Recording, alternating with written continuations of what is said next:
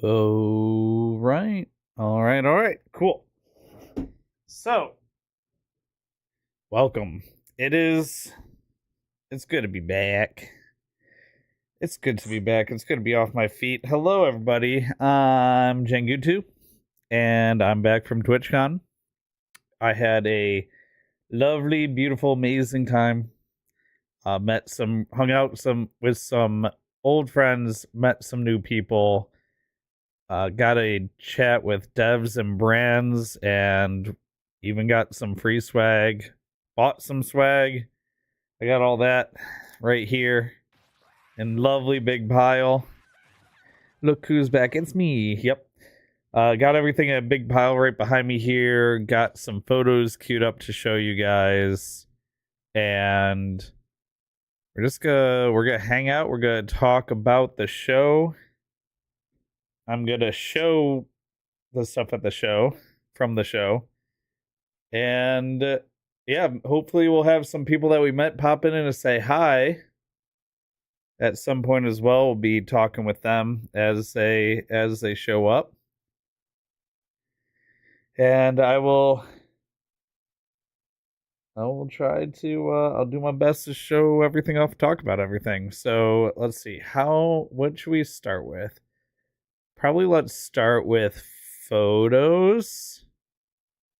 Let's strip through the photos, and I'll be probably like coming back to them occasionally, and then we'll go through the swag, and then I can just tell stories if people want to hear them. Let's start with photos. Okay, so here we go. So it started the day before the con, actually. When I was traveling to the airport, I managed to meet Jack, formerly of Achievement Hunter. And I was talking to him about how traveling to Austin before we moved to Austin was one of the reasons why we picked Austin to move to. So I met him at the airport. He was also on his way at TwitchCon. He's promoting he's working together on a new game. Let me actually pull up my Steam as well. And pull up my Steam as well because I want to talk about some of these games I talked about. So he's working on a game that is a survival crafting game called The Last. I always want to say The Last Descendant, but it's not that. It's like The Last Caretaker. Thank you. So this is the game he's working on called The Last Caretaker.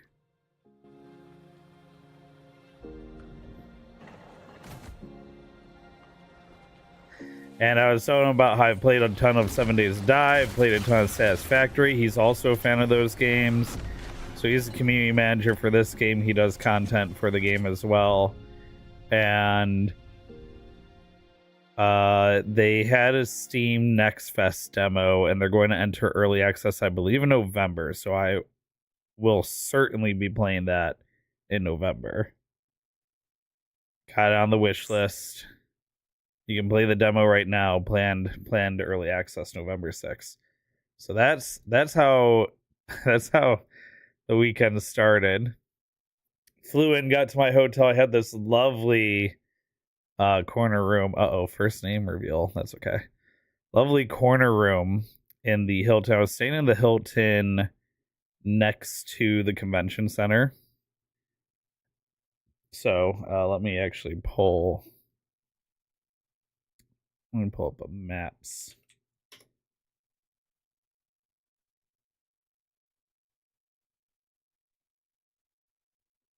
San Diego. It means.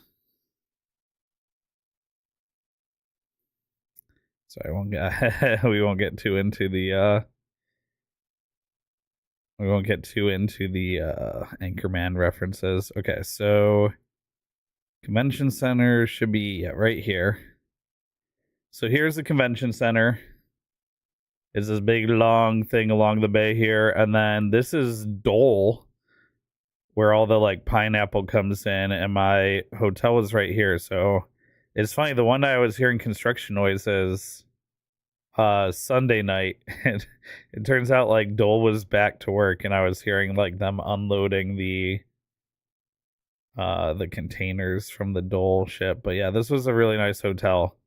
So the Hilton San Diego Bayfront, and then I had to walk from the lobby, which is right here, down to the corner of the parking garage, and then I had to cross. And day 2 and 3, there was an entrance here at the H side of the convention center, but the first day I had to go all the way down to hall A or B, which were like all the way down over here.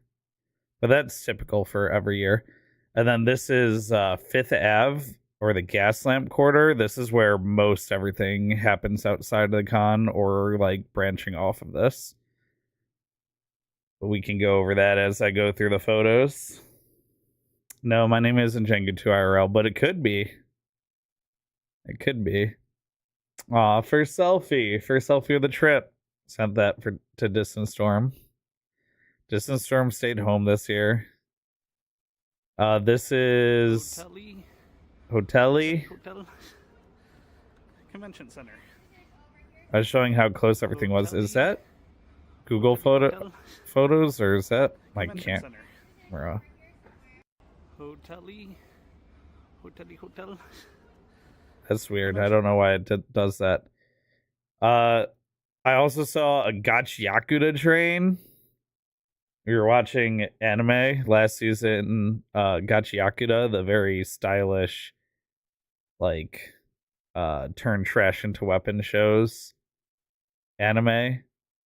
They had a Crunchyroll had a train that was like wrapped with Gachiakuda stuff. Gachiakuda. I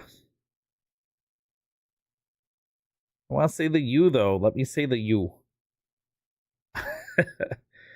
There is these guys. There all weekend. There were guys like trying to hand people demo CDs, but like they weren't just handing, and they're like, you know, burned onto a CD that you can buy like 100 of for $14-15.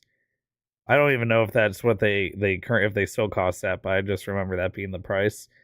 And they had these CDs, and they would hand you them, be like, hey, you can check out my music. And then they'd be like, we're just asking for a small donation of like at least $5 for the CD today. I'm like, okay, so you're selling, they're not even like demo CDs. They were selling the CDs. They're selling their demos for $5. It's just so weird to say we need the donation to give you the CD. And it's like, okay, then you're selling it. I think they call it a donation so that they can get around like, you know, tax things like sales tax. But anyway, I did not give them a donation for their CD, but I did look it up. You can too. There's the QR code. And I did hand them one of my poker chips. So, oh, that's right. This is this year's poker chip. And let me put it next to the previous 2 years. So I do these every year now. And I have to keep doing them because everyone remembers the poker chips. I'm the poker chip guy now. So here's the last 3 years of poker chips. Let me get this guy right side up. Come on.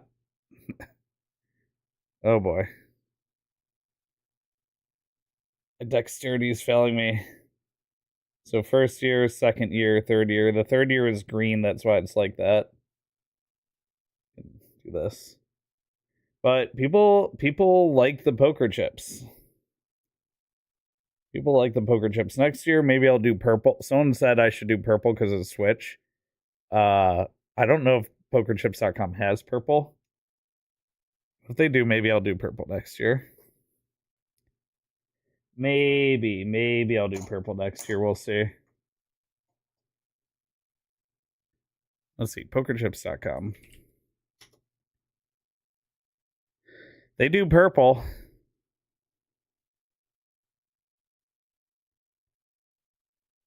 Maybe next year I'll do like oh,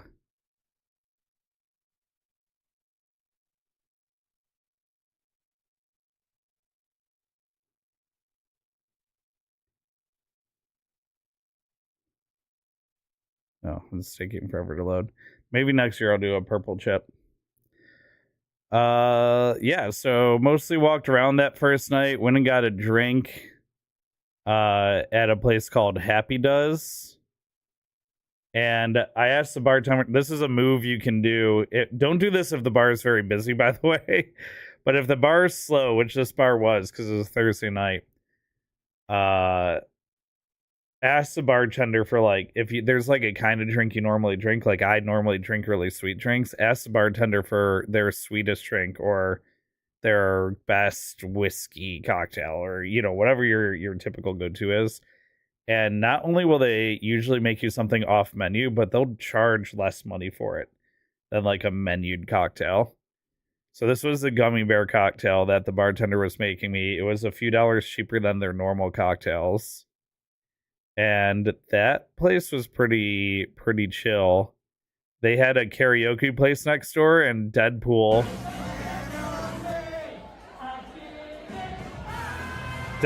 was singing Linkin Park.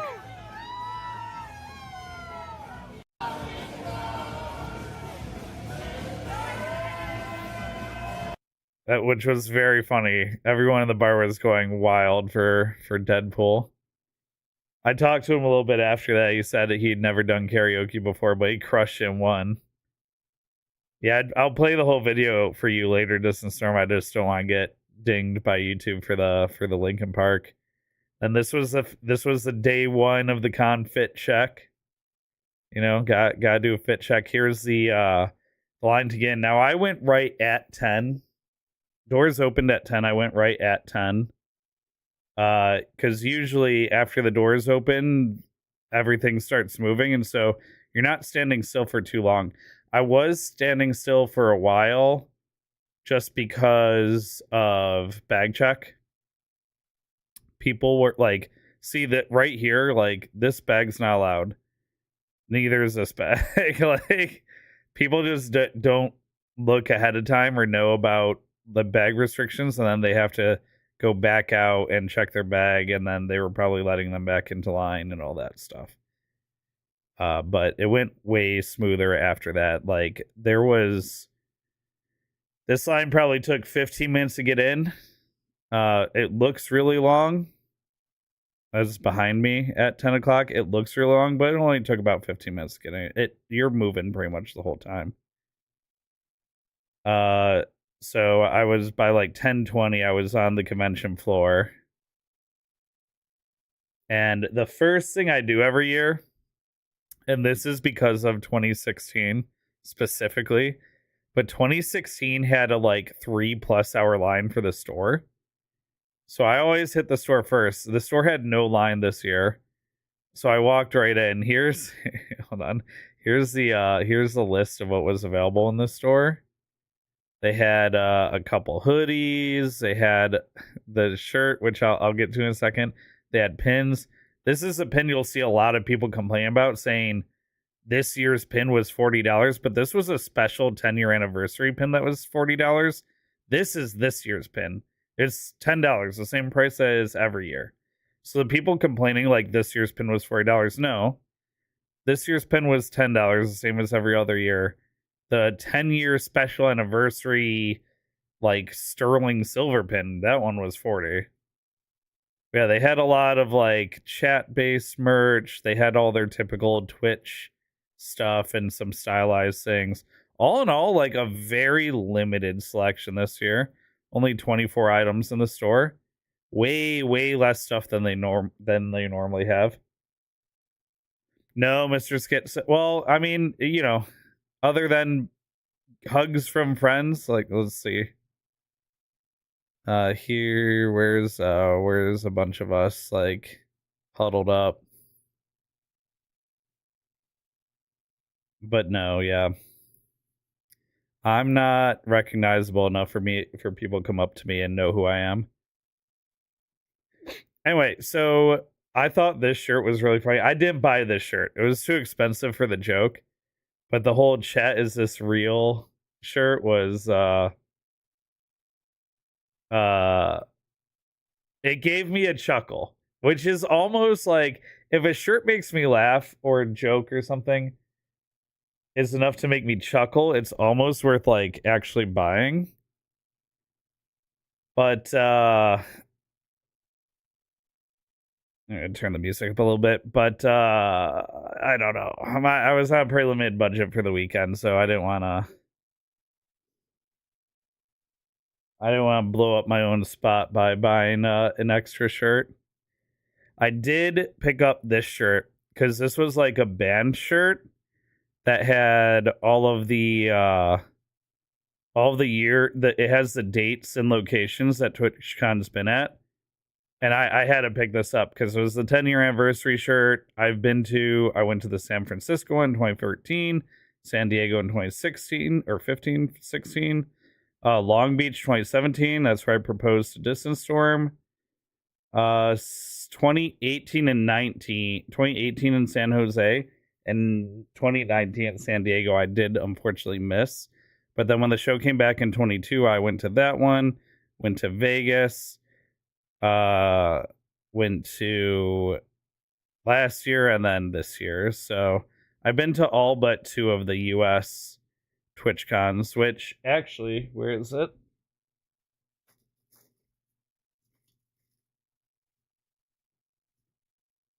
Can you leave the door open? I'll be there in about 10 minutes. Senpai!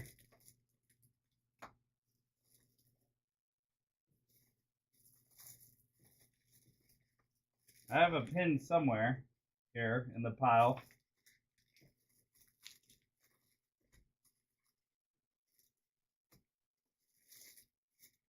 Oh, there it is. All right, so this pin right here, this TwitchCon 10-year anniversary pin, this pin was given to anyone who had been to at least 3 TwitchCons when you picked up your ticket. So this was one of the nicer things they gave out this year as far as what Twitch officially gave out.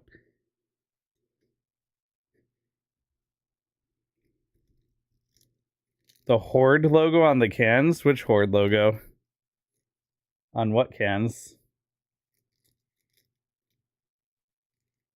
What?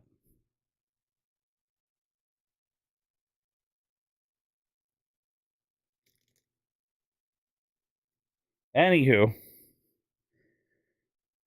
So and then I got this year's shirt, which it's a pretty nice design and I like the colors, so I did pick up this year's shirt as well. And not pictured, but I have it. I'll hold it up. I did get this year's hoodie as well, which it was too expensive, but I just really, really like the design of it. And then after hitting up the store, I tied all of my merch to my little saddlebag, and I hit the the Horde logo on the headphones. Yeah, so the Steel Series they sell these little swappable covers.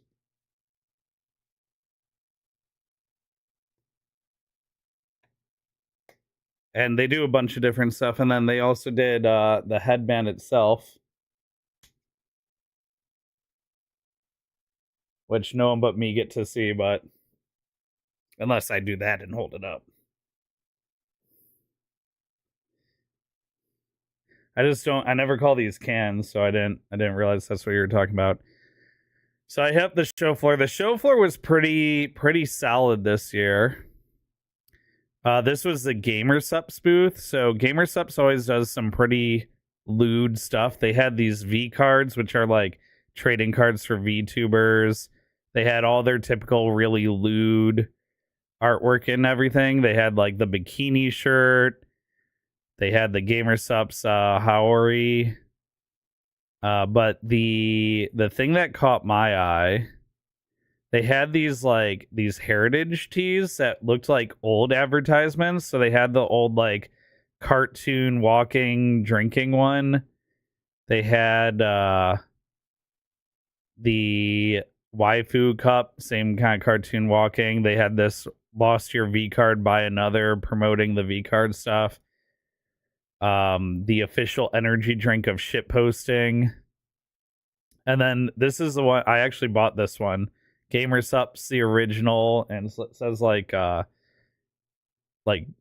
powder peddler or something like that. And this was the least or the most like acceptable one because it didn't have like V card or shit posting or like the waifu stuff or like half nude woman on it. So I picked up this shirt from the Gamer Sub Spoop. I also got a can of Goof Juice because it was $5 cheaper than normal. And it's my favorite flavor. There is one flavor that I did try there. That there's a picture of later, but Distance Storm, we have to buy the new flavor that I tried. It's so good. It's called BBL. I can remember the name of it. So after that, I was walking around. I took a Milk and Mocha, this comic. This is like a web comic. They had a booth there, and I always ask, or I'd try and get something for Distance Storm from this booth every time they're here. So I took a picture of this to see what she wanted. We picked up the little pumpkin mocha bear here. Very cute. Very cute, very cute. Oh, so then, hold on. Let's go to X.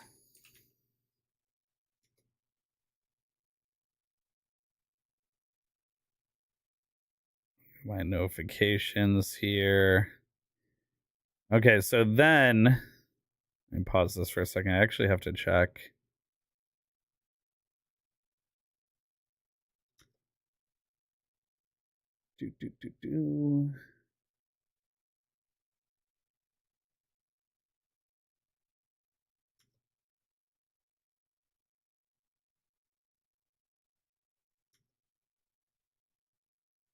Got hit send on my Discord messages. Did I hit send on the X draft?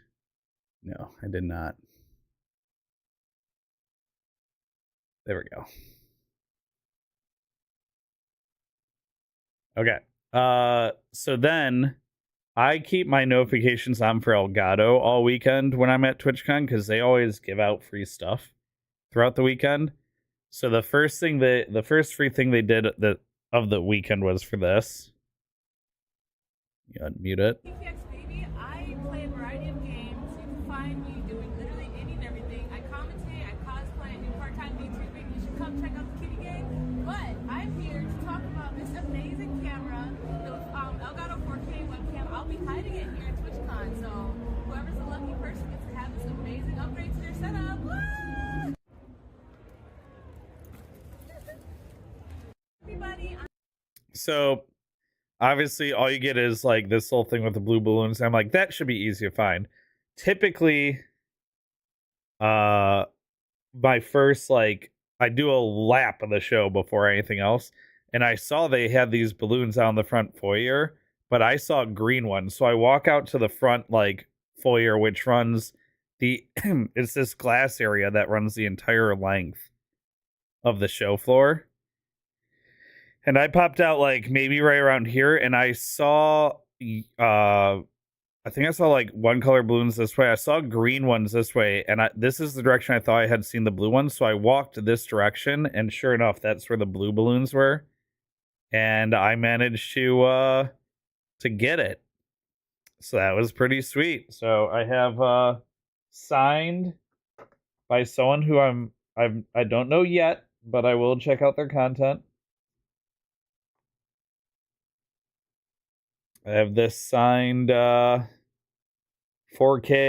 face cam, which I definitely will integrate into the setup. And it's signed by Kiki X Baby, who we will definitely check out. Let's actually check them out right now. I want to make sure I'm following them. Kiki X Baby. There they are. And we'll drop them a follow. I'll just turn notifications off for everybody. No offense, everybody. So yeah, that happened. That was pretty cool. Music. Then I met the very famous Mandalorian, Din Djarin. You may know from his show, The Mandalorian. This wasn't actually, Pedro Pascal or the stunt double who wears the I'm just sitting up here thinking, outfit, but it was a very good cosplay, so I asked for a picture with them. So I grabbed that. I went over to the Elgato booth, and there's Nutty. If you don't know Nutty, Nutty does a lot of like tutorial videos, and a lot of the things that I have going on, like with my setup here, StreamerBot, everything I run here in StreamerBot, all of my like actions and everything that I have set up in here, all of that's pretty much because of Nutty's tutorials. So I managed to say hi, got him one of the poker chips, of course. And then also outside that booth, I ran into Jimmy here, who does the Laugh You Lose series on Wednesdays on YouTube. And he's very funny. I told him he's to keep up the great work that my wife and I enjoy his You Laugh, You Lose series very well. Then I passed the Arc Raiders booth. I was here. They were giving away a t-shirt. I got a free t-shirt from them. I gave the game a try. I don't know how much I'm going to have, now that I played a little bit of it, I don't know how much I'm going to like it, but I'm going to give it a try at the end of the month. I'm going to be giving it a try with some of the... I have a lot of friends that do extraction games, so I'm hoping they can teach me what I need to know. I got posture checked, and I fixed it, and I'm immediately unfixed again. Thank you, Nerdy Existence, for looking out for my back. Okay, this is me at the Elgato booth again. I don't know why I took this picture. I guess just to have another picture to show for. I tried to be better at taking pictures this year, and I still didn't take enough pictures. This was the swag day one, so I got all this behind me here. Well, I'll give you guys a closer look at. This is the bag that I use for the convention, because they don't allow backpacks. So this is an original Nintendo 64 travel bag, except I switched the strap out, the shoulder strap out on it, and it perfectly fits the 12-inch by 12-inch by 6-inch restrictions on bags. And I like having the shoulder bag, because then if I get more stuff, I keep like a flattened plastic bag at the bottom of it, so I can fill the plastic bag up, and then I just loop the plastic bag through the shoulder strap for more space. Yeah, we got some of Nutty's stickers here. We got the Mocha Mocha sticker that I got for Distance Storm. I took a picture at the Noise booth for Echoes of Elysium for a raffle ticket that I didn't go back for that raffle. There's a face cam. I went and hung out. So I hung out at the Stream Elements booth, and I was talking to one of their developers, and they had poker chips this year, and we were joking that like I might be the reason they did poker chips was because they liked my poker chips. So I'm joking with them about that, and then I was like, who does the Stream Elements Live integration, the SC Live integration? Because I have some feedback for them. And so I managed to, like, they had a couple chairs in their booth, and I sat down and talked to the guy who does the SC Live integration and told him about, like, some very specific issues, especially, like, one, if you write a YouTube title that's too long or has invalid characters in it, it doesn't give you an error for that. It just tries to reauthorize with YouTube, and it gets stuck doing that. And I sat down and chatted with it, and he took notes, and he's like, "This is great. I can probably fix this like as soon as I get back." I was like, "Yes." That is the one bug that almost made me stop using SC Live, which is their multi-streaming tool altogether. Which, by the way, Stream Elements Live, SC Live, probably my favorite multi-streaming tool right now. I like it way better than Atom Vertical and better than what's the other one that I was Restream. Like it better than both of those. There's my Arc Raider shirt, my Gamers Up shirt, the stuff from the this hat. I also got this hat from the store. A couple other goodies. Day 2 and day 3 had a lot more swag because day 2 and day 3 I went to a lot more of the off-site parties. So after stopping by and dropping some stuff off at the room, I ran into Obsidian Knight and the End Boss. Fellow Splitgate 2 MVP Obsidian Knight and the D-Gen himself, End Boss, longtime friend of mine. And we met up with, I don't know why the pictures aren't here, but we met up with Ian, the CEO of Splitgate 2. Let me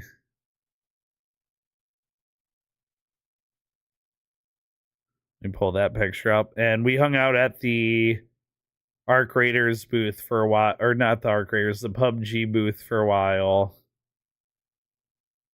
And just yapped, gave Ian some feedback about Splitgate 2, talked about like the con and what we were doing, stuff like that. That was a cool meetup.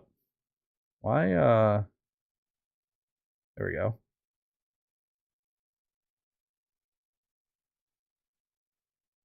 Oh, I know why I don't have that picture, because we didn't take it with my phone. It got downloaded to my phone afterwards. Anyway, here's that picture. There's me, Sid, and Boss, and Ian from Splitgate. He was playing, like, he told us to meet him at the PUBG booth, and then we all met up at the PUBG booth. It was standing there playing, and he started a second game while we were just standing like behind, because he didn't look around. He was so like invested in the PUBG, and then we had to like come up and interrupt and be like, "Yo, we're here." But yeah, that was a good meetup. I took this picture. Karai wanted to check this game out and said I should check it out too. They I guess we're doing like an offsite event, which I didn't have the invite for. And this is a lapel mic that I've seen a lot of like influencers and shorts use these circular lapel mics, and they're getting pretty popular. So I took a picture of them to check them out. There were, of course, a million booths that were like tabletop dice and Pokemon plushies and everything like that. This was special. I didn't realize what this was until later. But let's see if any of them are turned upside down.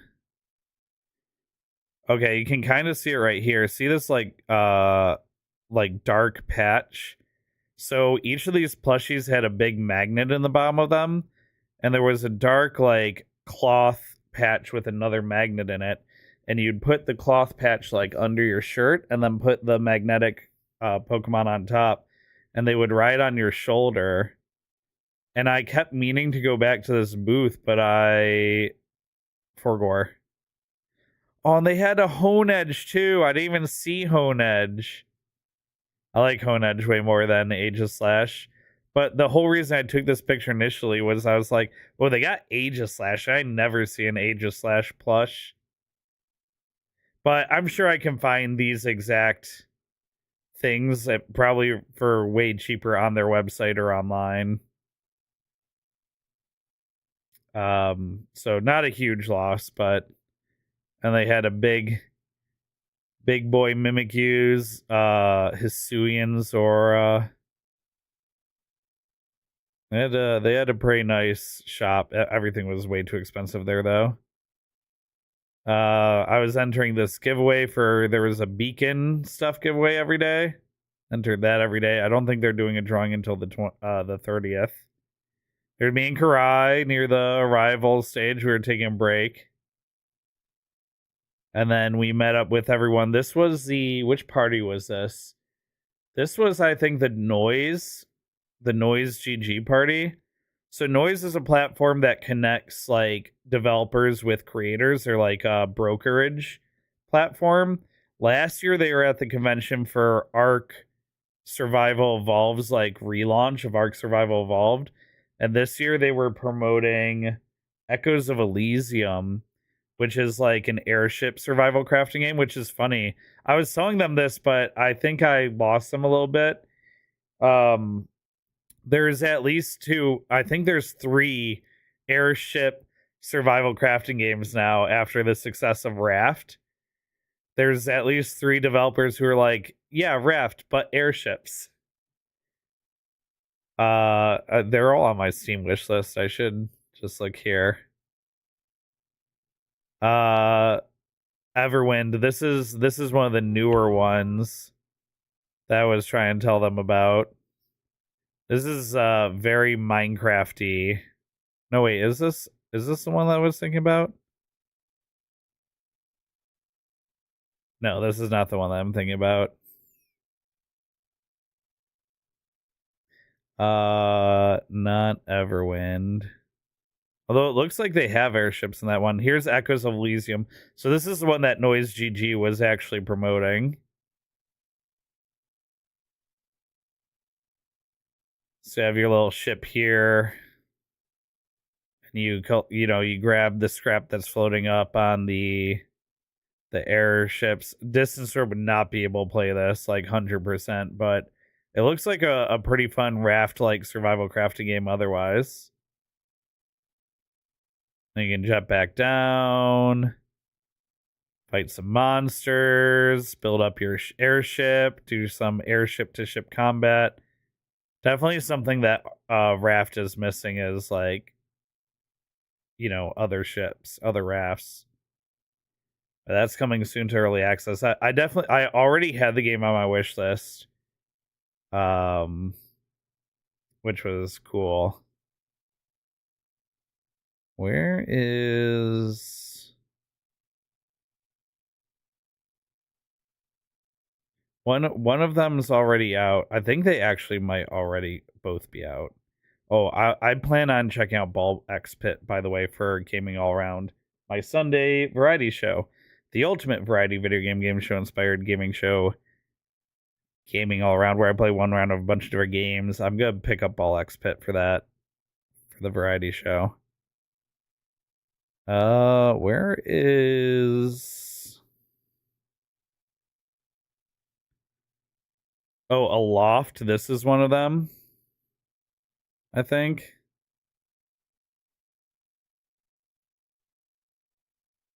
Is it? It's a floating island survival crafting game.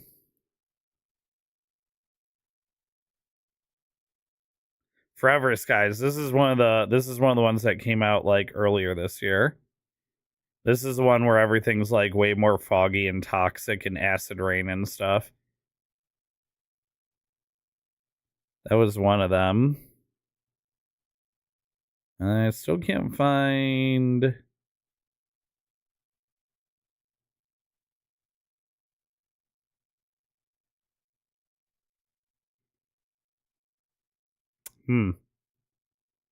Maybe it was Everwind.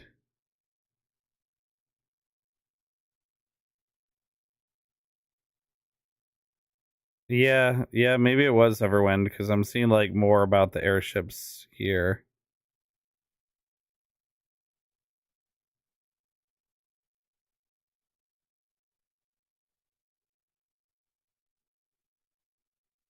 Anyway, not that important. So that was the Noise GG party. I think someone we were with won a mouse.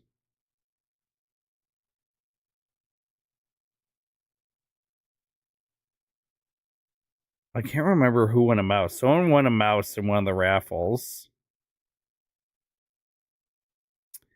Then at the Everwin party as well, there was like a show happening over here, and there was a drone show happening. I don't know why the quality is like this on Google Photos. It's because I have a Samsung now and it doesn't like doing things. But yeah, there was a drone show over the bay that was really cool. And then this was a picture for Crowded Kingdoms.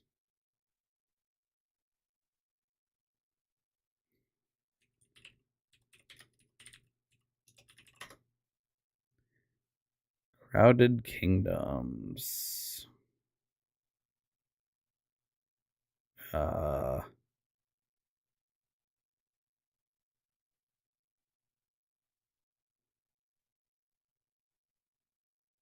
Devlog showing TikToks. Plans are true.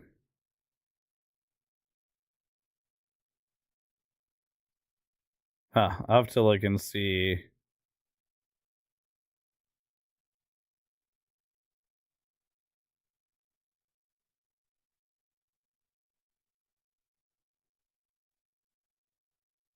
Let's see. Let's try Googling it.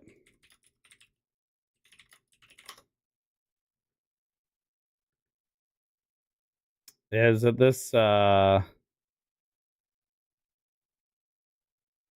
world, Michael here. For this devlog, I would like to go through some social media comments. We've legit gonna be the that we can get a very large number.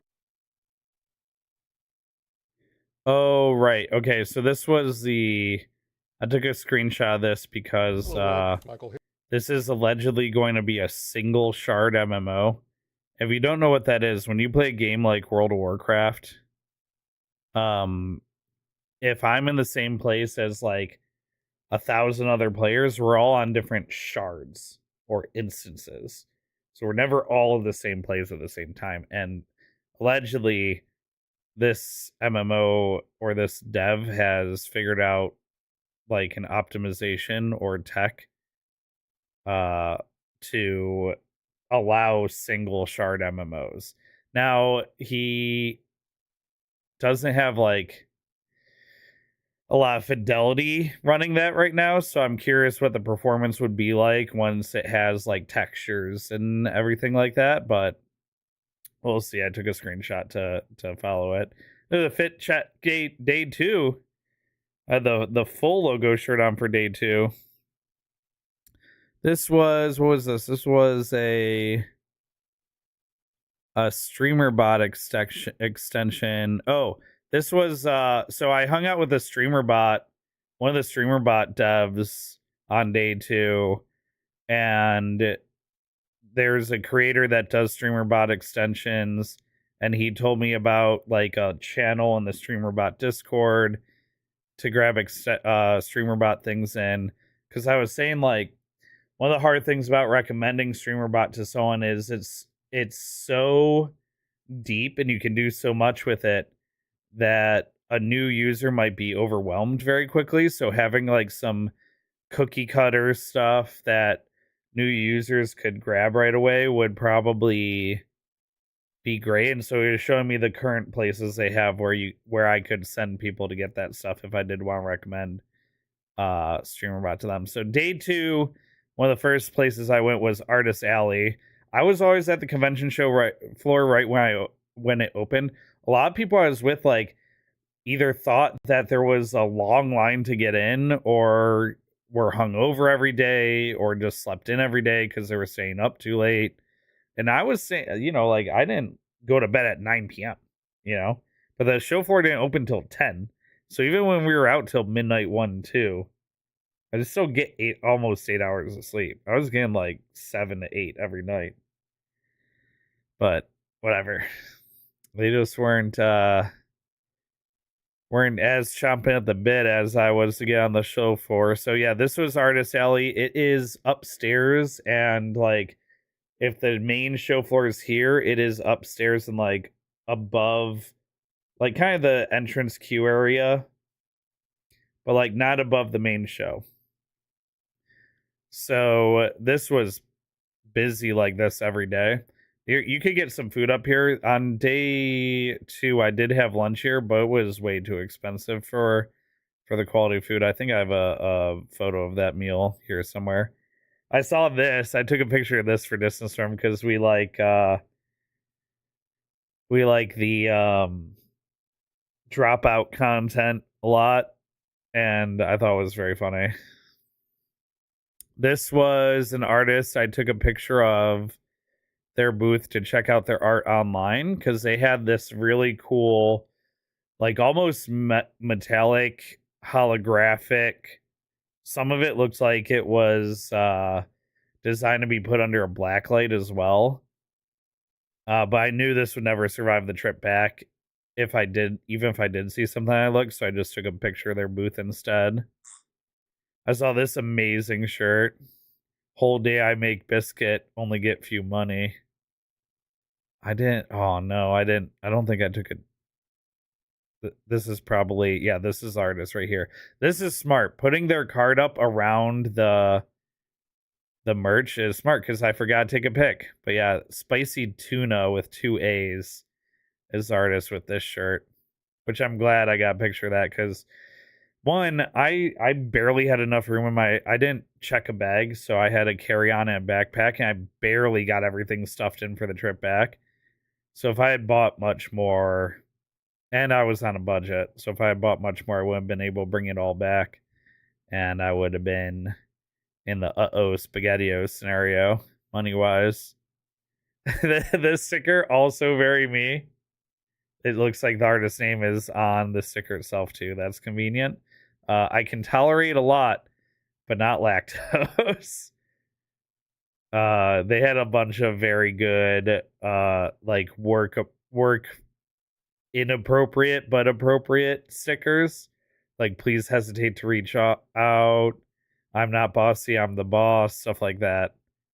But I really resonated with I can tolerate a lot, but not lactose. And then this was, I can just delete this photo because this was just something I sent to the group chat to show that the fourth wall recovery brunches invites were getting sent out. These were very cute prints. These were very cute Pokemon prints. I really liked the ghosts. Like the ghost print here is a little festival. You got Confligurgus working the stall, Pumpkaboo's chilling here. Mimikyu's got some cotton candy with Sableye. Gengar's watching over him. Estrevious, Rotom, Hisuian, Zorua, Drifloon. I think that's Basculegion flying in the sky in the background even. Shuppet. You got Poltegeist and Sinistea, Miss Magius, Phantom, man, they got all the spooky boys up in there. Even this balloon, which is the image in Pokemon Red and Blue when you first encounter Ghost before you have the Sylph Scope. Yeah, I really like that. The water one's really cool with the shipwreck. Yeah. Great art. Great art. So I took a picture of that. I think I have their card in my stack of cards. I took a picture of this Gamers Up because they had this on day 2 and it was very tasty. But I think the best Gamers Up flavor I tried all weekend, because they rotate the flavors out every day, was BBL.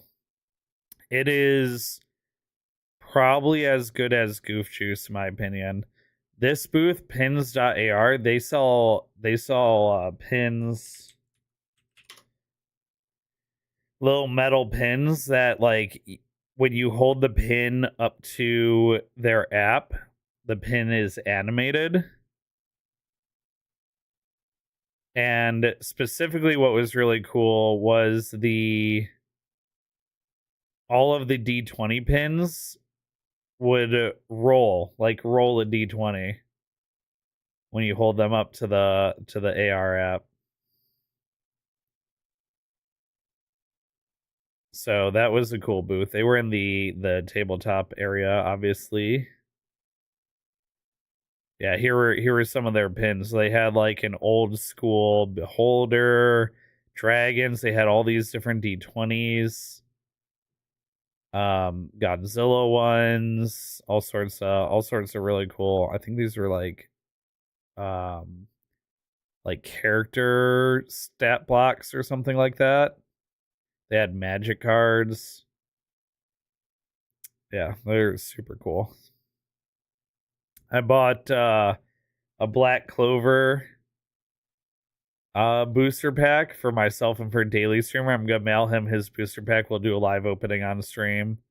This is so people can find me at lunch day 2. So okay, who would like to guess? I already made Distant Storm play this game, but who would like to guess how much this orange chicken over a scoop and a half? This half a scoop of orange chicken over a scoop and a half of white rice and a water was? Who would like? I'll give a wink to whoever gets the closest. Whoever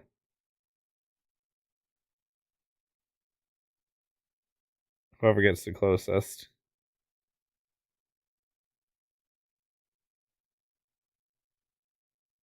Wait, what do you mean? Hold on, we gotta talk about something Fourth Wall just posted. We have to talk about something Fourth Wall just posted after this. Nuggies and Tots, yes. Let's see. I'm opening my text messages here so I can see, because I sent Distant Storm the price.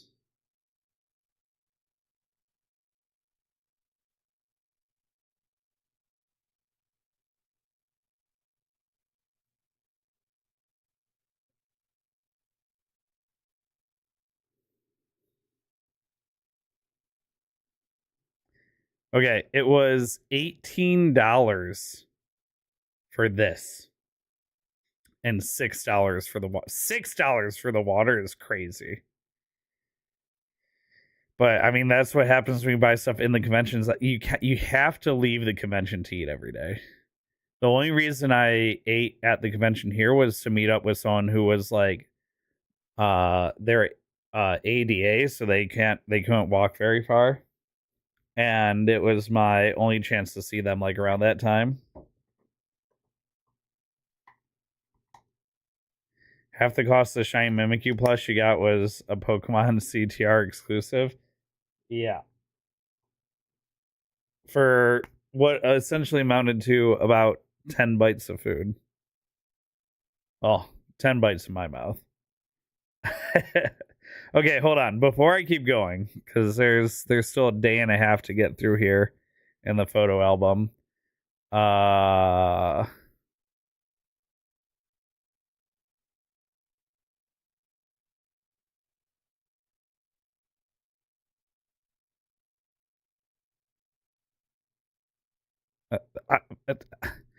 Introducing Twitch merch train, a hype train but for merch, only on Fourth Wall.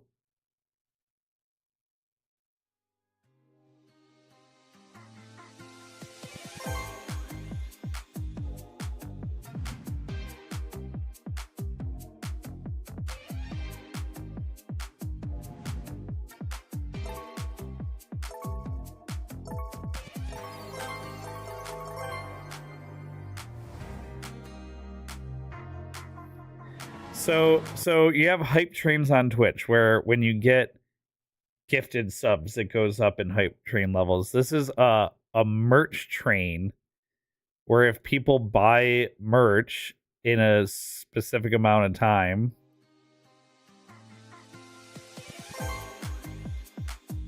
the merch train levels up and it starts a a merch train giveaway.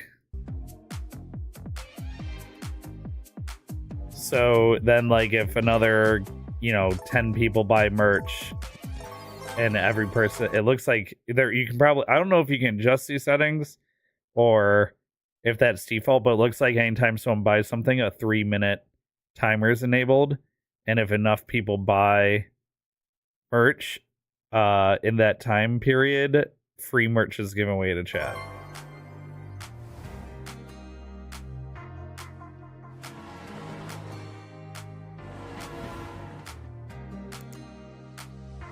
Oh, yeah, here you go. You can adjust. It looks like you can adjust the time.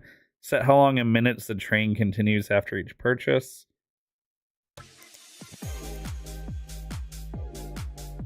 Enable automatic rewards once train reaches threshold. Number of orders are changed to obtain threshold. You can even choose the product that is the reward product. That's cool. That's pretty cool.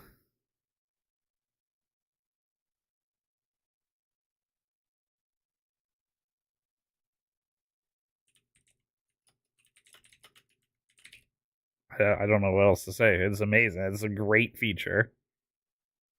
That is a great feature. Anyway, back to what we were doing.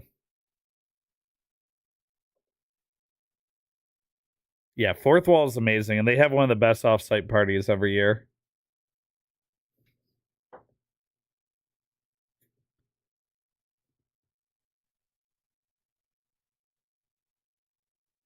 I think it would be like super useful if you were like launching a new merch line. So like say you did seasonal drops, if it was like drop day and you had a new merch line dropping, and you try and direct people to go buy stuff on launch day.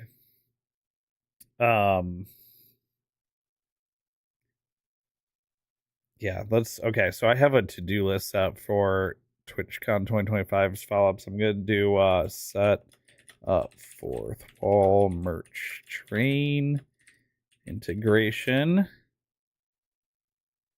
I'm also going to browse streamer bot the library Discord channel, and what's the name of that creator? Tame.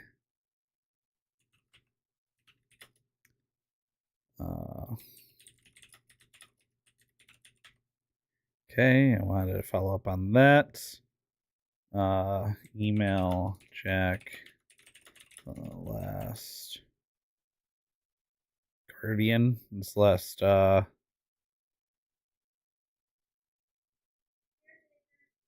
caretaker. I'm gonna get it wrong so many times.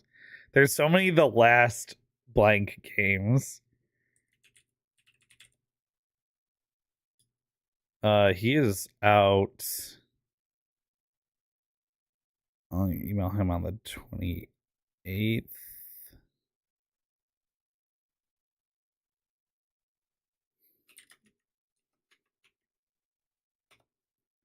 Email him on the 27th.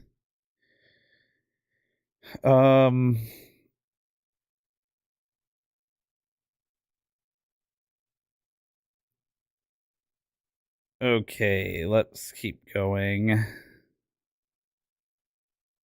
there anything else I did make a note for? No, let's go. No, just stuff, shopping stuff. I can't do any more shopping right now. Oh, I got a mail. Mail streamer. Black clover pack and poker chip. Mail spliff right poker chip set. Mail Cavelli poker chip. Mikavelli was gonna meet up with me on Saturday of the con, but had an IRL emergency come up and then couldn't come to TwitchCon. I want to make sure he gets a poker chip as well. Okay. Interactive pins, Black Clover, Bad Lunch. Okay, Stream Fog. This is another thing I want to make sure to check out. Stream Fog and set up at least anime power up.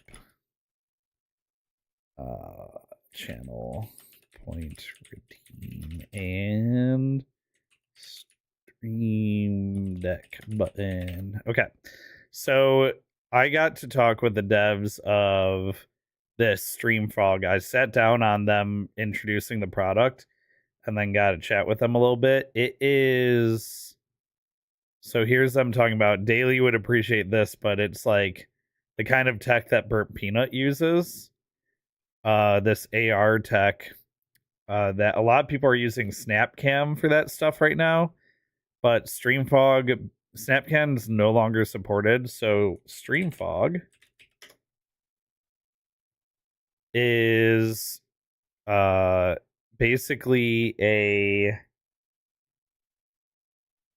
direct integration with OBS, which is very nice. It works with OBS Meld Stream. The crazy that it has the Streamlabs integration, Streamlabs OBS, and then Zoom apparently directly integrates, but directly integrates with OBS. They have an extension for triggering. They have a Stream Deck plugin, which if they can do a Stream Deck plugin and an extension, then I think when I was talking to them, they said they have a streamer bot. They have a streamer bot plugin as well. So I'm definitely gonna look into that. There were some like anime smoking eye effects I wanted to look into for like when I'm locked in a shooter, or like the, you know, Dragon Ball power up aura, stuff like that. There's so here's a shot of the meet and greet area. So you can just see like how it's just a bunch of side by side tables with like, you know, rope lines, and then like it's just open to the rest of the convention, you know. There's nothing really like set up around it. There's just the lines, and then you can just walk pretty much all around this. In previous years, one year they had it up in Artist Alley, but it was still the same setup as this. It was just in Artist Alley. And then I think at some of the other convention centers, they had it in like dedicated large rooms, like meeting rooms or ballrooms or whatever. They had a scan to get into. Honestly, maybe they should go back to doing that.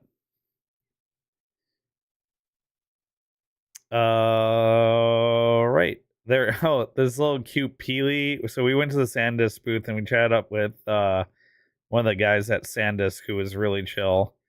They had a little Peely stuff. They had a great, if you do a lot of mobile content, they had this creator SSD card where it's MagSafe. It's got like a MagSafe magnet. So that the SSD magnets onto the back of your phone. So if you're doing like really long recordings or a lot of recordings, you can save them directly to the disk. The only thing that kind of sucks about this is if I'm doing a recording that's long enough where I need to record it to a remote hard drive, I can't do power at the same time. But I think the idea would be like if I was going to do a travel vlog and not doing like one continuous recording, but say I was going to record just a lot of high resolution stuff, this would be amazing to have. And then you just charge in between recording sessions. But they also had a little portable SSD, and they had an 4 to 8 terabyte drive. here as well. Now, SanDisk used to be owned by Western Digital, which my current external drives are Western Digital, but I guess they recently just split up. So SanDisk is not part of Western Digital anymore. So they didn't have prices listed here. So I have to look to see what their pricing is like, because I do at some point in the near future want to build a NAS storage device. There's some people's badges I took pictures of, so we could I could check out their content. This was the NC Soft party. They had these short rib sliders. There's NBoss, by the way. I don't know who gave him that daddy name tag, but yeah, they had these short rib sliders. This was probably, of all the free food I got all weekend, this was probably the best free food. The short rib sliders at the NC Soft party. They were so good. I mean, I told them as much, but okay. There's also a running joke that I win stuff at every TwitchCon because I've gotten Elgato things from the Elgato scavenger hunt every year. And I've won a couple raffles and stuff too. And so we're at the NC Soft thing, and not only does Kurai win a raffle, but NBoss wins a raffle too. They only had 8 prizes. And of the 8 prizes, 2 people that were in our group won a prize. So the luck is real. That's all I'm saying. But yeah, the NC Soft party was a lot of fun. Then we went from that to the after party, which was on 5th Street, which I wasn't sure if it was, the after party was $125 to go to, and I wasn't sure that was going to be worth it, and they only give you 3 drink tickets. But in addition to they had stations, like tables, bars set up outside that had, like, you know, your typical bar fare. You could also go into any of the bars on 5th, like for this whole closed off area, and get a drink in the bar. And get like a real drink for your drink tickets as well. So we just did that, which was good. Well, one of the drinks I had at one of the bars wasn't good, but you just went to go to a different bar. And also, I don't know if I have a picture of it. I don't think I have a picture of it, or it doesn't really come through in this picture. Oh, you can kind of see one here, maybe. But all of the restaurants on 5th here had tables with their food out too. So like, just the fact that you could walk up and down 5th and eat free food from all of the bars and restaurants, and just like grab as much of it as you wanted, that alone was that was worth half the ticket price, like immediately out the gate. Because like, you can't eat at any of these places for less than like 40 or 50 bucks. And you could eat as much as you wanted from any of them. There were like meatballs at Union that were really good. I tried some like chicken skewers at a place. I don't even remember what that place was called. The chicken skewers were amazing though. But yeah, the food was worth the price of admission. Well, the food made the ticket like actually more valuable. Drinks, the drinks that we were ordering were probably like $12-15 drinks. So 3 drink tickets, that's let's be generous, say $45, then unlimited food from the restaurants. Yeah, it quickly adds up to the $125 price. Plus, like, you get hang out, and there was live bands playing at the stage here all night. But this part was only 3 hours long. So you did have to, like, if you had someone that wasn't drinking and handing out their drink tickets, you had to make sure you got through them all in time. We wound up, for our last 2 drinks, couple drinks at the end of the party, we wound up in the Union. And it's funny, we were sitting in the back room of the Union because we had a pretty large group, and they had big tables back there. And when the TwitchCon block party ended, the bars like opened for real, and you could spend money at the bars again.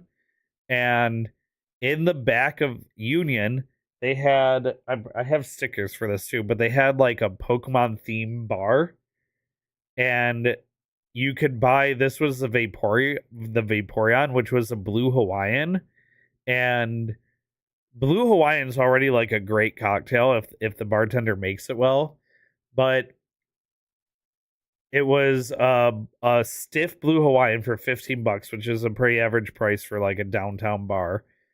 And you got a raffle ticket for each drink that you drank as well. And they were raffling a Pokemon figurine, a plushie, and an ETB, like a trading card ETB. And so I was like, oh yeah, I think I had 5 of them. Black Party ended at 10. They did the raffle at 12:30. Like 5 drinks in 2.5 hours. It was pretty good pace.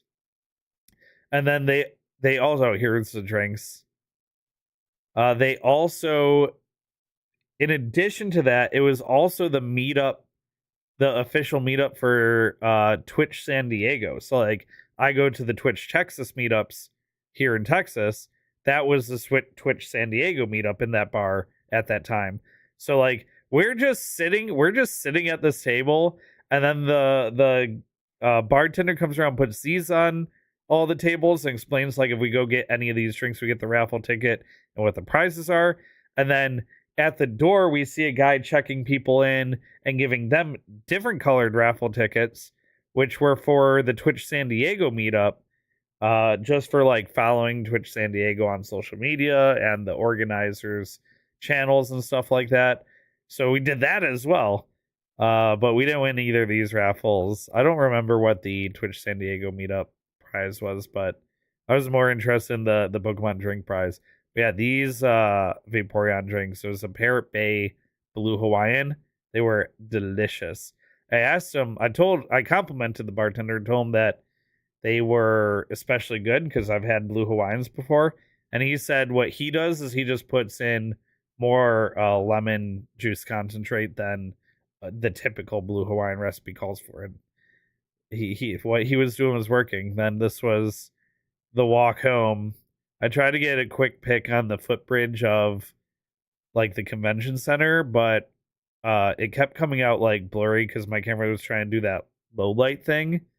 And I didn't want to like stop and take pictures on the bridge because there were I was by myself and there were a lot of other people walking around. And it's like one of those things where there was enough people walking around that I didn't feel too unsafe. But at the same time, like, I also didn't want to be standing alone holding my phone out where someone could like run past and like grab it out of my hand or something, because I would not have been able to chase them. My feet were already killing me by day 2. And my phone was like my lifeline for a lot of stuff. So I was playing it kind of safe. This is the Gamer Subs energy they had on Sunday that we absolutely have to buy.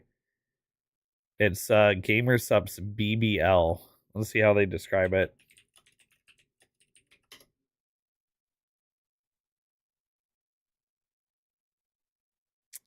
BBL GG by Clueless. It's dangerously delicious mix of sweet blueberries and tangy lemonade. It's perfect blend of chaos and refreshment. Smooth, tart, and just the right amount of unfiltered. BBL GG is made for those who love their drinks like they love their content. Bold, juicy, and a little bit wild. It's blueberry lemonade, but it is amazing. It is amazing. We gotta get some. We gotta get some of this, and we gotta get some good. The other one was called Good.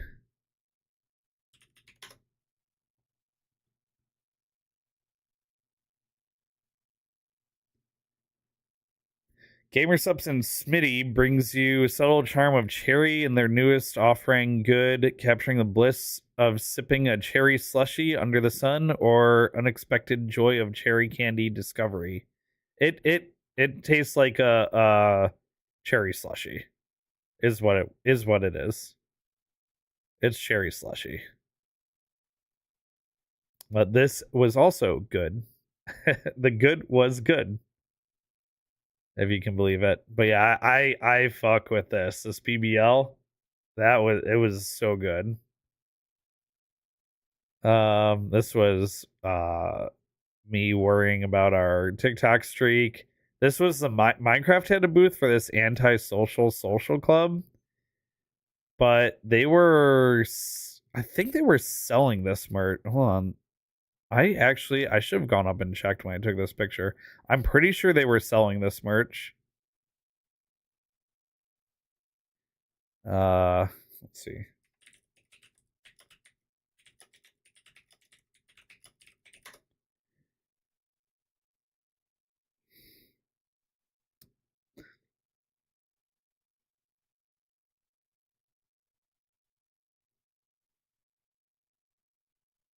Yeah, this was just like a collaborative merch line that launched.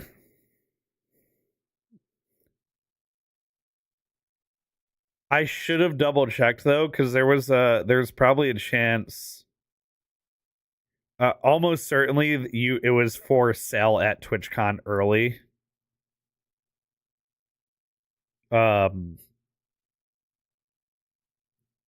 Which is why it was popular. But because if it was free, the line would have been way longer all weekend, and they never really had a line.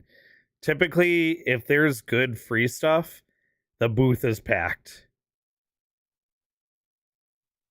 Well, a safe indicator that there was a line. This was Texas Hold'em, but all of the cards had like special abilities on them. This was I play tested this game because they were part of like a Brandon Sanderson trading card passport activity that I did. This was the SanDisk robot. I guess they've been doing a lot on social media with the slow robot, taking him to different shows and stuff. This was at the Fourth Wall brunch. So this is clothing available via Fourth Wall.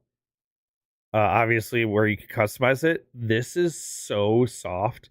Like I want to live in this thing. I definitely want to get Distance Storm one so that I can cuddle her with her wearing it. But I took a picture of this so that I could look it up in my Fourth Wall shop and make some merch with it. But this was the look up the Waifu Sups Heritage shirt.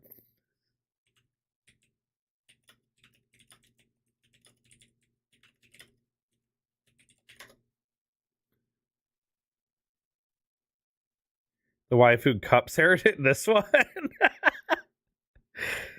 Oh my god.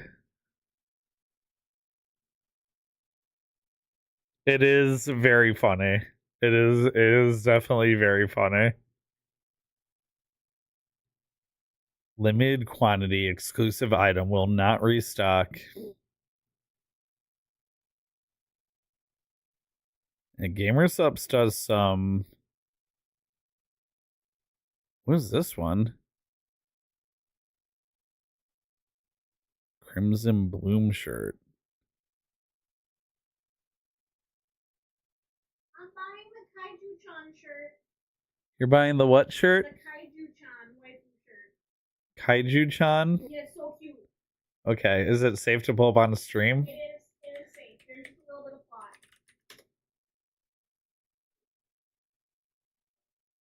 The shirt? The shirt. Right there, what? Right there. This one? Oh, She's so cute!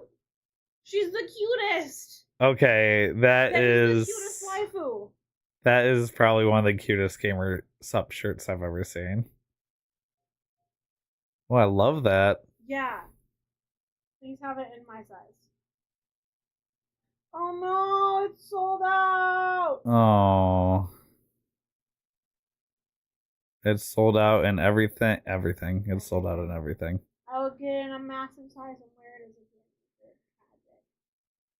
a gift. Oh, watching me at spawn in the server. Very nice. Thanks, Miley. Hope everyone's doing well in Minecraft today. We'll be back eventually. Be a good tattoo pinup style? Yeah. Are you talking about the last shirt we were looking at? Or the kaiju shirt? This shirt would be definitely like a good tattoo style, I think. The crimson bloom.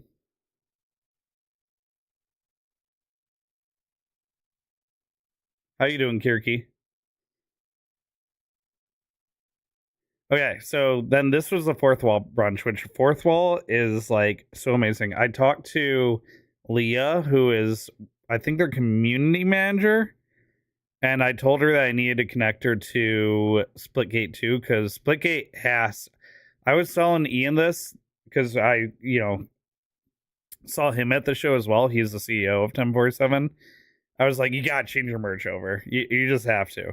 They're using not to like bash another brand or anything, but they're using, so I won't name them. They're using a different print to order service right now.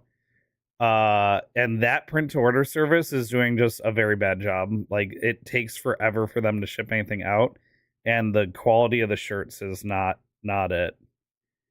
Waifu in the green hoodie pinup style, like the old sailor tats, but anime, hell yeah. And me chilling at the fourth wall brunch. I wore this name tag, which I got from the Twitch Texas meetup. I wore this all weekend. Chozo thought it was pretty cringe, but it was super helpful. It's especially good, like, if you don't want to wear, like, I wore my merch all weekend as well. But if you're not wearing your own merch, then it's super helpful to have, like, a permanent name tag like that. Oh, this was upsetting. That while I was at the fourth wall brunch, I got this wonder pick for this 2-star Mewtwo EX card, and I didn't get it. I picked, like, a bite or whatever that is.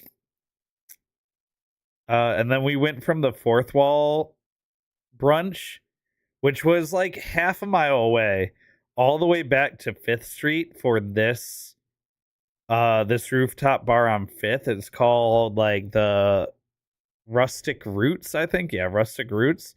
This was also a chill bar, and the food here was also good. Free food, open bar. I gotta get a couple of my friends introduced to the Save the Children stream team, and finally convince NBoss to stream this year's Giving Tuesday event. So that should be a good time. There's this mother effer right here. Did I start Pokemon yet? No, I'm gonna be starting it probably in the next half-ish hour. I got a little more stuff to show off here and talk about with TwitchCon, but then yeah, I'm switching right over. Oh, someone was telling me at the Save the Children meetup that I should check out this Rift Breaker game, so I'll probably check that out. And then this was this sushi and Chinese restaurant was where I went to have lunch on the day I was flying home, and this was the General Tso's. I don't know if this exact picture is the General Tso's, but this is what the General Tso's looks like. It had onion and green pepper and the most crispy, lightly breaded chicken that I've had at a Chinese food place. Like, I was worried because it was $20 General Tso's, but the rice was on point, and they had just opened. Like, I was worried when a place just opens, but the food was perfect, or the General Tso's was perfect. The rice was on point, and they had salmon sashimi that was just really good.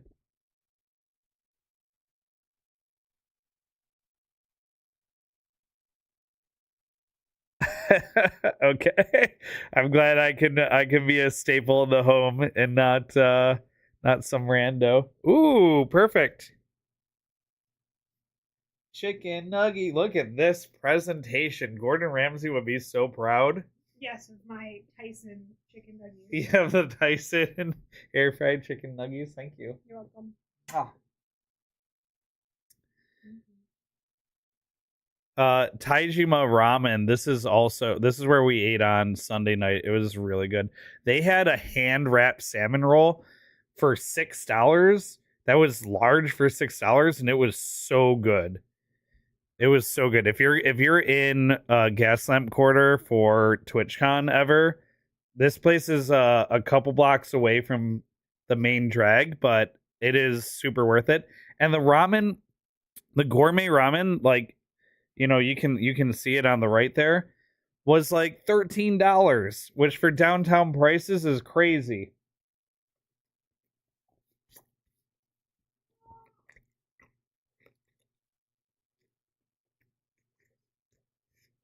Oh, here's the salmon roll. Now, I took a bite of it first, and then I took a picture. It was so good. I ordered the second one. That's how good it was.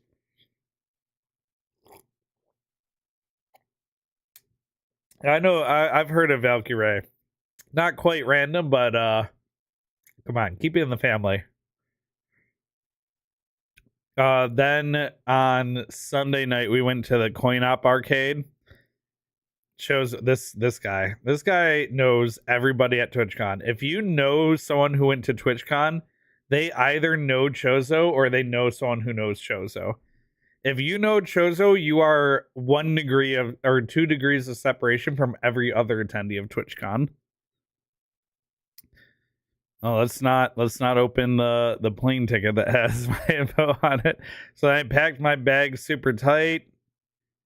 I took a screenshot of the crowd control update that came out so that I could check that out at home, and I flew out to this beautiful view here.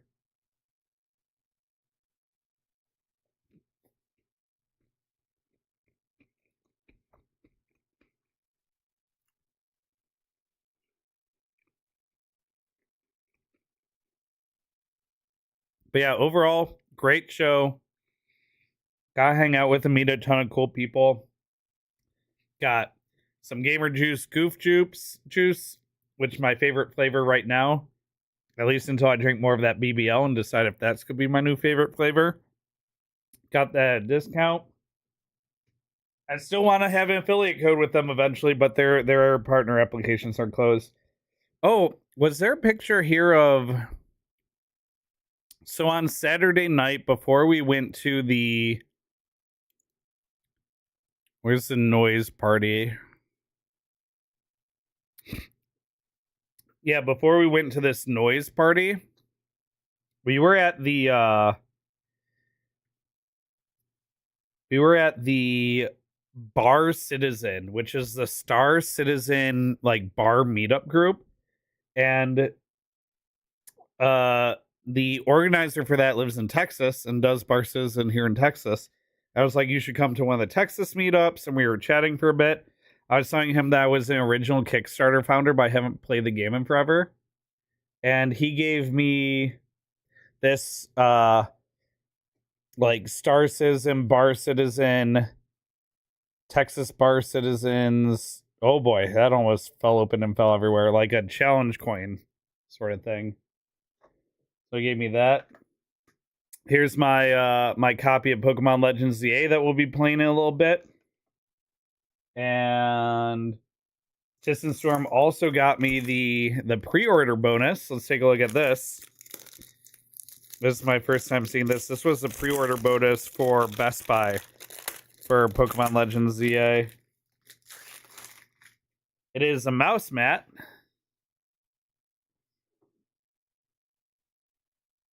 That has the whole map on it. That's actually sick. This is a large mouse mat too.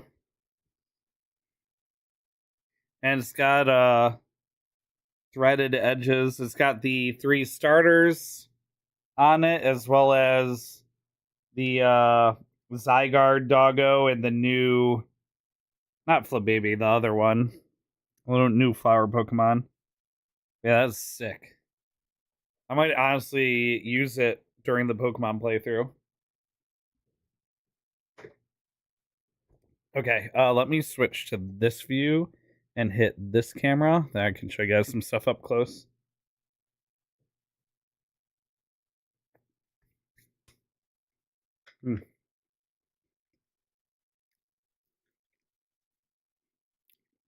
This was my business card holder that a lot of people liked. Unfortunately, I have like pretty thick business cards, so it doesn't hold too many at a time. But it's magnetic and it's fun to fidget with, and a lot of people that I pulled this out for were really impressed. You can get this on Amazon for like $6. I did one of these magnetic RFID cards this year as well that you can scan the QR code or tap your phone against it to get my link tree. No one either wanted to use it or could use it because people have such thick cases that they can't use our RFID very well most of the time. I also redesigned the business cards this year. So this is this year's business cards. Got a Linktree link, all my social links, a little bit about the stream, as well as my direct contact information on the other side for brands to directly get in touch with me. You've been on the fence about getting the RFID type of card? Don't bother. Just get regular cards. Put a QR code on your regular card. Because people use the QR code. Like, when I gave people the normal card, they would use the QR code and go to the Linktree that way. No one does the RFID thing. There's also people had like little RFID rubberized badges that attach to their badge. And while those are a little more convenient, like I said, no one was really trying to use the RFID stuff. Here's the Elgato 4K cam they'll be adding to the setup that I won. This was this year's badge. And funny story about this lanyard. I'm supposed to have a pink lanyard, but when I'm checking in, I saw they had orange and pink, orange, and blue lanyards. And I said, "Do the colors mean anything?" And the girl checking me in said no. And I said, "Can I get a blue one then? Because blue is my favorite color." And she said, "Sure." And so she took the pink one off and handed me a blue one. And the guy next to me checking in says, "Oh, could I get a blue one too?" And the girl checking him in says, "No, because I'm following the rules." So it turns out the colors do mean something. See at the top of the badge how it's pink here? And you can't really tell, but it's a greenish blue at the bottom here. So a regular community badge is bluish green, and they get the blue lanyards. Affiliates are green to pink, and they get the pink lanyards. And then partners go pink to orange, and they get the orange lanyards. So really, I should have grabbed an orange lanyard because then it would have looked like I was a partner, even though I didn't have a partner badge. But I just wanted the blue one. And our wrist, so the RFID for getting into the con was on a wristband, like I guess like a lot of festivals do now. And that wristband was blue.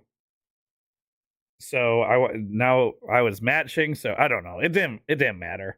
I will say this, a lot of the vendors weren't as like haughty this year as they have been in previous years. Like a couple of times I've gone to TwitchCon and I'll introduce myself to a vendor and I'll be like, "Yeah, I do variety streaming." And while you're talking to them, they look down at your badge to see if you're a partner or not. And like some of them would just be like, "Oh, it's great meeting you." And they don't want to even tell you anything about it if you're not a partner. And I think because like information about successful marketing influencer marketing metrics have become more common knowledge now, that brands understand that being an affiliate or a partner doesn't really mean much, because a partner could have gone partnered 8 years ago and have no concurrent viewership now, or have like a community that's a bad fit for a brand now, versus someone who's maybe still an affiliate but might have a very up-and-coming community, or maybe their community is a much better fit for the brand, or maybe they're much larger on a different platform like YouTube or TikTok. And so like they're doing a lot of the vendors are doing a much better job of not immediately dismissing non-partners. But that used to be a huge pet peeve of mine in previous years, when they would look at your badge and if you weren't a partner, they didn't want to talk to you. And I'm like, I can walk some partners that I'm friends with over here that have smaller viewerships than mine if that's what you care about. Like, you shouldn't use that. Just like how you shouldn't use like someone's follower number anymore, because you can have 13,000 followers and 3 concurrent viewers, and someone could have 1,500 followers and be, bring in 30, 50 people a stream. Anyway, that's enough ranting.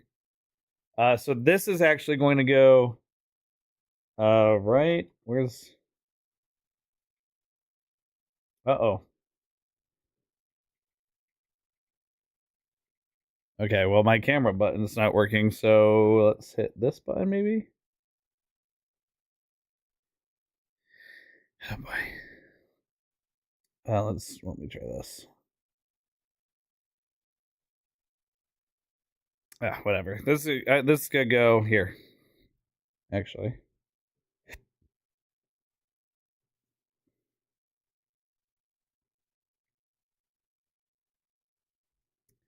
Okay, yeah. I don't know what's going on. Can I trigger things manually? That's fine. Back to just chatting.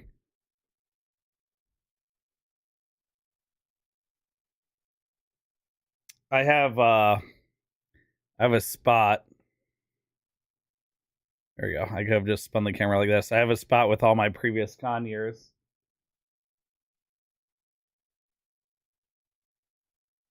Add it to the pile. Back to the pile. Good enough.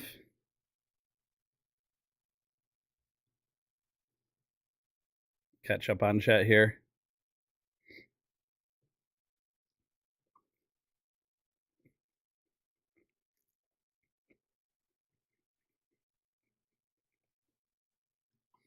Also, Kirk, I'm sorry to hear that about the woodworking.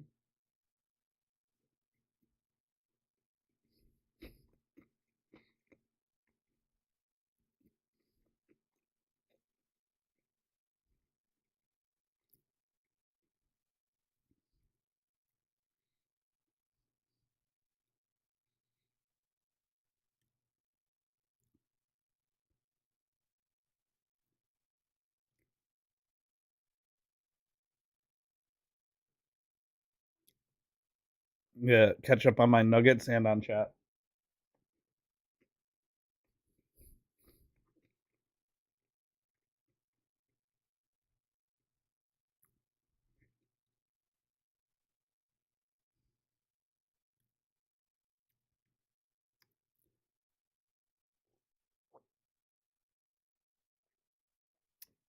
Ooh, tater tots are nearly done.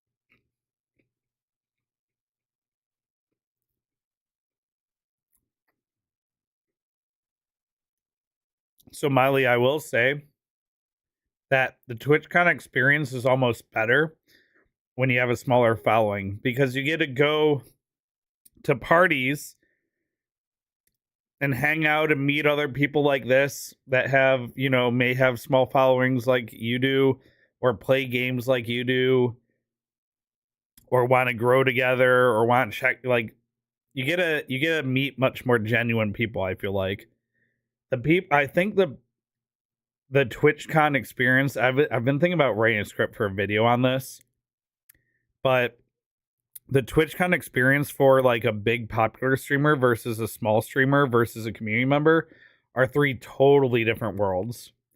I think large streamers generally are not going to have fun. I think TwitchCon is still a very important event for them to attend because their livelihood is based on a parasocial social relationship with their communities, and this allows them to foster and to fuel that. But for a small creator, the TwitchCon allows you to meet other people more openly. You can network with brands and developers and get access to things that normally, if you were just sending an email to a community manager wanting to get an early access to a game or be part of their partner program, it's not the same as networking with that person in person.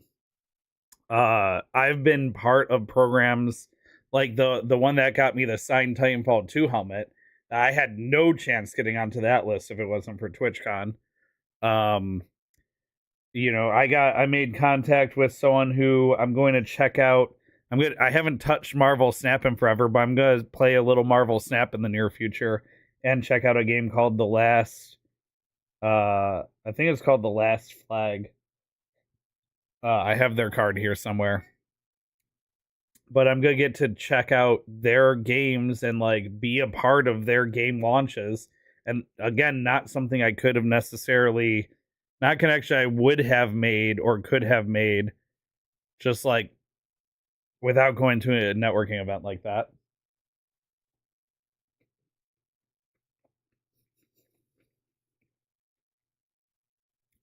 So I think if you have the means, it's a great convention to go to when you're at any size. I mean, even if you were just starting. But I can understand like the mentality of thinking of it as an investment of am I going to get the value out of spending the traveling money, ticket money, food, everything? Am I going to recoup that value if I'm looking at streaming like a business? And I would say, unless you're like a pretty sizable streamer, probably not. But it's not so much about looking at the show as an investment, even though like in some cases it is, but also you're more paying for the experience. Like I mean, look at this guy. Look at him having fun. Look at this dude with his feet screaming already by day 3. Look at these happy campers hanging out. It's more about the experience and the networking than anything else. Tots, thank you. They're spicy little lava nuggets, so please be Okay, I will not touch them. Yeah, do not eat them. They're Mwah. 200 degrees on the inside. We have chicken nuggets secured. But yeah, like the vast majority of attendees are not even partnered, so I don't think it's like necessarily a requirement. But if you need that justification, if you want to look at like a business transaction like that, I can understand thinking that way. But as someone who's done industry shows for work and expos before, and TwitchCon, which I would argue is a mix of both a fan expo and an industry show, I would say it's definitely worth going if you're going to treat it like an industry show. If you want to treat it like a fan expo, like Comic-Con, it's also worth if you're on the viewer side, less worth if you're on the streamer side, in my opinion. Do not play ZA with music off? Okay.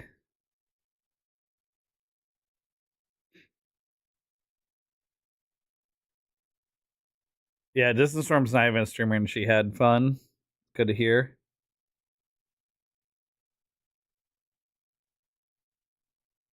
The 2 streamers I watch regularly, one is perma-banned from Twitch. And the other, whoa, okay. Well. Yeah, and that's another thing, like, I don't really engage with such large streamers. I think of all the people that I saw and talked with at TwitchCon, I mean, certainly there were probably some that were large streamers and I didn't know they were.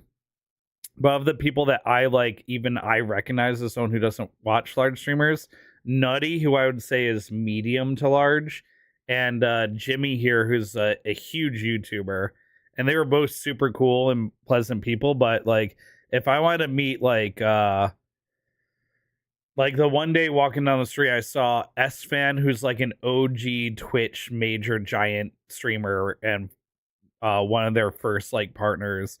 And I can never remember his name, but the super ripped like bodybuilding streamer, the one that looks like how Arnold Schwarzenegger used to look when he was bodybuilding. Those two were like walking down the street one day on Thursday night before the convention, and I'm like, I don't really care about having a picture with them or talking to them.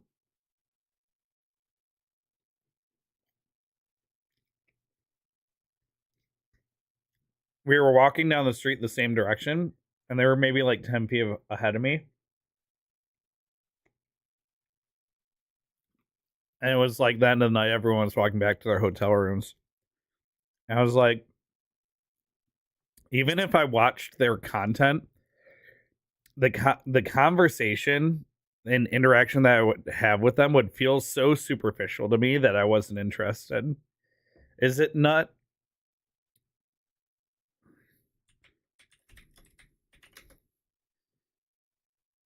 Sorry. Yep, this guy. This guy and Esfin were both on their way back to the hotel, like 10 feet from me. I was like, I know who they are. I'm not gonna go up and say hi because I don't like watch any of their stuff. And even if I did, I'd be like, you know, they're hanging out, you know. I'm not gonna interrupt that. I mean, if I did watch their stuff, I was a fan, I'd say, hey, can I grab a pic with you guys real quick? And they would probably have been down. But I'm not gonna like try and like yap them up, you know. Meanwhile, if I don't know who someone is, I'm like, oh yeah, what are you playing? And they say, oh yeah, I'm playing Pokemon. I'm gonna be like, have you tried Cobblemon? Like, are you gonna play Legends ZA when you get home? And like, I want to talk about games and gaming without like, really, it's almost better if I didn't know how large people were.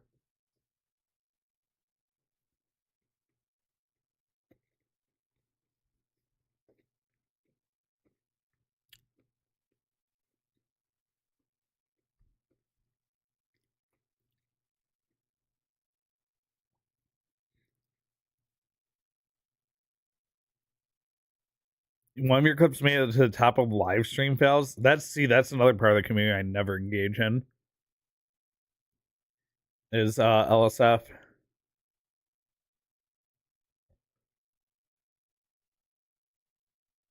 Yeah, I will say Artist Alley for Twitch is very good. I was talking to Daily Streamer, and Artist Alley is like his main reason for going. Though I would say if you want to do an Artist Alley day, or you really like one way that some people engage with TwitchCon is they get like a 1-day pass for the show, and they choose one day to go like walk Artist Alley or, you know, check out the vendor booths and stuff like that, and they don't go for all 3. And then they spend the other 2 days like going to external events like the Fourth Wall brunch or the Save the Children meetup and stuff like that.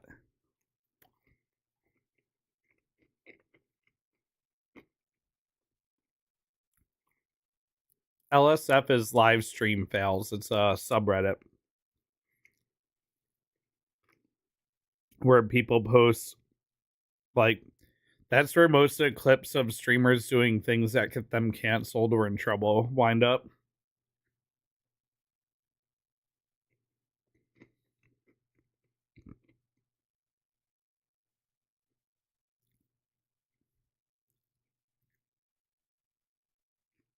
Oh, I got you, Kirky. It just got used for LSF.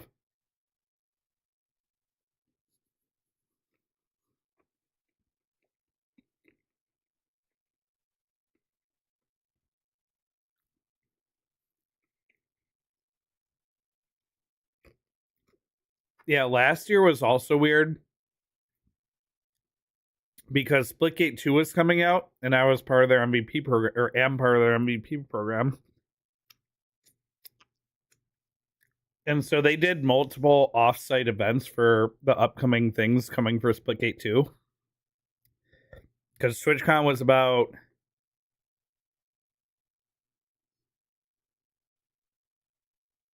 like 6 or 7 months from coming out at that point.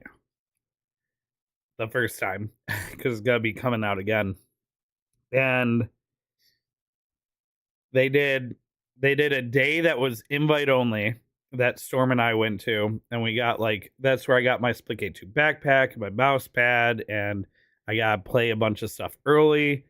And then the second day was more of an open invite, and I was able to bring some other people to check out the game. And then the third day was like people they liked from day 1 and 2 got to see like extra secret stuff.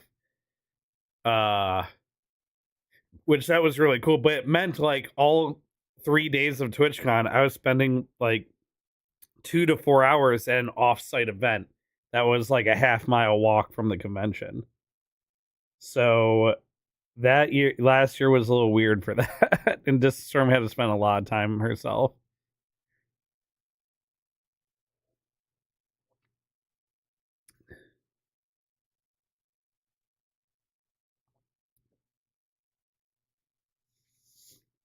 Yeah, the IRL streaming at TwitchCon is definitely like they've done a much better job at some of the private events are no live streaming allowed, and some of the spaces at TwitchCon are no live streaming allowed. But when you're just like out on the show floor, you'll see like someone talking, and they'll have like 5 or 7 people following them and 2 people holding like lights and cameras, like walking backwards in front of them, and you just have to get out of their way. It's so annoying.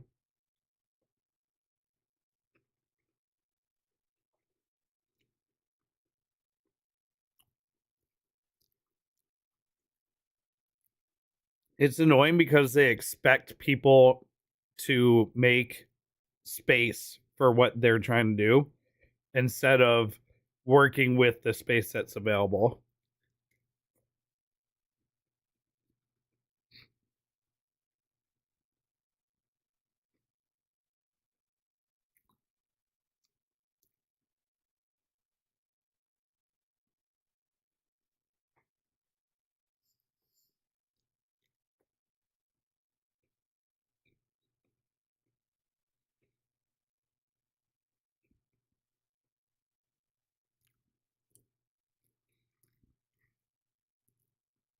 I will say there were some people walking up and down Fifth and Kick merch.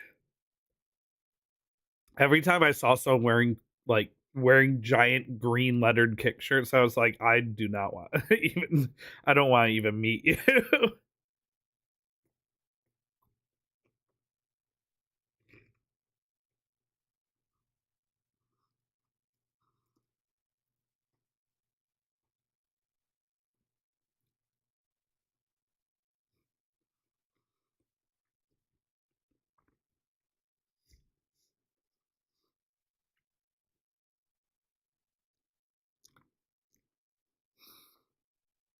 I'm sure some people who use that platform are fine. And some people are multi-streaming to it and do it because they might get better monetary engagement over there. But there's just so much associated with that brand that I don't want to associate with my brand, right? It's like, even though I do it as a hobby, I've done this for so long. I never want to be associated with anything that is that can be taken as controversial, or where people can say, "Oh, since you worked with X, you must be okay with Y." Which is just like, it was bad enough with Splitgate when they went divisive, when they went like with the divisive political joke for the release of Splitgate 2, and I was like, I just don't want my brand associated with that kind of rage bait.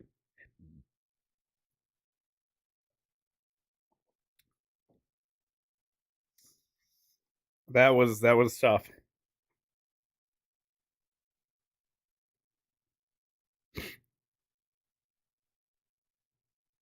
Yeah, that's exactly it, Kirka. I think that there could be people worth meeting and collabing with on the platform, which is unfortunate because the platform itself and what they allow, endorse, stuff like that, make it impossible to safely collaborate with people from the platform because you don't know.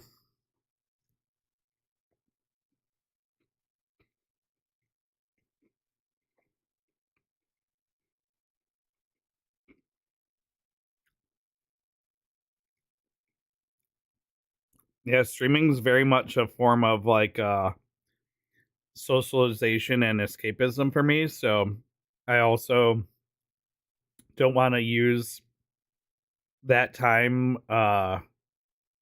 being involved with the things I'm trying to get away from.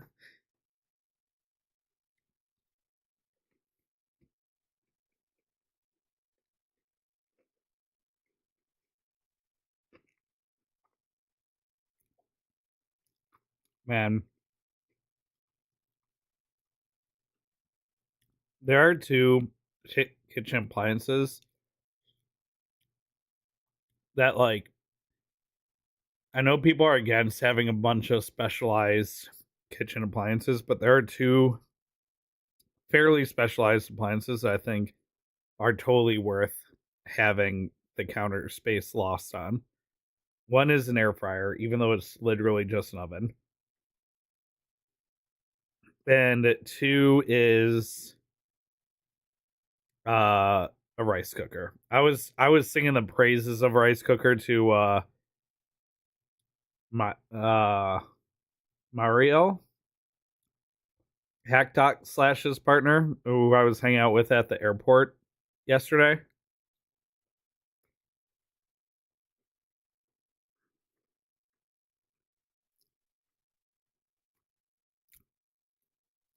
Rice cooker is a go. We have a Zojirushi, like their middle of the road model.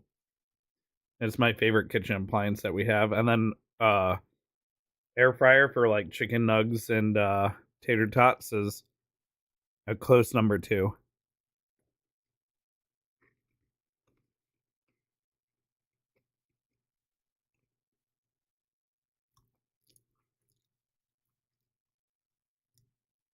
Yeah, Miley, you know what changed my mindset a couple years ago? Your last chicken nugget.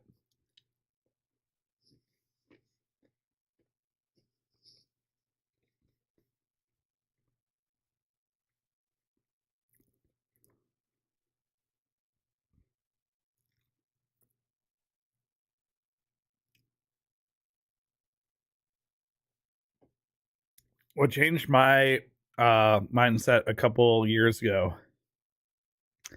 I was doing a brand activation for a game that I wasn't really interested in playing, but I got the key for free. And they were doing like if you stream for this long, you can earn like prizes or whatever. And like the whole stream, like no one was really talking and I wasn't really having fun. I remember ending that stream and just being like, that like, why'd I do that? And around the same time, a buddy of mine was doing really well playing one game, but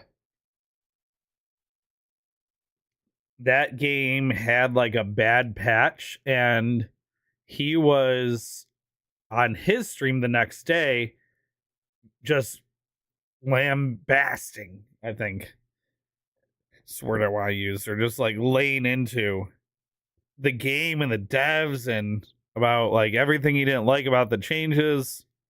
He's playing the game the whole time. He's got the viewership. I'll put Chozo's face up here. But he's just like complaining the whole time. And I kept having a mute. Like I think I was playing like Minecraft. I was taking a break because the previous day stream had gone poorly. And so I was playing like Satisfactory or something on the other screen. And I kept like using my other mouse and muting him because he would just get like he was getting so heated.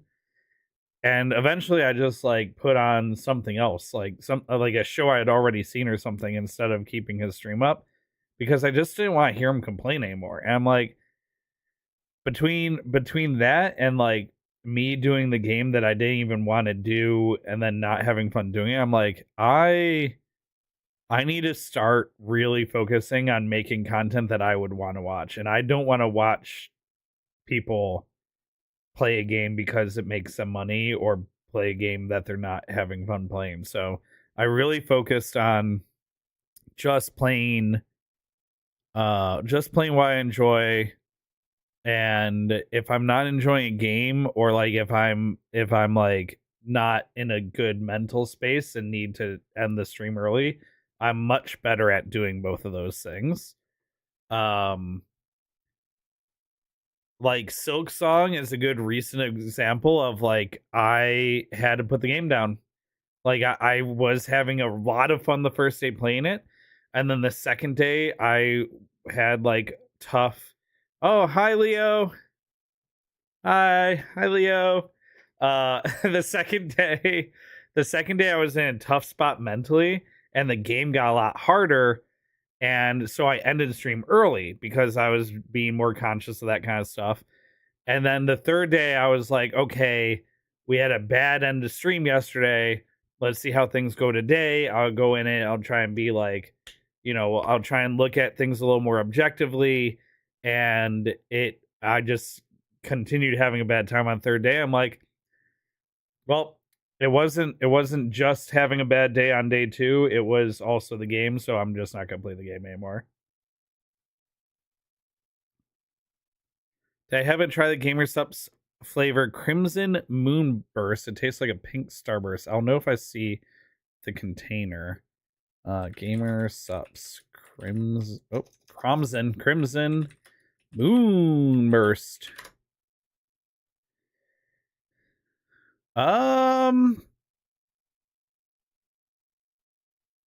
Ooh, 1 out of 10 receive a limited edition tub. I don't think they had this one at the show last weekend. I don't think they had it.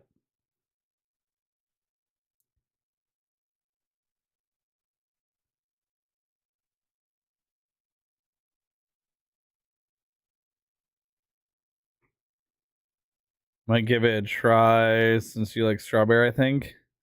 Okay, I mean, yeah. I'd try it.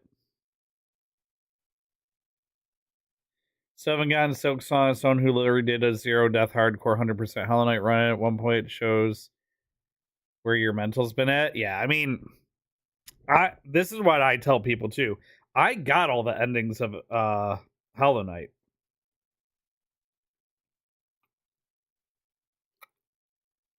So it's not like I couldn't do the harder Hollow Knight content.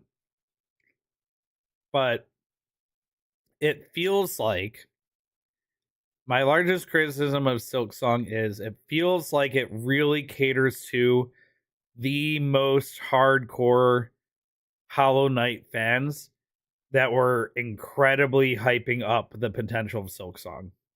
And that for the average person who enjoys Metroidvania games, or even just the average gamer, that the game's not meant for them. Which sucks. Because I really wanted to play it and like it because I love Hollow Knight. So I'm a fan of the first game. I played a lot of the first game, but it just feels like the second game's not meant for me.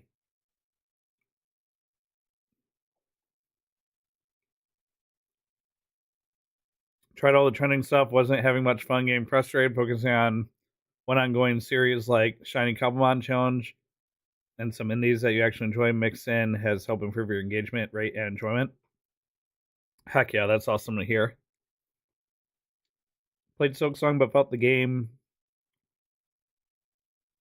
can stream to, loved it, finished it. It's not the best stream game for everyone because of the rage. Yeah. And there's games that like that too, right? That I'm also being better with being like, I'll get my initial reactions to a game on stream, and then I'll be like, you know what though? This is not on stream game.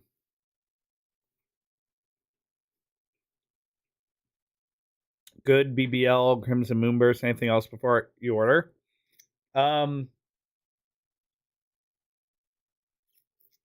No, that sounds good to me, Distant Storm. Sounds like a good mix of things. Slime Rancher 2. I loved Slime Rancher, was really excited for Slime Rancher 2. Played it one day on stream, or did I play it 2 days on stream? I believe I played it one day on stream. I played it early access on Game Pass early access like 6 months ago. And then when it recently came out, I played it one day on stream, 1 or 2 days on stream. I went, you know what? This is an off-stream game. It's an off-stream game. For me, for my community, it's just gonna be an off-stream game for me. Now, I unfortunately haven't made time for myself to play it because I've been playing so much Cobblemon, as you guys on the Cobblemon server might know.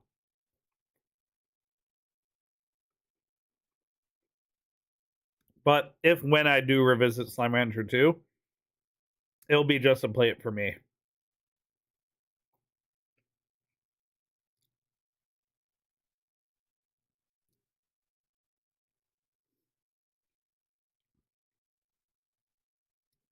Distant Storm, did I tell you that the shiny charm in our Cobblemon server only works when you're holding it?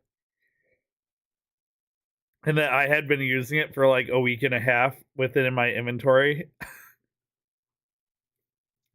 Miley explained it to me.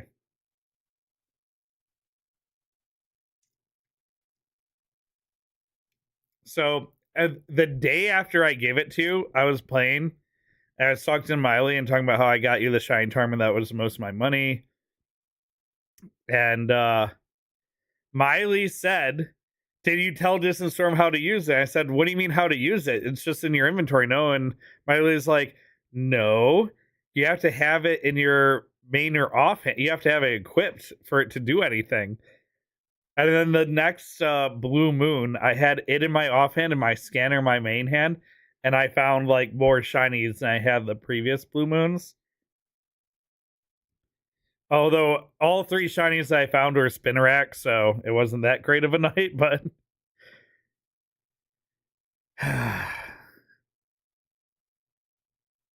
yeah. Miley broke the bad news to me on that one as well.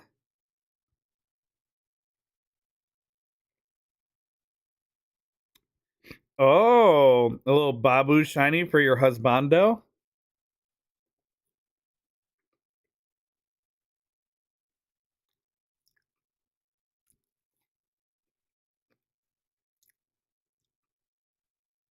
Yeah, Miley, I did a blue moon in the dark forest.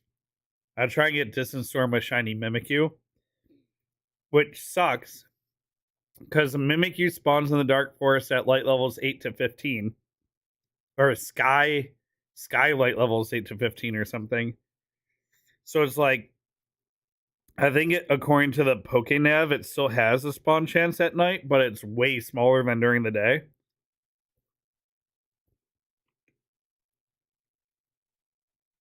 And so I caught 3 shiny Spinneracks, but the Pokemon I was trying to get shiny for, I didn't even see a non-shiny version of it.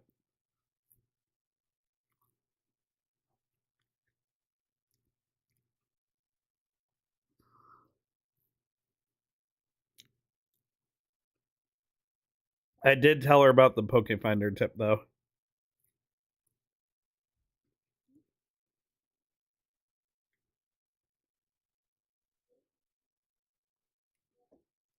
Alright, couple more tater tots here.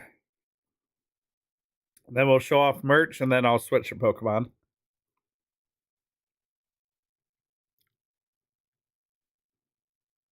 Use Vein Mine on an axe and cut a decent-sized circle clearing.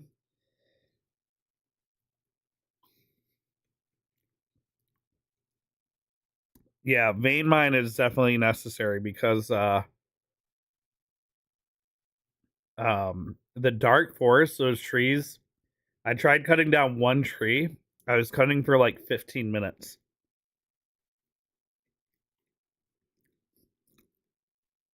And I still missed some of the logs and the leaves, so I didn't even clear the tree all the way out.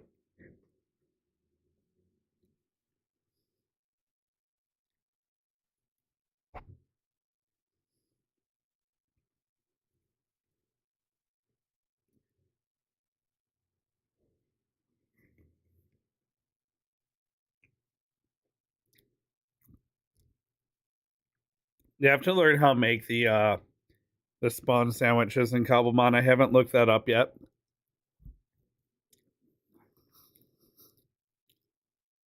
I only knew we had the capability to do it because I was in your stream when you were talking about making the poison sandwich and needing the sniffer. And I was like, oh, I saw one of those.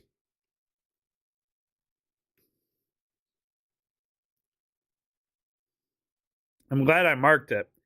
I marked it because I knew how much of a pain sniffers are to get in vanilla.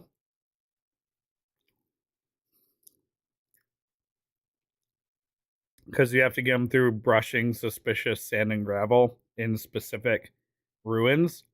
And I knew with like the Cobblemon mod, there was a good chance that the sniffer's egg might just not be in the archaeology table anymore because it could have been replaced by like fossils or coins or something like that.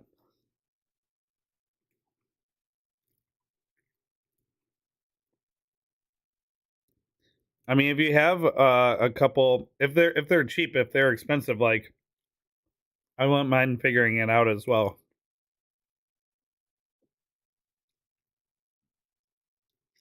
All right, I'm gonna get some water,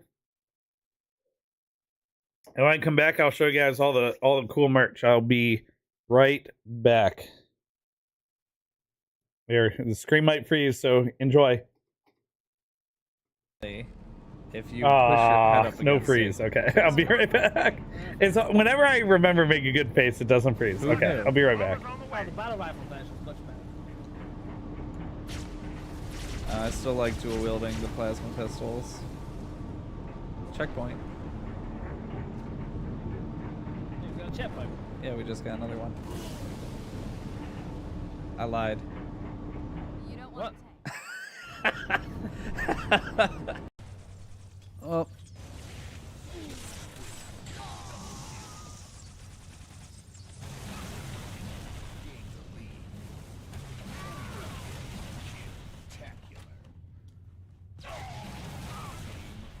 Oh, second place to the end. What did I say? With the kill-tacular to end it.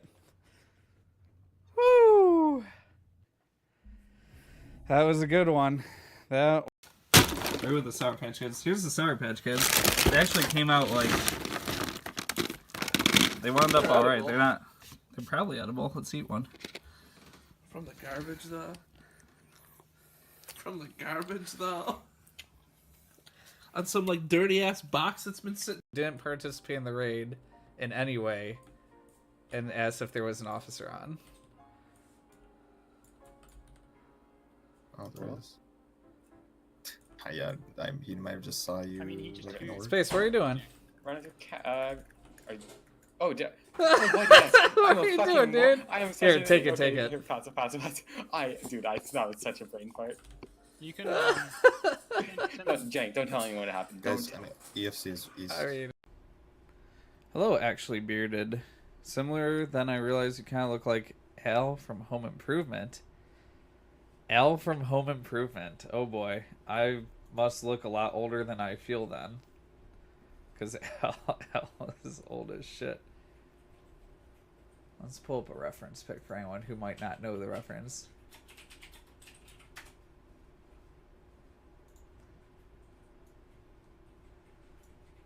This is Al from Home Improvement. Let's see. I don't know if I can do that with my eyebrow.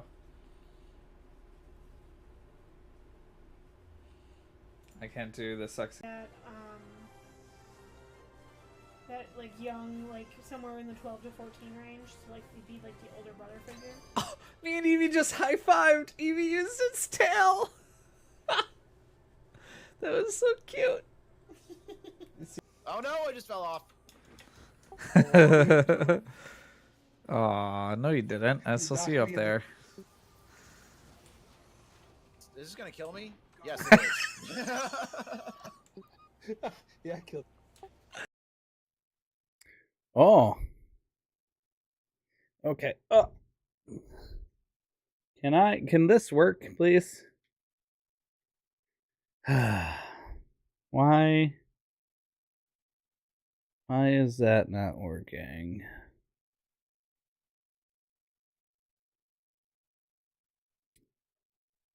Well, I can do this. And then... Okay, well that works at least. Alright, here we go.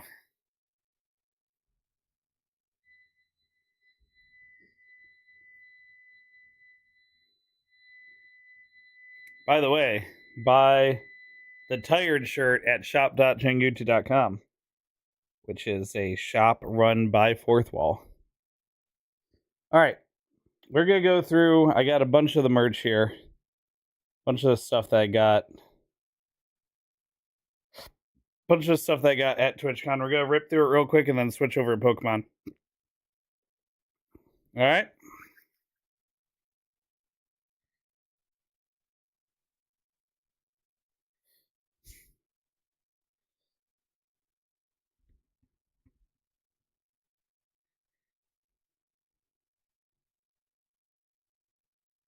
On several shinies, there's still autosave on for now because story beats. The shinies stay up for a long time even if you walk away. It's not like SV, we're forced to stay in a small area, or else G-spawning occurs, so it's admittedly better on SV. Oh, switch to, not SV. Okay, let's look at some stuff. Let's start with the clothing. Actually, let's start with the things I got for Distance Storm so I can give them back to her. So at the Milk and Mocha booth, which is a webcomic, I got this little Halloween Mocha. Very cute. Very cute Halloween Mocha. And then, oh right, this, I won this at the SanDisk booth, had official Pokemon plushies in a crane game, so I managed to get OG starter. This was your OG starter? I mean, Pikachu was technically my OG starter, but I had Pokemon Blue after Pokemon. Well, her old favorite Pokemon was Wartortle, so got her little Squirtle plush. Mimikyu's the official. So her current favorite Pokemon, I saw this. This is done by an artist called Sugar Cubed. I have a Sugar There's their Cube. information. I have a Sugar Cube keycap actually. That's what I bought myself a keycap from last year, I think. There's their information. What can be read. It's very cute Mimikyu pin. And then when I left for TwitchCon, Distance Storm started playing Pokemon Legends ZA and found a giant Ghastly. And it became a giant Haunter. And so while I'm walking down Artist Alley, I'm looking for Mimikyu stuff, like the whole time I'm walking through there. And I see a sticker sheet that has Mimikyu on it. And the other Pokemon on there is Gengar. So now she'll have a giant Gengar in Pokemon Legends ZA with a little Mimikyu riding it, or a little Mimikyu hanging out in front. And also this Gengar making the sexy pose down here. Or the pout one up here. Pout. Eep out. I make that face. So I was like, between her managing to score Gengar, or well, will be a Gengar in Legends ZA, and it having Mimikyu, this was perfect. So that's everything I got for Distance Storm. This is the pin they gave out to everyone, this 10th anniversary pin. They gave it out to anyone who's been to at least 3 TwitchCons. So I got that. This was this year's San Diego 2025 pin. It says very small, San Diego 2025. Let's see it without the green screen. It was $10. I mean, every year they do like that year's pin for $10. So $10, that wasn't too bad. You told me it was like a super expensive. So they had a $40 pin that was just the Twitch logo, but like fully like sterling silver or something. Cool. And it was a 10th year limited edition anniversary pin for $40. Needless to say, I did not buy that one. This was the Brandon Sanderson story deck.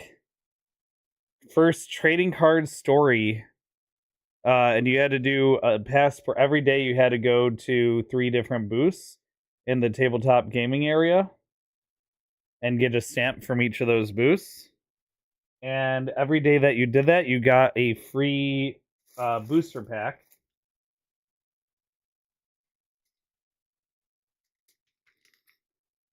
These Stormlight Lost Tales booster packs. Which once I set up the 4K cam, which I think I'm going to set up as a desk cam, we can rip these packs. Now, they did say you get a lot of duplicates, and in order to complete a story, you would have to do trading to get everything like that you need. But I didn't want to rip the packs while I was at the convention because I wasn't sure how I was going to get everything home undamaged and safe. Because I wasn't sure if I was going to have room for everything. So this is something that'll have to happen once I set up this bad boy, the Facecam 4K, signed by Kiki X Baby, who I will definitely check out now. They gave this out on day 1, like maybe an hour and a half into the show. So that was really cool being able to get that. Speaking of trading cards, one of the booths I visited for the Brandon Sanderson story deck thing, they had these Black Clover Union Arena cards. I'm going to send one to Daily Streamer. We're going to rip those open on stream. We'll do a TCG ripping. And then I got these little Minecraft, or not Minecraft, Pokemon, 2 little Pokemon totes at the TwitchCon, or the Twitch San Diego meetup that happened at the Union Bar after the block party, where I had the Vaporeon drinks. They had these little tote bags that had people's cards and stickers and everything in them of 2 little Pokemon totes. This SanDisk fanny pack was available for doing each of the activities at the SanDisk booth. 2 of the activities were taking a picture, and one was playing the crane game where I won the Squirtle, and the last activity was playing a game of Mario Kart on the Switch 2, which I... so it was 4-player Mario Kart. You sat down and you did just one race. And so, like, I picked Dry Bones, and I picked one of the carts, and me and 2 of the other 4 people take, like, 10 seconds just to pick a character and cart. The 4th person looks through every single character that's available, including all of the locked characters, to make sure none of the locked characters are unlocked. Finally picks their character. I don't even remember who they picked. Then starts going through the carts, and they hit the button to show the stats of each cart, like top speed, acceleration, turn, and whatever. And then spend another 2.5 minutes going through the carts, trying to pick like the most balanced or meta cart that they could pick. I won the race. The person to my right came in a fairly close second. And then about a minute later, there was 3rd place. And then about a minute after that, the guy who spent all the time picking that cart, last place. Like 2 minutes after I won.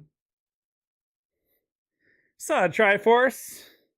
Yeah, this is a nice little fanny pack. I definitely... This is why it's good for brands to have a presence at a show like TwitchCon. Because I will check out SanDisk's offering now that I've been at their booth and like chatted with them and learned about how they split away from Western Digital. So I'm gonna go check out their products and their pricing now that they're not part of Western Digital anymore. Yeah, I mean, who can say no to a free fanny pack? Probably a lot of people, actually. So from the Twitch store itself, I got this Hey Chat hat, which honestly I got more because I liked the color more than the Hey Chat part of it. But I mean, you know, it's kind of on brand. Then I got this year's, again, this is mostly because of the color. I like this blue, this Twitch with the TwitchCon San Diego 2025. TwitchCon San Diego 2025 back on it. And then this was the shirt I showed earlier. It's just got the Twitch logo on front. Get this kind of out of the way. Twitch logo on front. And then it's got like the band style back with all the different conventions. And since I've been to so many of them at this point, this was a must get for me this year.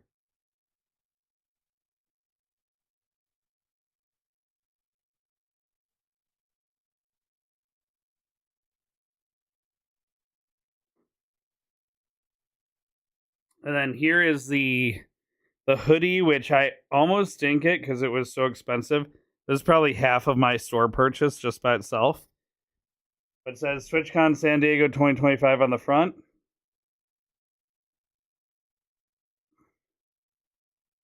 And then it's got this really nice... I just really like this design a lot. And I don't have enough like XL hoodies right now. So just this firm already made the joke to me that I haven't bought clothes at like a clothing store in 10 years because I get so many free t-shirts and paid t-shirts from TwitchCon that I haven't bought a normal shirt in 10 years. Which, I mean, is fair. I think this is the last piece of clothing that I bought. So this was the Gamer Sups, the original, proudly pushing powder since 2016. It's their least lewd or rude piece of clothing that they've ever sold, so I decided to pick it up. Plus, it's like got a real nice like heavy threading. I don't have a lot of heavy duty t-shirts, so that'll go into the heavy duty category for me. And then for free clothing, we have the Fourth Wall Recovery Club, Recharge, Refuel, Reconnect. With the Recovery Club on the back, the year that happened. And this little cartoon represents, they had like liquid IVs there where you could have a nurse, like a real nurse, give you like a hydration IV. Like if you were hungover or just exhausted from the weekend, you could get like fluids and everything just pumped right into you. I didn't want to do it, but honestly, I wasn't hungover at all, and I was feeling pretty good. I was doing a really good job hydrating all weekend, so I was feeling more just sore than anything else. This was the Arc Raiders shirt, which kudos to them, by the way, for putting San Diego 2025 on the shirt instead of just making like just like giving out a generic game shirt. It's a little more special when you know where and when you got it. And then this is the most disappointing free thing I got all weekend.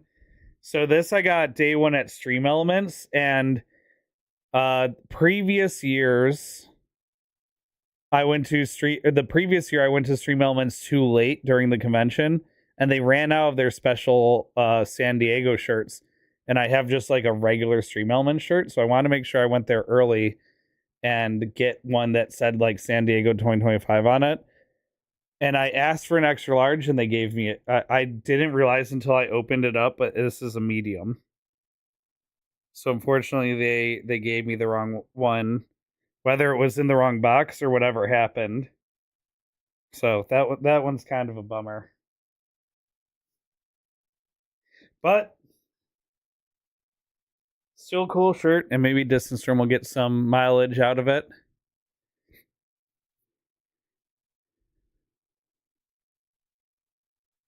Yeah, I mean, the Ivy thing was very popular at the Fourth Wall event too, but you had to like sign up, and then it was like an hour and a half wait, and I just didn't want to make sure I wasn't tied. I didn't know how long you had to sit there. I didn't want to be tied down by something like that either. Every year, Twitch itself gives you a little goodie bag, which is this. Oh.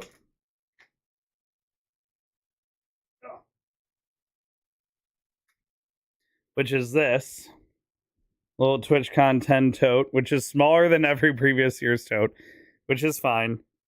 And inside it, you normally have like basically what amounts to advertisements. It used to be they'd give you like maybe there was a snack, maybe there was like the one year I think they had little mini deodorant sticks. Or mints or something. This year, literally just advertisements. They had this Resident Evil Requiem lanyard and badge with just a QR code to wishlist the game. Okay. They had this little sticker pack for PUBG, which if you didn't know, at the PUBG booth this year, I saw the next PUBG event is a Skibbity Toilet collaboration event. So hope you fellow kids enjoy Skibbity Toilet. This was probably the only like valuable thing in the TwitchCon goodie bag this year. It was this little pin set that had sandals and a hammock. I'm not a huge fan of it because it's Streamlabs branded, and I don't like their tools. What else was in? Where are the rest of the ads?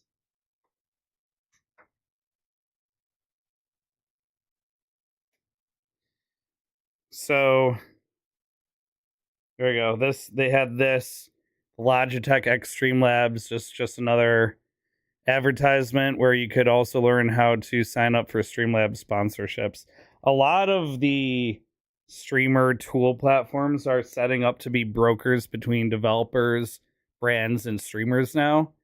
Stream Elements has a sponsorship program. Streamlabs has a sponsorship program.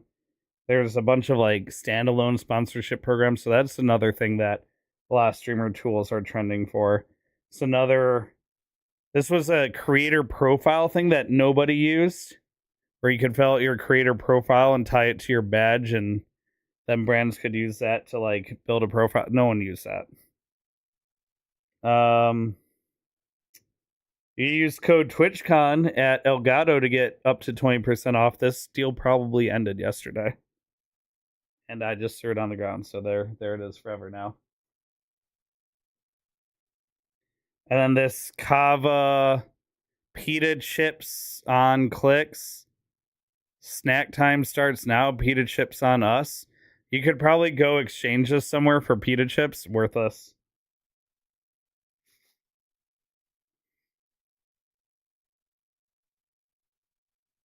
I think that was it for what was in the little TwitchCon goodie bag. So ripping through stuff real quick. Took this picture at the Noise booth for Echoes of Elysium's release. I got this picture at the SanDisk booth as part of the activities I had to do to get the fanny pack.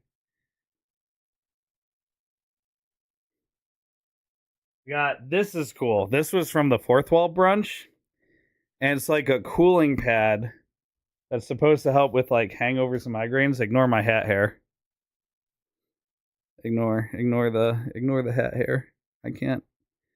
It's all over. It's misbehaving. Okay, so it's like a kind of thick, heavy duty like cooling pad, and you can pop this in the freezer, cool it off. And then even without going in the freezer, this feels so cool on like my head right now. If I had a headache or a fever, this would be so nice.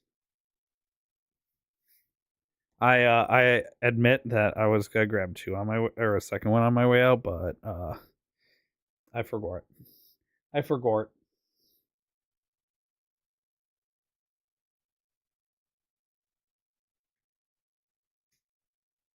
Well, that for sure is one of the nicest free things I got all weekend.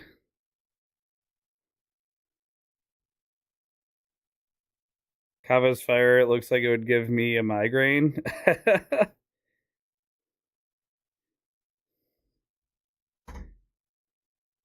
Yeah, the reverse hydration IV that just gives you the liquor. That's super not dangerous at all. As part of that Brandon Sanderson thing I was talking about earlier, there was a booth demoing a game. And I got like these packs for free. So if you want to see how to play that game, there's their QR code right there. They were busy. So they were just signing people's passports instead of giving demos to everyone. So I don't even know how you play that game. This was a PokePack Stamp Rally passport where you could go to each of these Artist Alley booths and buy something Pokemon related, and they'd give you a sticker. They gave it to me because I bought the Mimikyu pin. And they were like, yeah, just visit all these other booths, buy something at the booth, and then you can come back to booth 97 here, and we'll give you a fan-made Pokemon TCG Pocket Booster Pack with cards in it. I was like, that is so much money and so much work. But like, thanks for the passport, I guess. But yeah, I did not do that. Magic the Gathering had a pretty big presence there. They had daily draft and plays. I don't know if I have a picture of the TCG area. It was the TCG area. This was the meet and greet area. This was the charity area. And then the TCG area was right next to the charity area.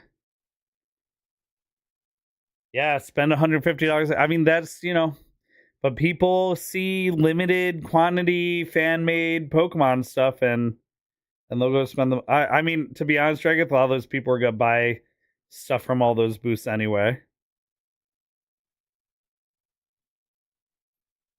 This is cool. So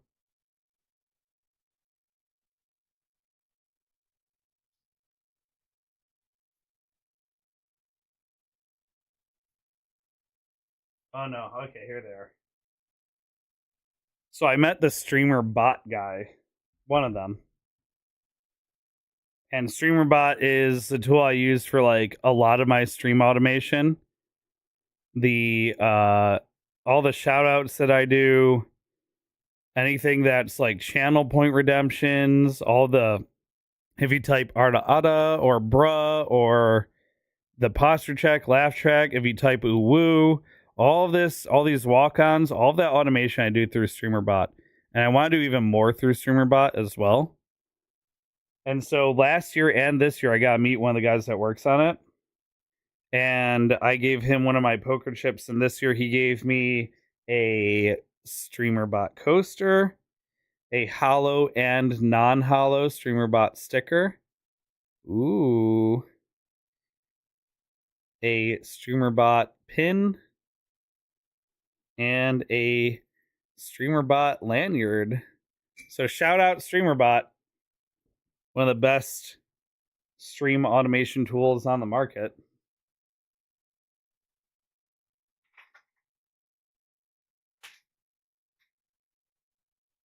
Okay, I definitely am going to be using StreamerBot more soon because I'm going to be checking out Streamer Fog. And Streamer Fog has an integration into StreamerBot. This I got at the Minecraft community meetup.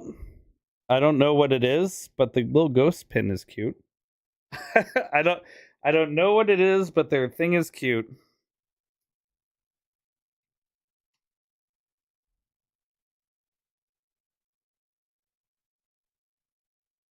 Oh boy, hold on. I'm making a mess.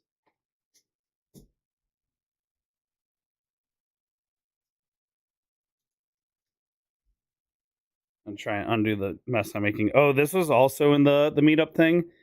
There's this Firefox did this like whole send billionaires to space for good pack that's supposed to be anti-establishment because I guess Firefox is going all in on the we're not owned by a billionaire, we're anti-establishment marketing now, which, you know, good for them. Oh, Chozo, let's go. Hey, my homie Chozo, one of the real ones. I was telling everyone in chat earlier, Chozo, that if you know Chozo, then you know everyone at TwitchCon or someone who knows. You either know every single person or Chozo knows someone that knows that person. Look at this dude. There you go. I'll get you on the monitor there. Voice Mod was giving out these little mechanical key fidget toys for your keychain. I love these. These are great stim tools.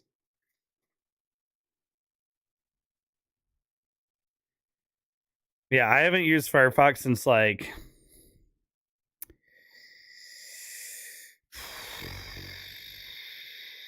2013, maybe. I think 2012 or 2013, Firefox had a really bad memory leak that was not present in Google Chrome. I switched to Google Chrome, and then I never switched back.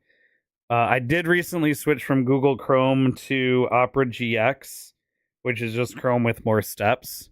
Like about a year and change ago now.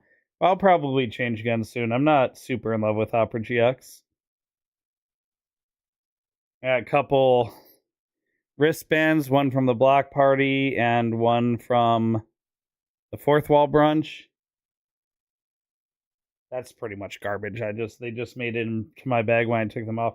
Oh, here's the SanDisk.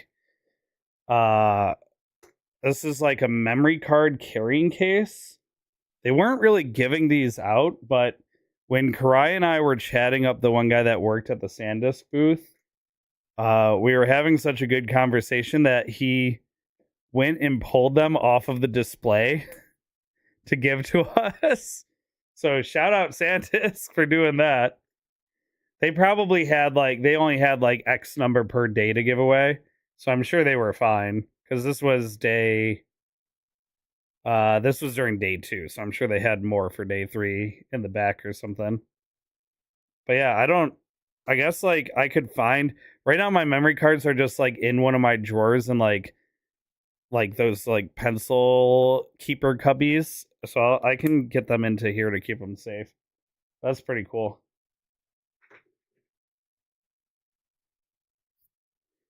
Why? Because I have I have Google Photos pulled up right now, and so I just switched it to you when you came in, Chozo. Look at these guys. These dudes having a fun time at the block party. That was at the Save the Children thing. Look at these dudes. Look at this dude.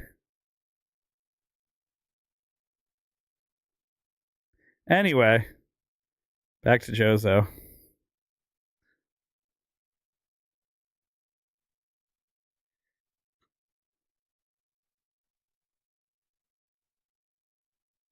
Yeah, the case is nice because then I'll know where all my memory cards are. SanDisk's big advertisement for the show was their remote drives for creators and the switch to because you have to, there's some requirements for switch to memory that not a lot of and not every micro SD card's gonna have. So they were really pushing the Switch 2 compatible SD cards. Speaking of SanDisk, this was these were the things. What here's what's really funny. I don't think anyone they maybe someone pointed this out to them. At the top it says WD Black or Western Digital Black. That was who was there at TwitchCon last year. And SanDisk, and then it says powered by SanDisk underneath the Western Digital Black thing. These companies aren't together anymore. SanDisk is separate from WD Black now. So that must have happened after these got printed, I guess, or these are maybe they did use these last year as well. These might have been, but no, because it says it has 2025 in the right dates there. So these wouldn't have been from last year. They just they never changed the branding on there to get rid of the Western Digital stuff, which I think that's kind of funny because I know how like far ahead of time things have to be approved and ordered and everything like that. It was kind of funny that happened probably post approval deadline.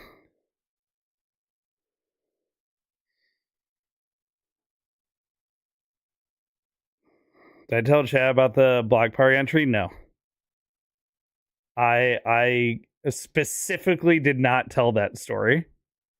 Very specifically did not tell that story.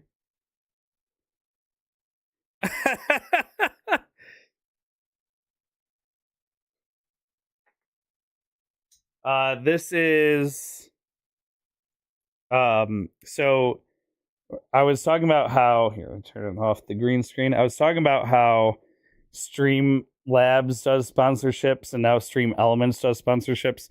Now Stream Elements is doing like mission style sponsorships with this thing they call Grab Tap, which is going to be point based and it's specifically going to be for mobile game sponsorships. It's normally with mobile game sponsorship activations, you get compensated based on how many downloads your links provide, which is a fine way of doing it.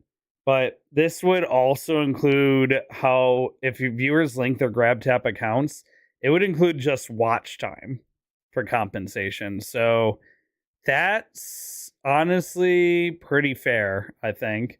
The problem is it requires the viewers to also connect their accounts to GrabTap for you to get credit. And it's a hard sell to get viewers to connect their information to another app. Because I know for sure the reason why they're compensating you for watch time to connect your viewers' information is for marketing metrics. So like that's what they're profiting off of is the marketing metrics, which is how they're able to give you money. Whereas typical mobile sponsorships compensate you based on downloads because they have the metrics on how many downloads lead to how much average in microtransactions, and that's usually how they build compensation models. So this would be about not just marketing for the games, but actually collecting marketing information. So if you're ever wondering how companies are able to do new things, just think about where the money is going or coming from. So in this case, the money is coming from marketing data, which they get by your users connecting their profiles, and then they have that user information, can know their viewing habits, and they use that viewing habits to build marketing data. Gotta think about these things.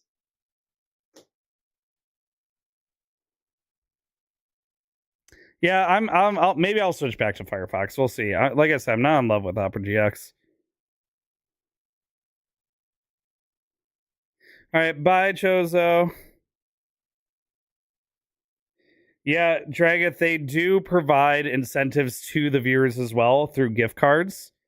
So, like, if you watch enough streams using enough streams that are playing those games, you would also be able to earn rewards as well. So that they understand that there has to be viewer incentive as well. But I just don't know if it's enough. I told them, this is the honest feedback I gave them after we talked about it for a while. I said, really, what will be the determining factor, especially for smaller streamers and for their tighter knit communities, is the actual selection of available sponsorships. Because if it's like the same 6 mobile games, if it's Clash Royale, if it's Raid Shadow Legends, if it's like those, those same 6 mobile games you see everywhere, no one's gonna use it. And then like maybe there'll be 5 or 6 more like mobile games that no one's ever heard of that people can't play for more than a couple hours because they're boring as shit. No one will use that for that either. So we'll see. This, I have to remember who's. Oh, again with this, I have to remember whose coin this is because I was talking to them. They were saying it was resin printed, but they did. I don't think they got their username on here. I'll have to look through my business cards and see if this logo makes sense for anyone. But okay, we're getting into sticker and card territory now, and then we're gonna switch over to Pokemon.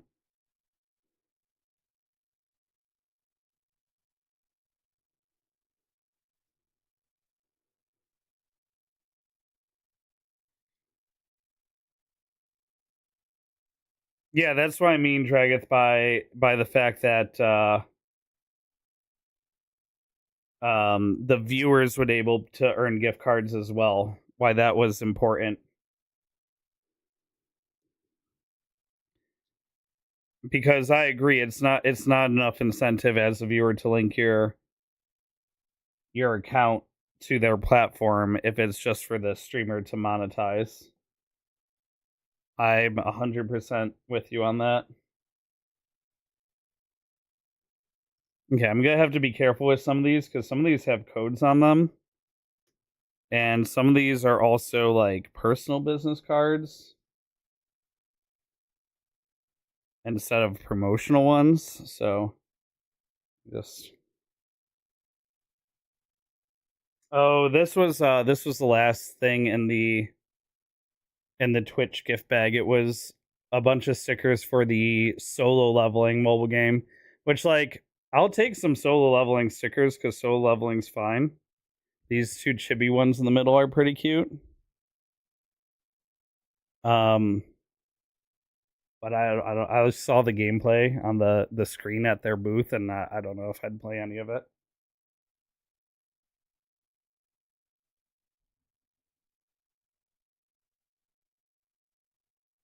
Oh, Nutty, no!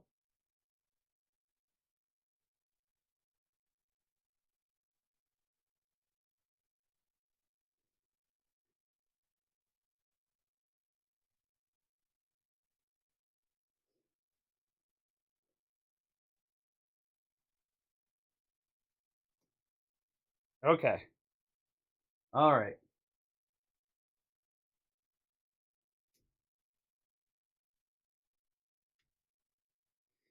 All right, so there's a lot, so I won't go through all of them. Here's a Black Magic sticker sheet. I like Black Magic usually has some cool stickers. I'll just hold up a few choice ones. Really, I didn't run into anyone's business card that was like super nice. Most of them are just like a picture, maybe a couple social links, and every single one has a QR code on it. Now, people just do QR codes now instead of loading up the business card with information. But a few specific callouts I have, this game Last Flag. I talked to one of the promoters for this game. It's a capture the flag game, but where you hide the flag at the start of the game instead of it being in a set spot. So it's got like a pinging system, kind of similar to like Prop Hunt, he was saying. So that could be interesting, like a little bit of strategy between hiding and then defending the hiding spot, or intentionally not defending the hiding spot while looking for like their flag. The stream frog stuff I'm definitely going to check out. There's a bunch of creators, a couple artists in here as well. I got a code for Hunt Showdown, so I'll probably add that to Gaming All Around and try a few weeks with it on Gaming All Around. There were a few of these like badge ribbons people handed out that you could attach to the bottom of your badge. I had the Stream Elements one on the bottom of my badge for maybe half a day, and then it started peeling off, so I didn't put any more on my badge.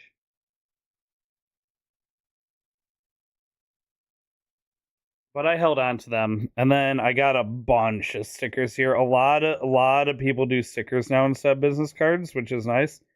Shout out Nutty. This is one of Nutty's stickers.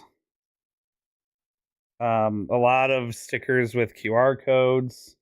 This, I think, was one of the Twitch San Diego meetup ones. Here's another Nutty sticker.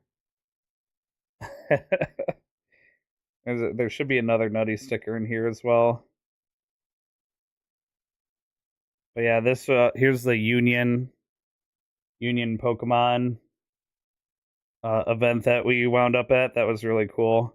Here's one of the Bar Citizen stickers.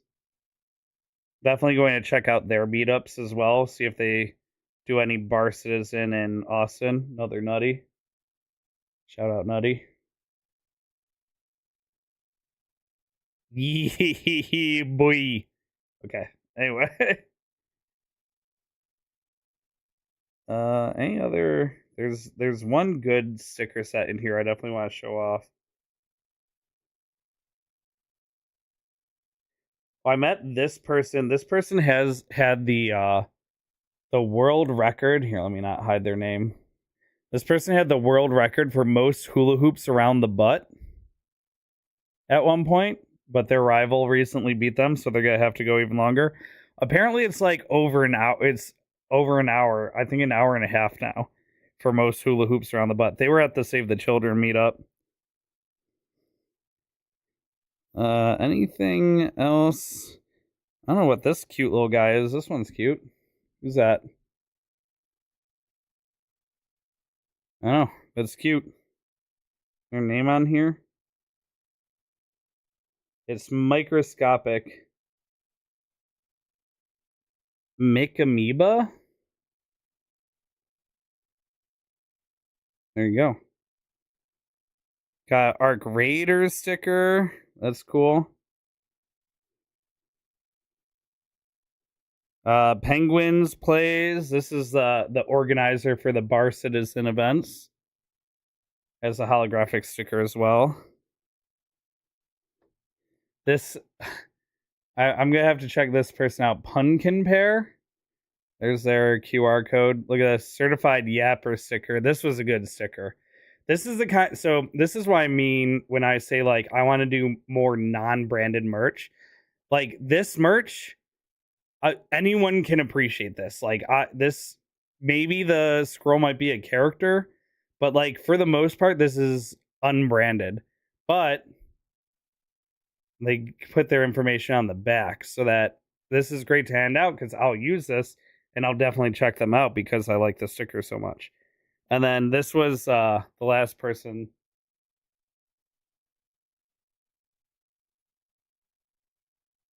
I'll show off for now. This person was at the Save the Children meetup. I have a picture of their information. It's something Fox. Hold on. Sorry, Chozo. Oh, did I not take it? I didn't take a picture of it. I followed them, though. I followed them at the event. But they have these little fox emotes.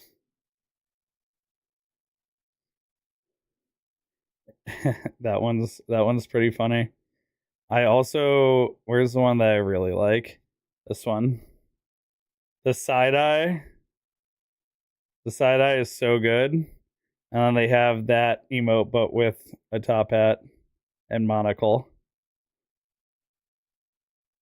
But that's gonna be a wrap for the swag.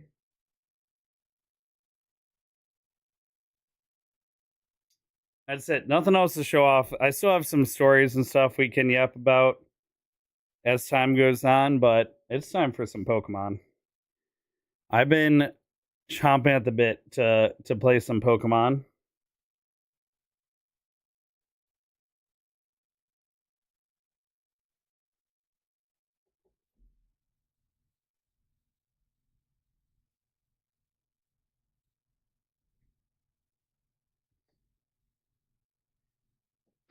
Buy the tired shirt at shop.jengutu.com. Okay, we are going to I'm gonna restart the recording here and make sure I get switch to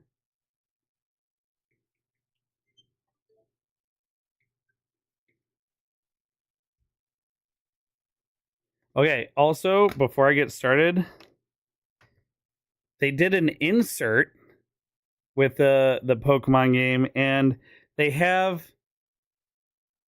the type charting, which is amazing. I'm gonna actually leave that out while I play, because honestly, I cannot remember some of the type advantages and disadvantages for the life of me. I also should have put the game cartridges in before my Yap Session to make sure it didn't need an update. But it looks like it's starting up. So we should be okay.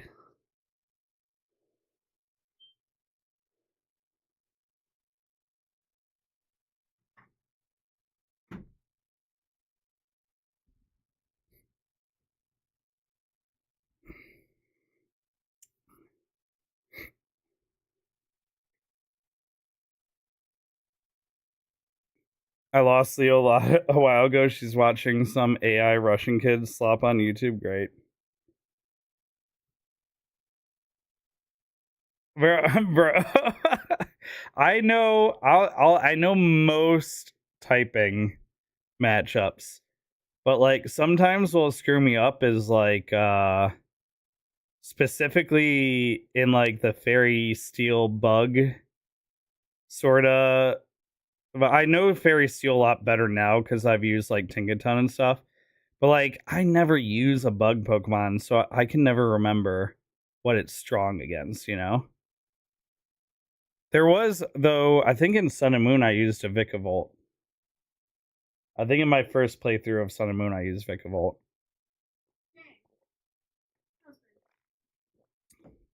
What's that? Look at this. Yeah, you didn't see that? No, I just noticed it. Yeah, you can see it through here. I'm distracted. I'm wondering if I'm going to beat the game before you start playing it. No, I'm starting right now, so unless you beat it in the next 5 minutes. No, I'm definitely not. Have fun. Okay, love you. Okay, let's kill this music. Let's make sure I have sound and controls. Uh-oh. Gonna have to play connected to a battery, maybe. Oh, where are my batteries?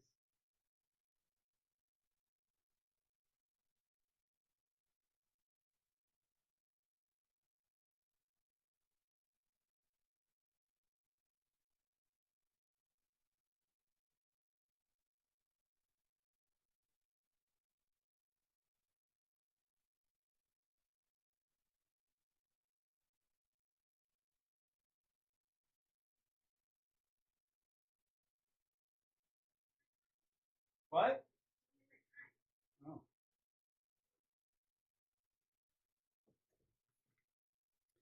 All right. Get this controller working.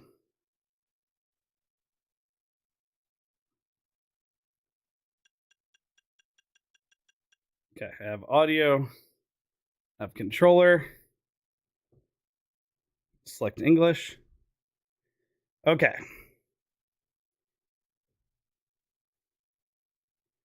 And then let's swap over to main cam.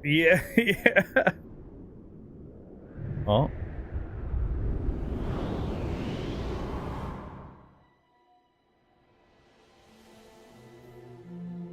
Something's gone wrong at Prism Tower. Dispatch a team from the company to investigate. Can't allow more disturbances in Luminos City on our watch. 2025, still no voice acting Pokemon? It would be so good with voice acting, but fine. Oh, hey.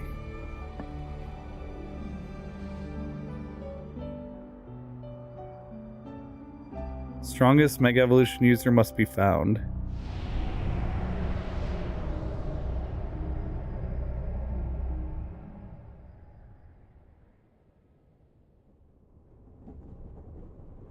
Oh, that was a crazy premonition.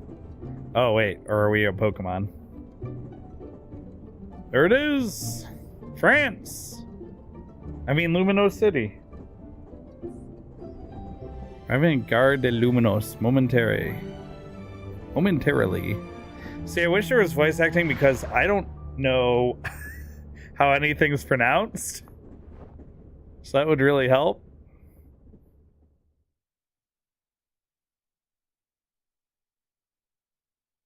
I have a mysterious travel companion. My train arrived. I've been up all night.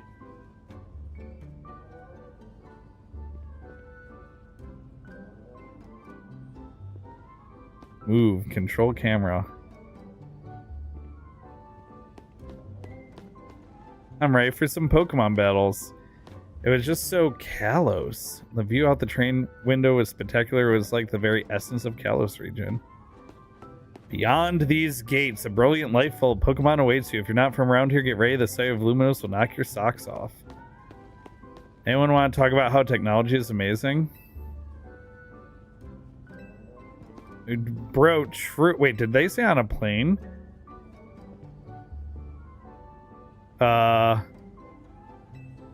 Maybe there's an airport near here. You can talk to the people in here too? Oh, okay, no, they're just there. Alright, hidden items, where are you? This is gonna be my whole thing.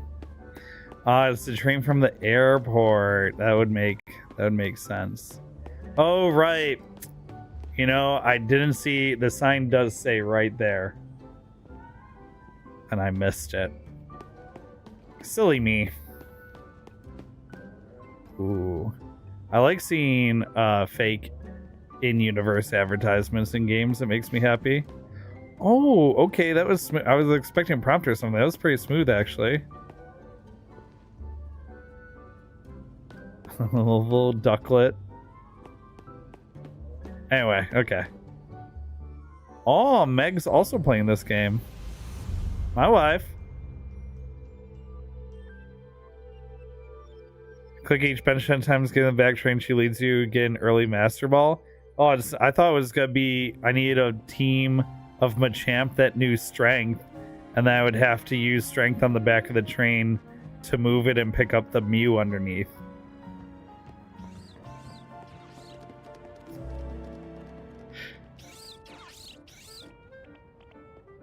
Is the volume alright? The music feels a little quiet for me, but the cutscene looked like it was really loud in my audio levels.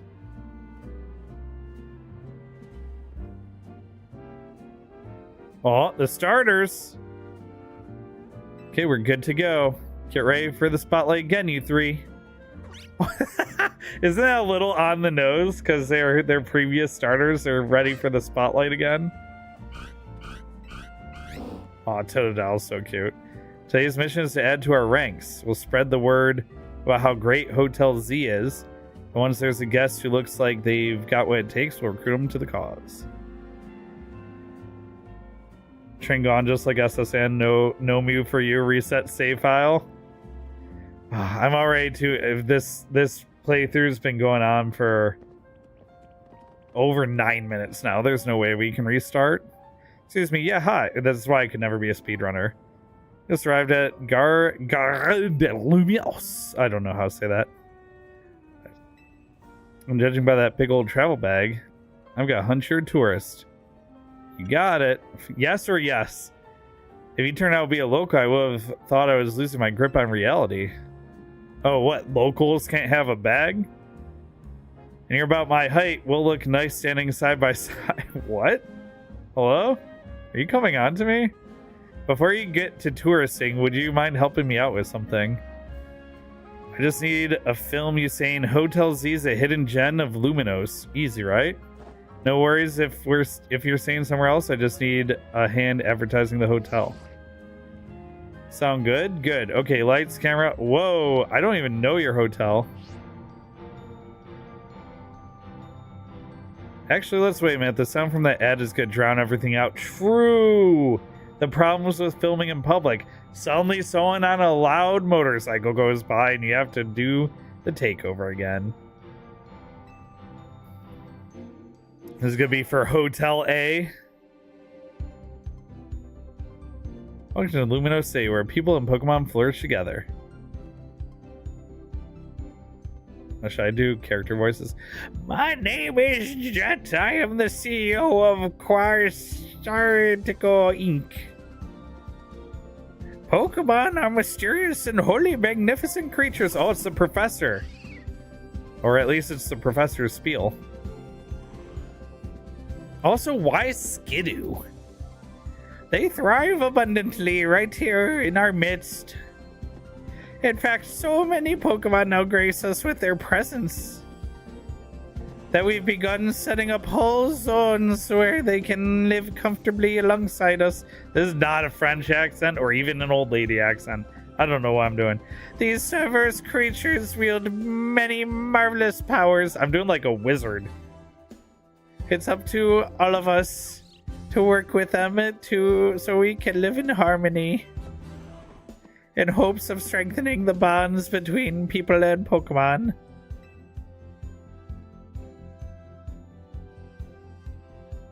Your Urbane looks... Oh, we got different professors again? We're imagining a new future for the city through our urban redevelopment plan. We've now employed our patented holotech in all corners of Luminos, so our interactive guides can teach you more about your surroundings. And a city even more beautiful awaits all of us. The music is so good. Pokemon's been nailing it with the music recently. We hope you'll bear in mind and pardon our construction work. Oh, that's it. End commercial. Oh, the mega evolution of Luminos City is coming. Brought to you by Quarsartico Inc.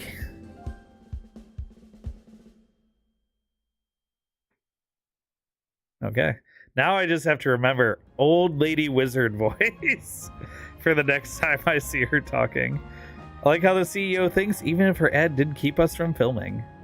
Oh, it's the CEO, not a professor. Yikes.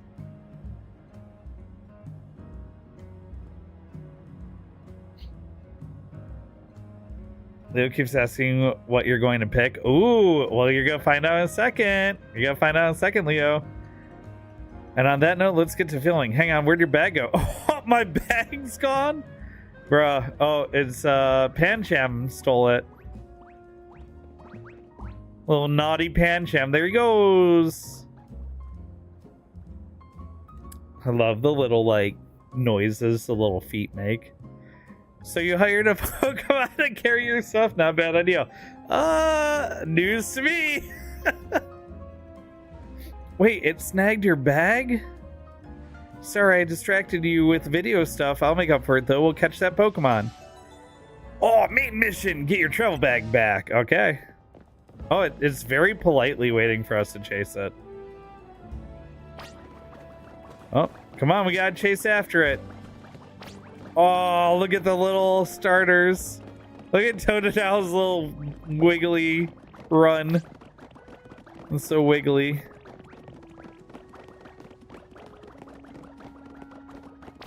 L to reset the camera. Okay. Oh. I guess it wasn't just a wild Pokemon randomly messing with you. Seems like the Pancham scooted off with your stuff belonged to somebody after all. Hey, what's your name? It's Jangutu. Jangutu, got it. My name's Tawny. We'll figure this out together. Don't you worry. Okay, Tawny. Come on, Pancham. Even a backpacker like me wouldn't be caught dead with a bag this tacky. Oh, I'm catching strays. Maybe it's trying to clean up this eyesore. Let's bring it to the cops. Bet they'll pat us on the back. Oh, well, they're just being good Samaritans, I guess.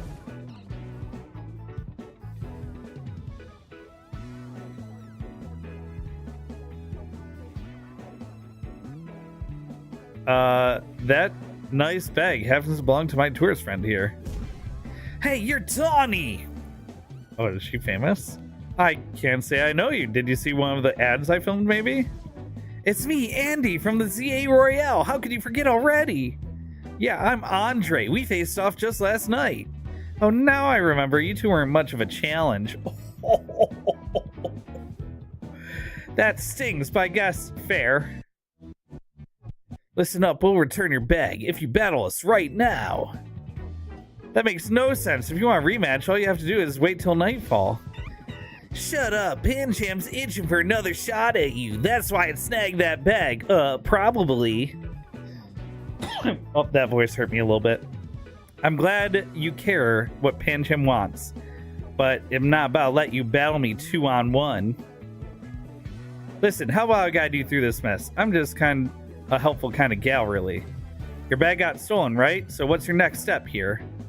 Battle with Pokemon. That's right, and you've got 3 Pokemon right here to help. Whatever, just hurry up, or it'll be night anyway. Okay. Hear that? They're down. Oh, now, which Pokemon will you battle with? All right. Moment of truth. I already made my decision. What's it gonna be? Is it gonna be Chikorita, the grass-type Pokemon? Totodile, the water-type Pokemon? Or Tepig, the fire-type Pokemon? And drum roll, please. Tepig, the fire pig Pokemon. It breathes fantastic flames from its nose. Just like me, for real. You want to battle together with Tepig? Yeah, I do. Alright, I know this is a lot, but enjoy your first ever Pokemon battle here in Lumino City. I can't wait for them to both have water types. Oh, well, Pancham, I guess, is one of them. I'm ready. All that weight drained my momentum. Time to get back into gear. No way I'm gonna get beat by the Pokemon first timer. Oh. He does know. Real quick, I'll tell you a very basic Pokemon battles. You gotta order your new buddy Tepig. Oh, actually, I don't know how to battle. I forgot the battling's different. Use this move to attack the other Pokemon. Okay. The opposing Pokemon's HP hit points fall to 0. You win. Easy. You're going down. Pancham gave us a shot at revenge, and we won't miss. I respect that spirit, but you're gonna have egg on your face if you lose to a newbie. Hey, focus up, Tawny. You're dealing with me. Oh, I know. Hope you'll put up a little more of a fight than you did last time. I know it's your first match, but you can do this. Have faith in your Pokemon's strength. Thanks. You can always use moves that lower your opponent's defense too. Oh, the bags under my eyes are so real. That's good advice. Too bad I'll beat you before you can use it. Am I fighting the Pancham? You are challenged by Andy the Backpacker. Andy the Backpacker sent out Pancham.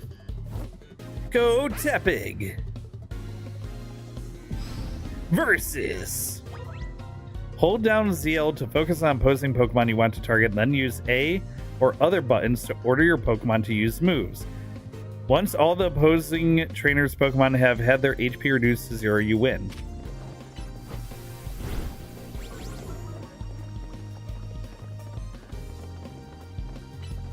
Oh, there we go. I got it.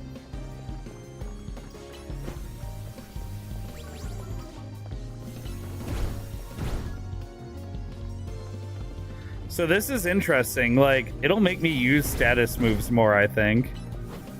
Because things are on cooldown. Got him. She's rooting for Tepig. Aw, thanks, Leo. Tepig wins! And I leveled up. You really held your own, but this was supposed to make us feel better, not you. Oh, that's kind of very selfish. We lost. And to a newbie at that, I'm more disappointed in myself than in Pancham. Oh, I really like its bag. Oh, I just saw the hairstyle. The hairstyle is like an Ultra Ball. It's got an Ultra Ball haircut. I really like this bag, though, with the Master Balls. It's a sick bag. Can't believe I'd score a next day comeback. My Pokemon and I are so let down. This is why you and I get along so well, even though we lose together. Well, it was good to get some practice. Come battle us again sometime. No, wait, we're not dealing with you again. Not even if we meet during the Royale. You can have your bag back. Pancham says sorry. Now, au revoir. I had no idea that's how au revoir was spelled. Yeah. Something about having my niece cheer for me is especially motivating. You retrieved your travel bag. We did it.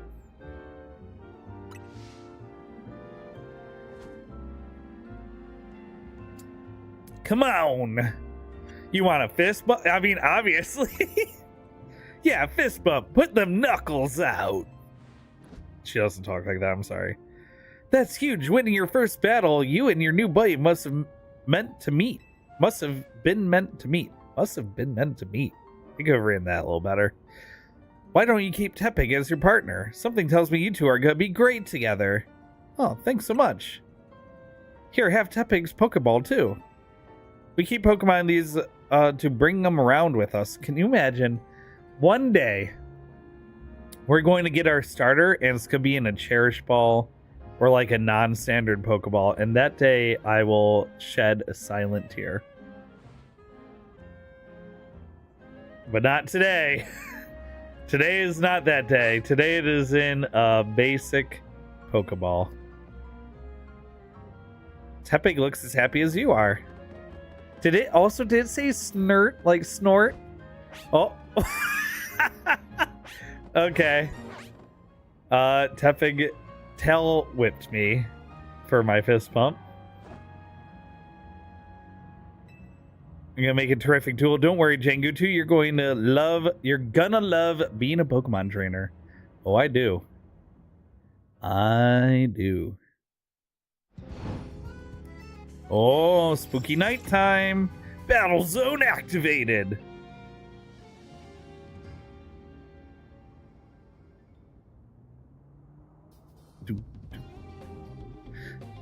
Ooh. Oh no, we chatted too long. It's night already. And here we are in a battle zone. Rotten luck. We don't have time for full explanation right now, but here's the gist. Battle zones are intense. Anyone who finds you in here can challenge you to a battle on the spot. Well, I know a safe place we can go. We'll have these two Pokemon take care of your bag. Chicory and Totodile, you got this. Chico! Toto! Oh. And they're gone. They'll be fine. Other Pokemon will leave them alone. Plus, those two can climb fences and get into places where people can't follow them. Ooh. Future mechanic? Unfortunately, that won't work for us, so we gotta get out of this battle zone. Follow me. Escape from the battle zone. Stay right behind me. A classic reverse escort mission. Oh, I got the hiccups real bad. Over here. We're almost there. Uh-oh. What? It's Halloween. A pair of battle zone loiterers. You must be after a Pokemon battle. So square up and give me your best shot. Oh wait, my friend here isn't part of.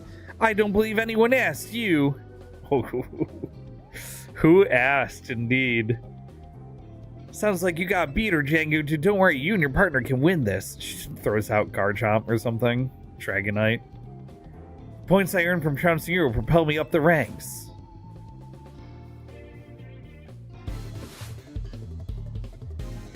Bridget the waitress. Oh boy. This is what you do after a long shift. A Cleffa. Aw. I don't want to beat a Babu.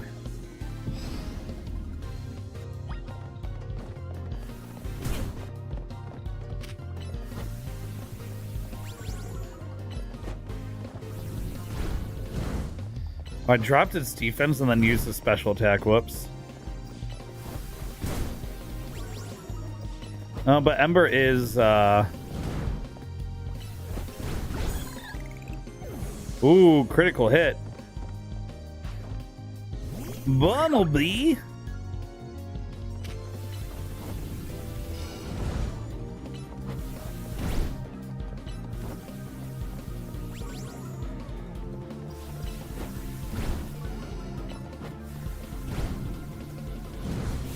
And you're gone.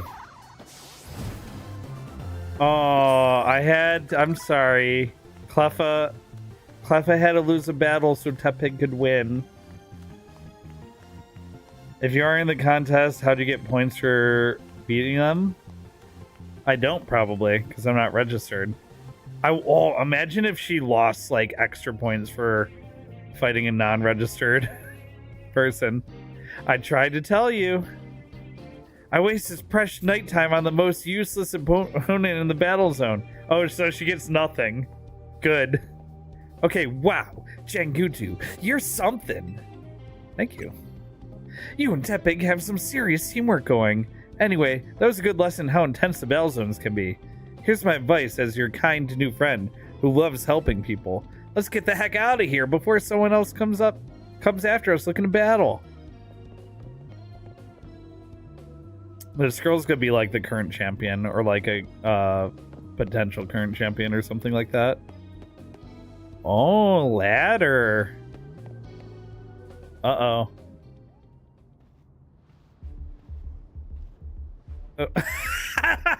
That expression was so real, like the ugh. Honedge! Honedge, my Babu, my favorite. Well, one of my favorites. Too bad for your guests. Once you step into a battle zone, you're a target like everyone else.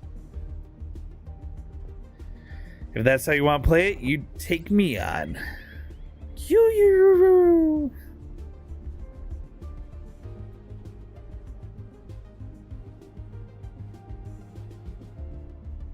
Dragon, no. A floette with a black flower, huh? You don't see that every day. Let's see how it battles. Dragon, this isn't Pale World, okay?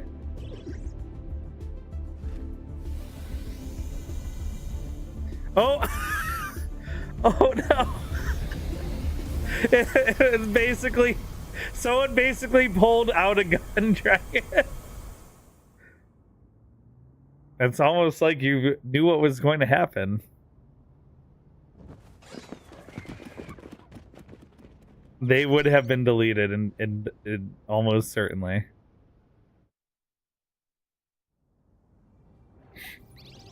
Q-U-U-Roo-Roo. Nicely done, Floette. Floette, that's its name. But maybe you should save that Light of Ruin move for when it really counts, huh? Light of Ruin. Let me introduce you to Floette. She's a very special Pokemon. She's apparently 3,000 years old. Wait. Which game had... Was it Pokemon X and Y that had the story about the guy that wandered with his Pokemon and then lost his partner? Was that X and Y's story? I'm trying to remember. The troublemakers cleared off. Let's hurry to a safe spot. Hotel Z.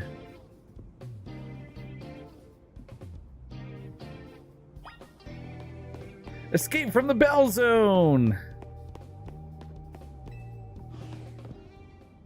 You can relax now. We're out of the Battle Zone. Hotel Z is through here.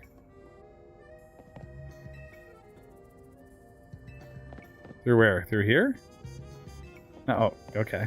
We said through here and you didn't point or indicate. You're also not standing. Oh, well, whatever. Through here?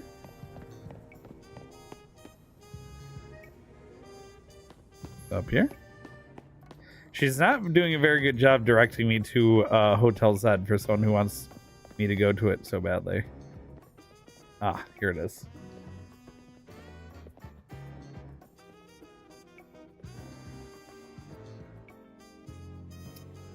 Welcome to our humble establishment, Hotel Z.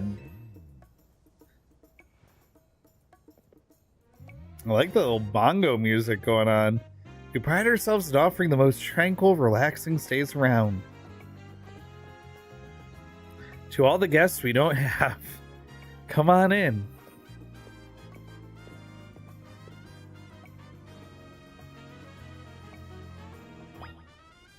Okay. Oh, not what I wanted to do. Is there... The autosave function will automatically save your progress for you as you play. You can manually save your game by pressing right bumper in the main menu. If you close your game, it will resume your adventure from where your progress was last saved.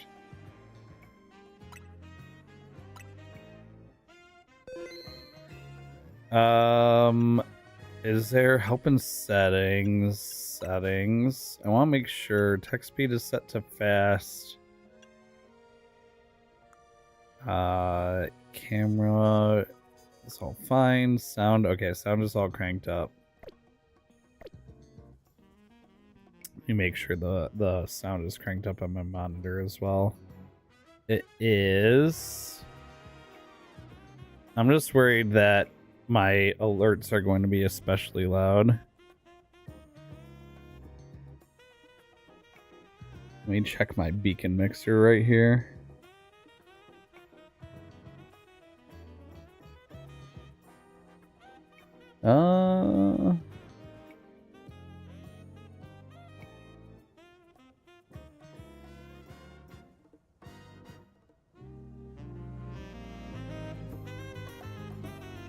Is that a little better?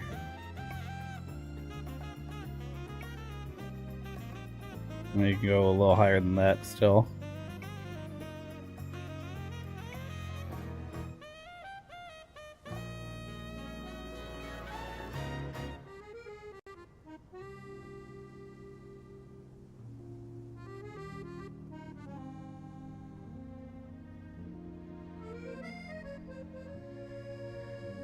Let me...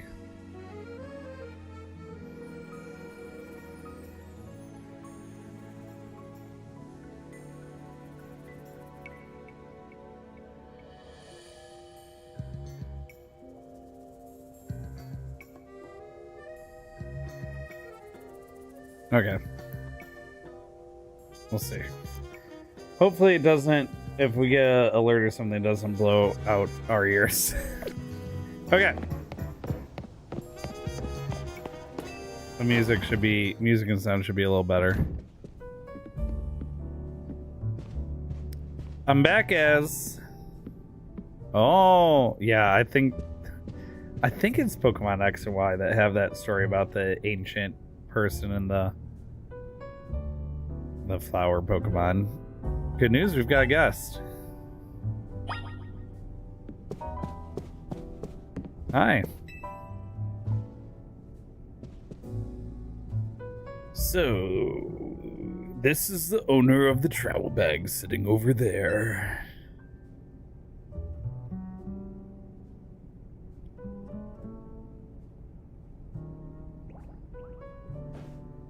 Oh.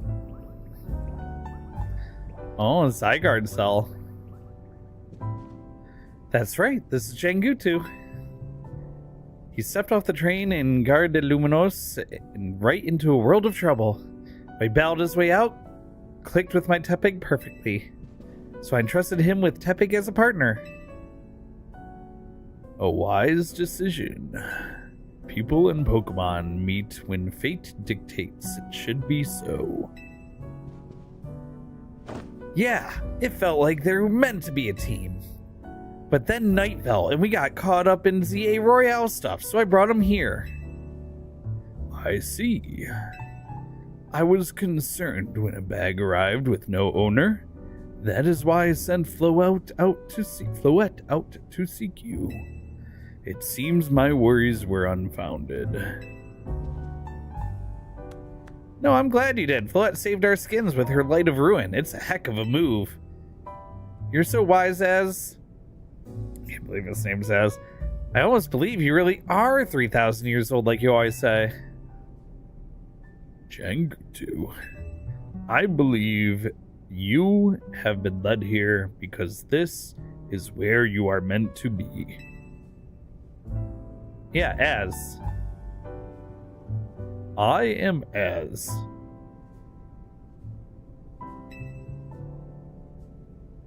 And as the owner of Hotel Zed, I welcome you.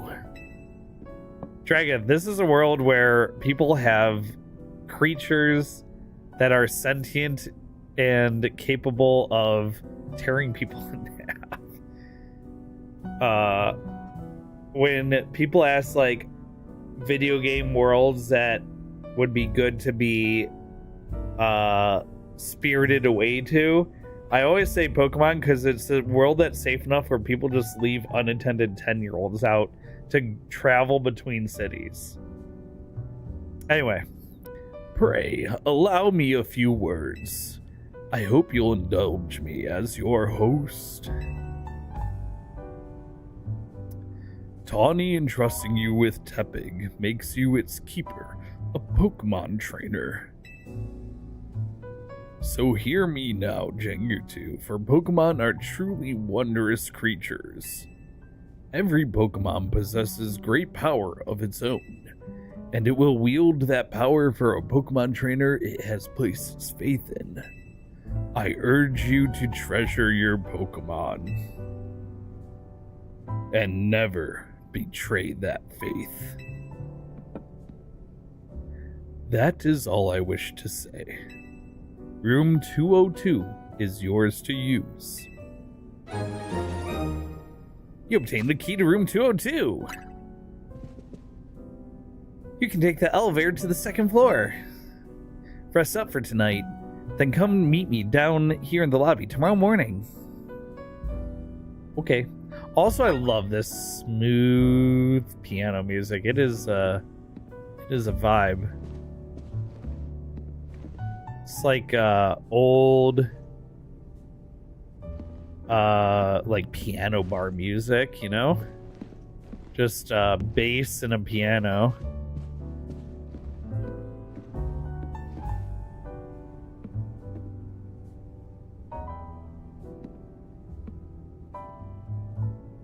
Yeah. What's back here? Ooh, secrets. So how do I get up to my... Oh, take elevator.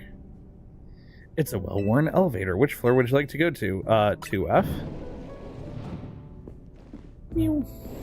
Oh, that's where Mew is? Behind the curtain? Does every... Never mind, missed it. Wait, we can go back.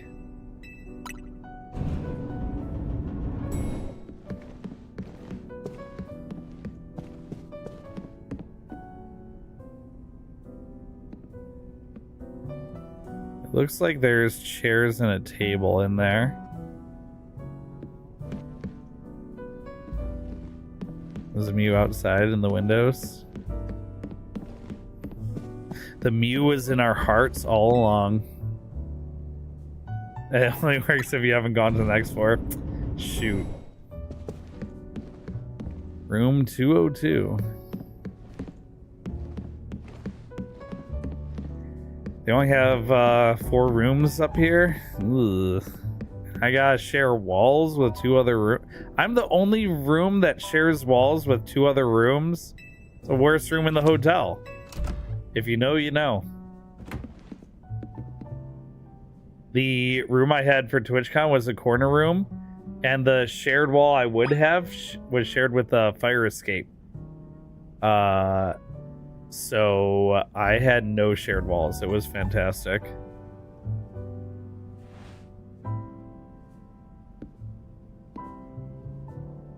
Oh, what is this webtoon? Happy 10th birthday, son. Here's a rat. Now go into the woods and fight some strangers, and don't come back until you've explored the whole continent. This is basically the plot of Pokemon. It is basically the plot of Pokemon.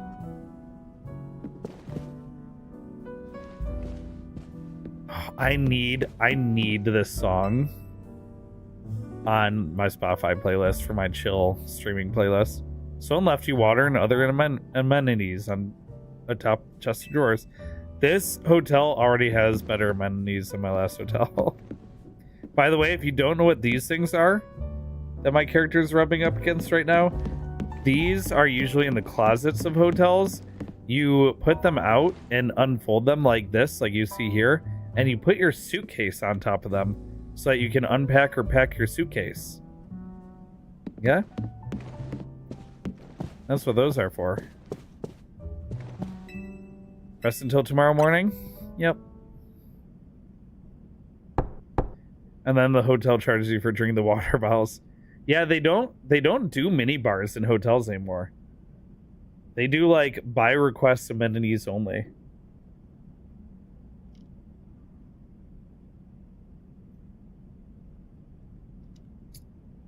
But the days of the mini bar are long gone.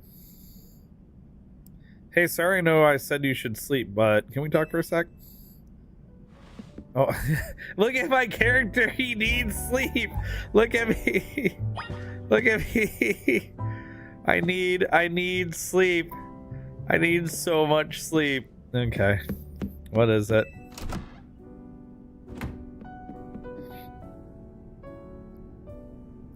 Begging your pardon, dear guest. I neglected to show you our hotel's true gem, a stunning panorama. Was on the roof? That means, come on, you gotta see the roof. Okay. I kinda got it from context. Oh, it's actually a very nice roof. Bit late now, but welcome to Luminos City.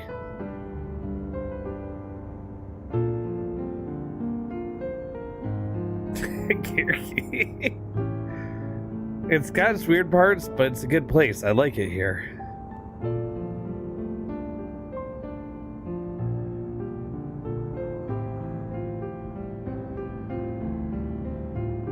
Listen, I owe Az big time for all the help he's given me since I got here. I want to do right by him in return. Not to put you on the spot, but you think you could give me a hand? Sure. Because of the bag that got stolen. Thanks, that means a lot. Yeah, me too. Oh. Oh, there's a little slippery Zygarde cell.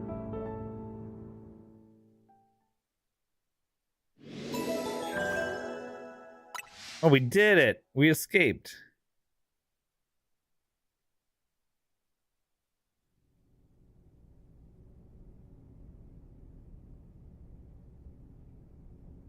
Boy accompanied by his Zygarde cell. Was he also brought here because Luminos requires him?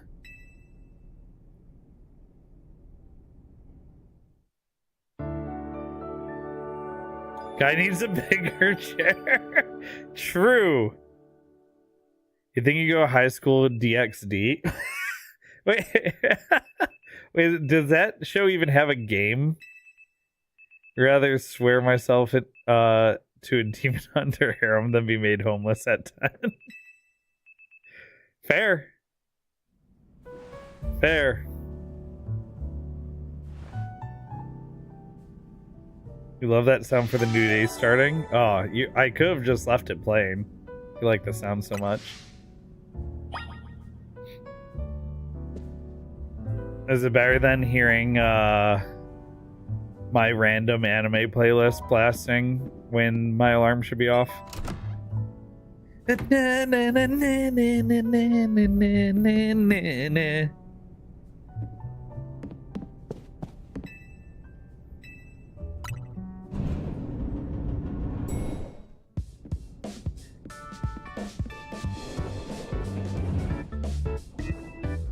Okay. Glad I turned the sound up. This music's bumping. Yesterday was pretty hectic, huh? Your bag gets stolen, then you get dragged into ZA Royale. Must have been a lot to handle. Term keeps coming up. Okay, but like, that talking animation was better than anything Pokemon's ever done before. Like, that was smooth. The ZA Royale is a big Pokemon battle tournament that's taking Luminos by storm. Normally it's like 3 frames. You have like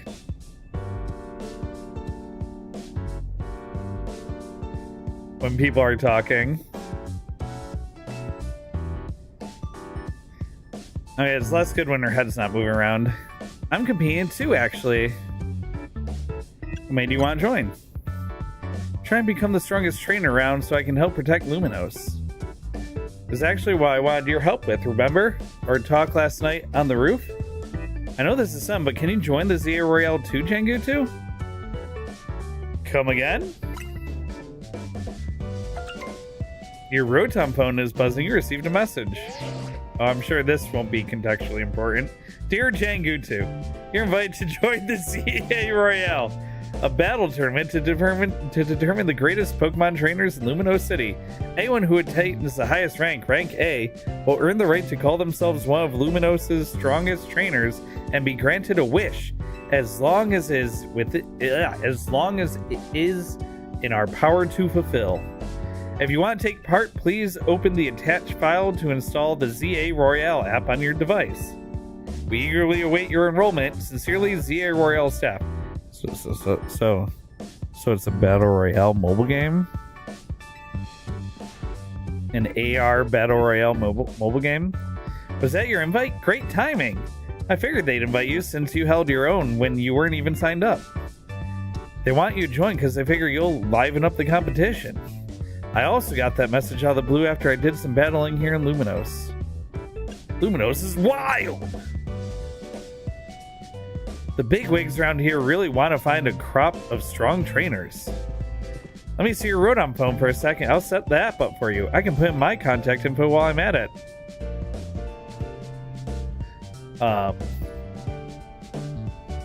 I'm good. I'm good. Just the app is fine. Just the app is fine. Thank you.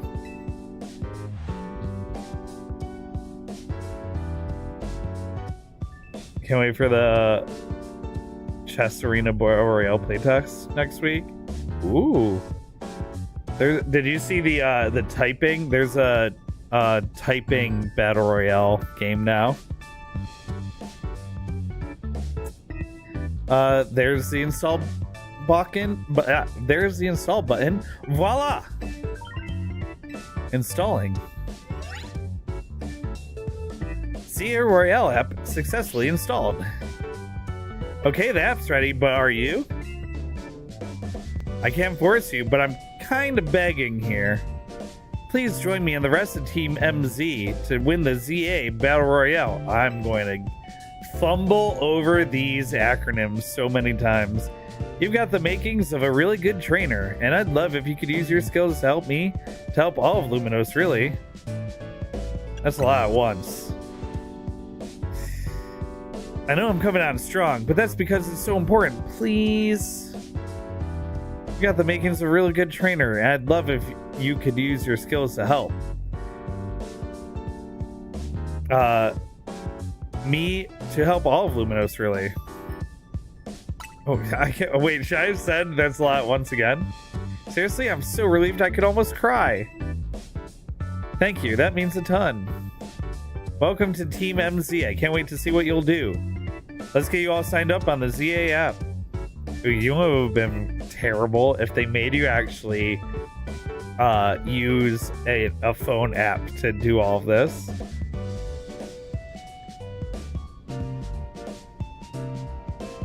Chess One looks so fun. She released a trailer last week. Is on the wish list for the beta, but never got. Here you go, your official Team MZ gear, proof that you're one of us. Oh, new fit? No way you can bow carrying your huge travel bag, right? This satchel won't get in your way. Well, what are you waiting for? Try it on along with the jacket. Oh, dress up time. That was a crazy zoom in. Nice. I'm gonna look like part of the team until I find the very first clothing store. Let's take a pic for your profile. Oh. No countdown or anything. She just snapped it, huh? They say candid pictures are the most natural. I'll send it over so you can finish signing up. You've now officially entered the ZA Royale. SAP is returning taking part in the ZA Royale. Lets you check key stats about your current standing, including your rank and how many points you have. Whenever an opponent has been decided for your next promotion match, this app will also show you who you'll be facing. Okay. I'm rank Z.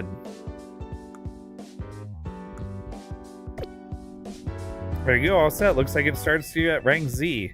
And your goal is to climb from the bottom all the way to rank A at the top. How nice it is to see so much energy so early in the day. I could not help overhearing. It puts my mind at ease to know that you will join the ZA Royale Jengutu. Luminos bustles today with Pokemon and people, but beneath the surface lurks a terrible grief. Oh. I hope you will claim victory in the ZA Royale so we might face Luminos at last. Free Luminos at last.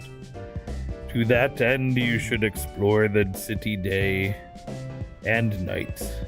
Get to know her Pokemon and her people. Such bonds will be sure to help you.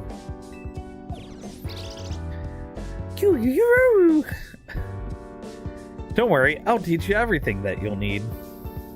First of all, a Pokemon trainer is what we call someone who battles with Pokemon. And the number one thing a trainer in Luminos should know is how to roll. How to roll? Well, when a wild Pokemon's attacking you, you gotta dodge it. Here, I'll show you.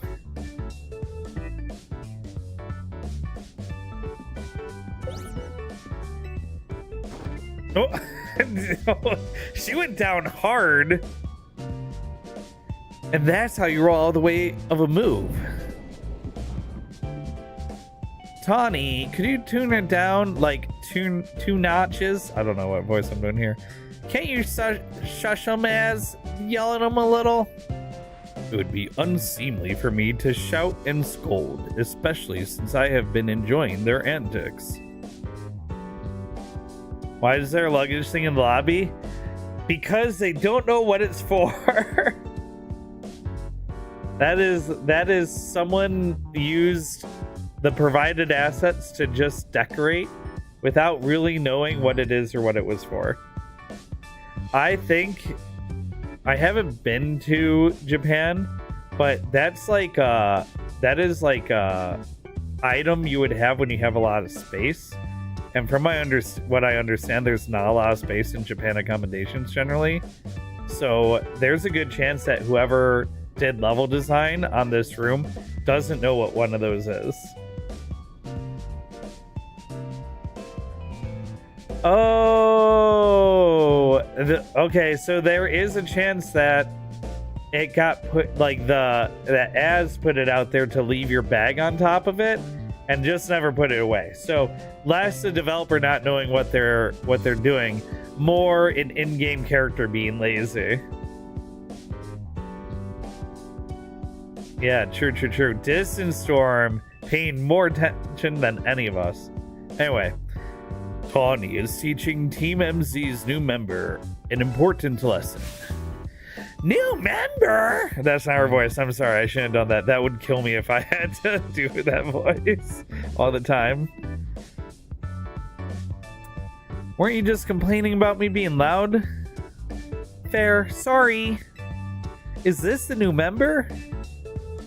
Yup. Meet Jengutu. Nice to meet you. Nice to meet you too. I'm Lita. I'm a dancer, and I came to Luminos chasing my dreams of going pro. Plus, my big brother. You can tell the whole story later, okay? Right now, I've got to get our newbie up to speed. Okay, Jengutu. Next up after rolling is Pokemon battling. Meet me out front of Hotel Z. What? You already saw me battle. Okay. Press B to dash. There's no need to hold the button down. You'll continue to dash as long as you keep moving. We love toggle sprints here. Yes. Press Y to dive and roll. Doing so will let you dodge attacks of aggressive Pokemon and avoid taking damage. Phew. Phew. Parkour. Parkour. I've got to see Pokemon battling right out front. They're gonna think this is one weird hotel. Well, the hotel doesn't have guests.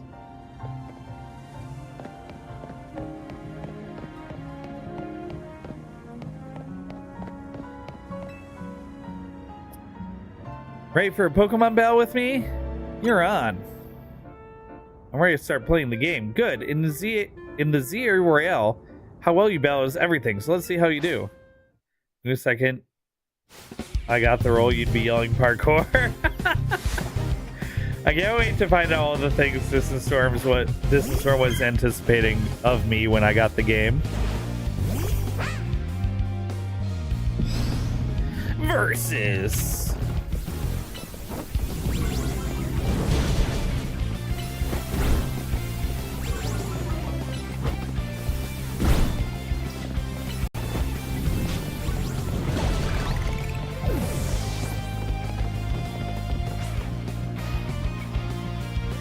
I didn't think that you'd knock out Chikorita, but we're not done just yet. Every Pokemon has at least one type. There are 18 types in total. Chikorita is a grass type. Tepig is fire type. Totodile is water type. I'm going to turn this down a little bit. When Pokemon is hit by an attack, the damage calculation takes into account that Pokemon's type and the move's type. Super effective attacks deal more damage, while not very effective attacks deal less. Taunting of MZ, set on Totodile.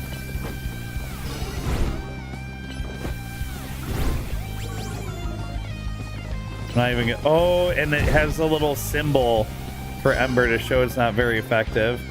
I could probably throw an Ember in there. Throw an Ember in there while things are on cooldown anyway.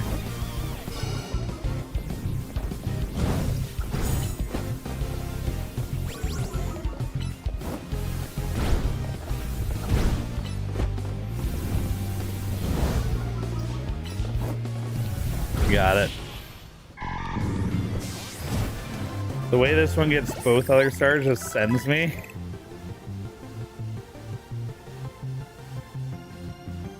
You're even better than I thought you'd be. Yeah, I mean that's fair. You do get the Pokemon from her, so they are all her Pokemon technically. That match taught me one thing for sure. You're gonna make an amazing trainer. I think Luminos' future will be a lot more secure with you in it. The future? I just got here yesterday.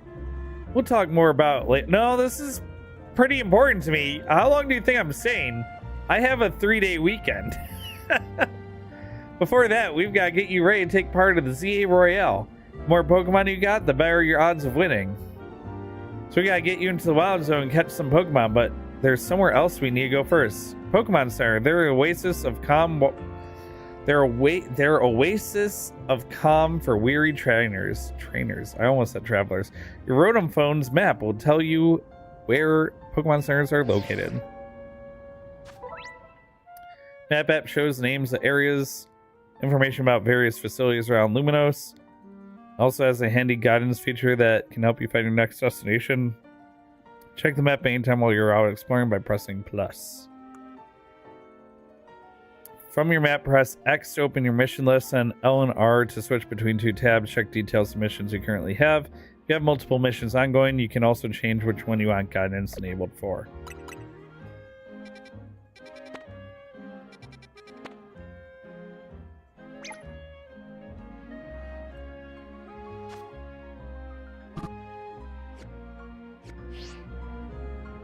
If you ever get lost, you can always come back here to reorient yourself. Let's move, shall we? Oh, can you fast travel back to the hotel? Is that what she means? The goals you try and achieve as part of MZ are referred to as main missions. When you're feeling lost or unsure what to do, check the guidance provided in your mission list to help find your way.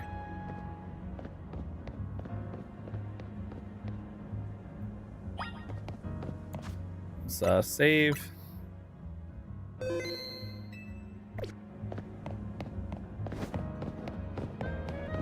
Anything over here now?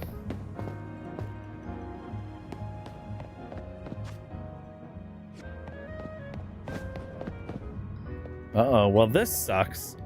What do you think the deal is here, Jengu 2? Pack of wild street boulder? This is I would make a smart aleck move comment like that.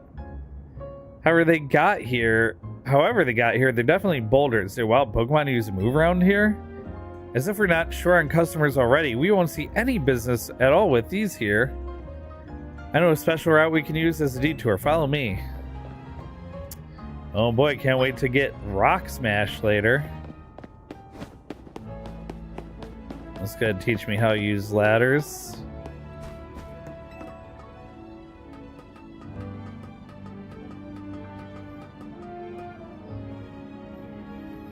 Nice weather up here, huh?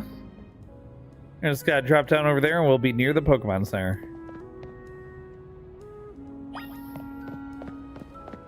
Parkour! Parkour!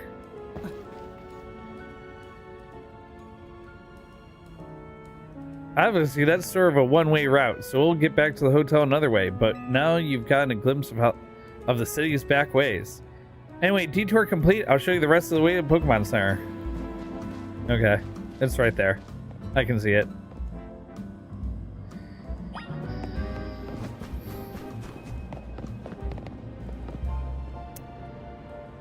The city looks pretty good. Ooh, open format. I like it. Enchanté! Is this your first visit to a Pokemon City center in the city? Why am I doing that? If you, okay, this is Storm. I see it.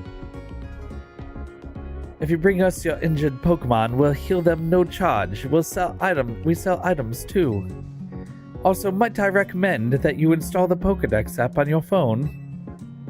There's a promotion underway right now. If you catch 5 Pokemon species and register them in your Pokédex, there's a prize in it for you. Alours, how about it? Ready to install the Pokédex app? You're such a simp for this Nurse Joy. Your cosplay as her, that's how much you love her. I mean, the fit is clean, for sure. For sure, they finally got away from that, like, 1970s nurse outfit. Thank you very much. Oh, I love the potions and the revives and everything on the shelf. Also, the little Premier Ball planter on the little, in the little nook. You've got the Pokédex app installed on your Rotom phone. Try bringing out your new buddy for a sec, Jengu 2.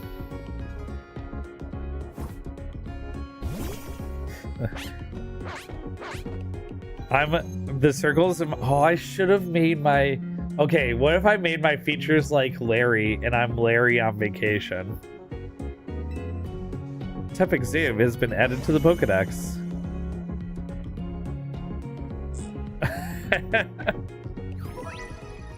Having this app on your smartphone allows you to build up a record of Pokemon you encounter in Luminos City. Data will be registered whenever you obtain a Pokemon, such as catching it via its evolution or by receiving it from another trainer. Okay. Entry number 4. Habitat. Under investigation. Okay. You dove right into using the new Pokedex app. Thank you very much. Once you catch 5 different species of Pokemon and register them in your Pokedex, please report your success to the Pokemon Research Lab. Okay. Nice of them to offer a prize. Let's head to that wild zone and start catching some Pokemon. Yep. But what about balls? I have no balls. Someone find Momo. Help. I need to find my balls.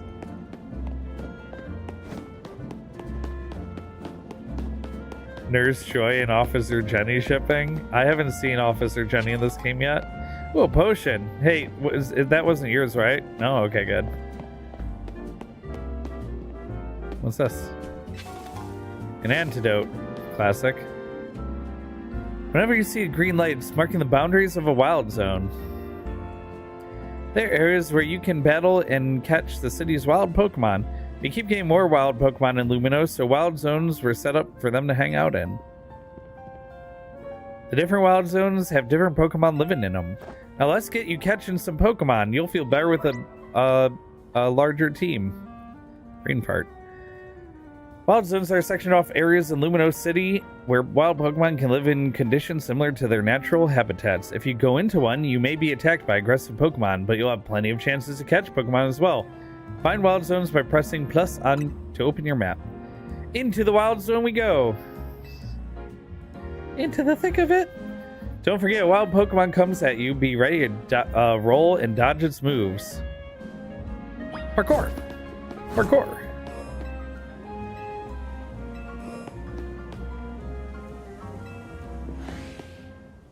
Okay, it's got a level warning on it as well.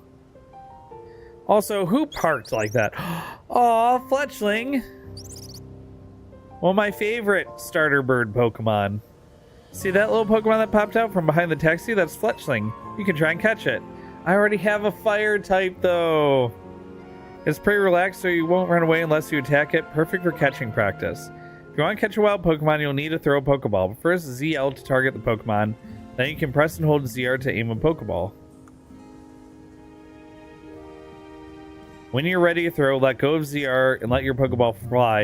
If the ball hits a wild Pokemon, it may result in a successful catch. If you have a Pokeball ready but want to cancel your throw, press B. Okay. There were some Pokeballs. 10? Okay. Press and hold ZR to aim Pokeball and then throw it. You can also focus target by holding ZL. It makes it easier to aim. When you use ZL to focus a wild Pokemon, you can see details like its name, its level, and how easy it will be to catch. The more caret symbols you see next to a Pokemon, the better your chances of catching it. Oh, that's a nice little visual indicator.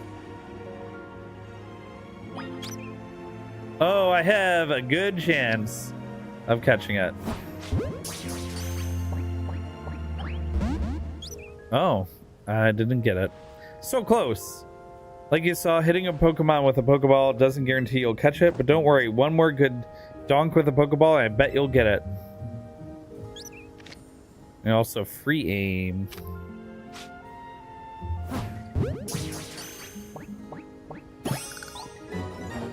Congrats, you caught Fletchling. I'm glad that it has like a sped up animation too. Kind of like how Pokemon Legends Arceus had just a like whoop, like a one shake situation. Pokemon you catch will join your team and battle alongside you. Gathering more Pokemon to battle with will help make you a better trainer. Next, let's see if you can handle stronger Pokemon. Bunnelby. I don't know why I did that. I'm sorry. That Pokemon is called Bunnelby. It's more aggressive, so if it spots you, it'll attack. But that's okay. All you gotta do is have your trusty Pokemon attack the wild one to lower its HP. The more you lower a target's HP, the better chance of successful catch. In fact, if you defeat the target battle, you'll have a brief catch window, a moment where the Pokemon becomes easier to catch. Act fast. If you keep pelting the same Pokemon with Pokeballs, you may anger it. While it's angry, it can't be caught. Pokeballs will bounce right off. You have to wait until it calms down before trying again. Oh. You bring out your partner Pokemon so it can catch this wild Bunnelby. If a wild Pokemon attacks you, press right or left or right to choose a Pokemon from your party and press up to send it out. Fight back. To call your Pokemon back to Pokeball, press down. It's a pretty intuitive interface. But be careful if you don't have a Pokemon out. Well, Pokemon will attack you directly. Take too many hits, you'll black out. Yikes. Don't tell me you can't walk around those rocks. I mean, I'm sure you can walk around those ones. Oh boy, hello.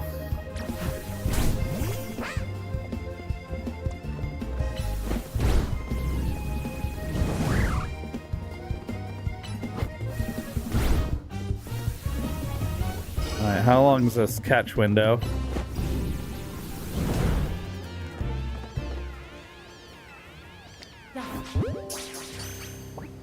I'll have to find out on a dupe later.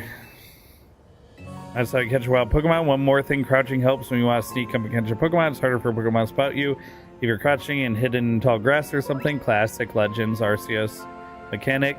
Left in on the left stick to crouch and hide by crouching behind objects, making you harder to spot. Crouching and patches of tall grass will hide your presence even better. You're itching to throw some Pokeballs, huh? Here you go. More? For free? Oh, 10 more. I'll take 10 more. Where's my Premier Ball as a special bonus? You just need 5 Pokemon species to get that prize, right? Let's head on. Let's catch them and head to that research lab.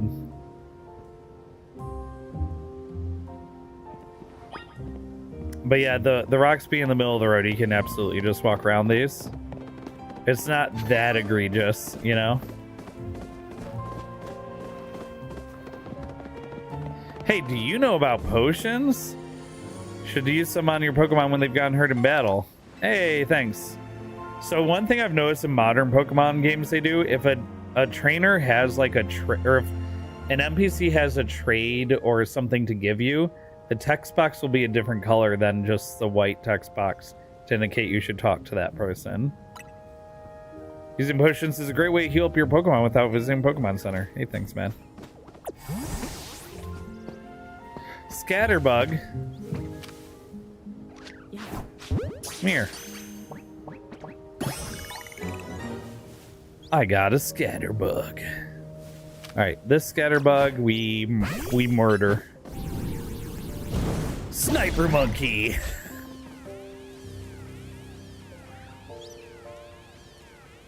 About 5 seconds, I'd say.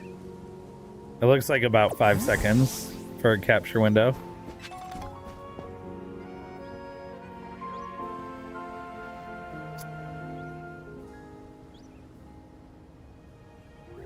Did they take out the mechanic where you spam A while shaking and increase catch rate? Yeah, whenever I talk about, like, it was hold after the Pokemon went in the Pokeball, you held A until the second shake, then you released A, and that's what gave you the higher catch rate. It was never the tapping.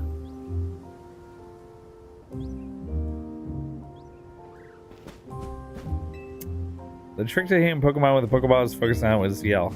Oh. Aren't you supposed to be selling ice cream or something? I think she's not even trying.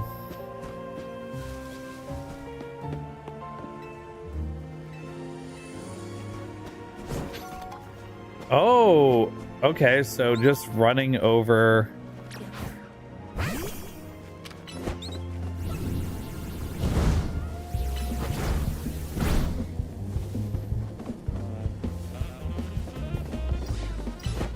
Crouching makes the music quieter too. Okay, it looks like XP share is on by default as well.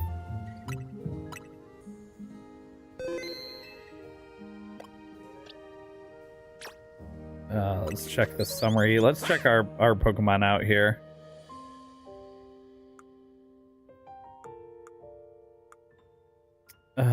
We got special attack up, special defense down, Tepig.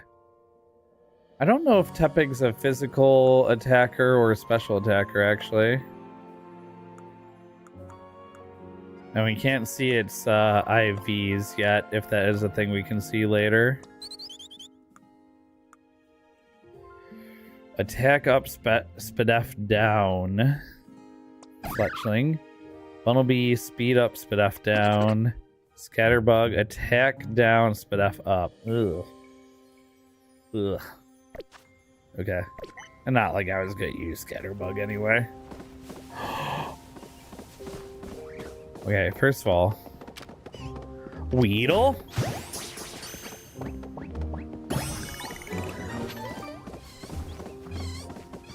Second of all, Mareep.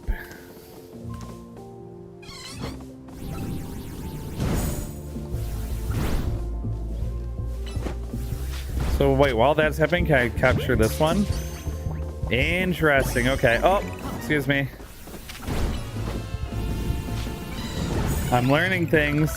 I'm learning things. Okay, so if you see something you want while you're in a battle with something else, you can absolutely just throw your ball at something else. Okay, good to know. I care for a sample. Luminous Gillette on the house for new customers. Heck yeah. Popular treat can be used to curing a stash condition. Ooh. Strong. Yeah, tapping B to prevent crits is so real. Sniper monkey.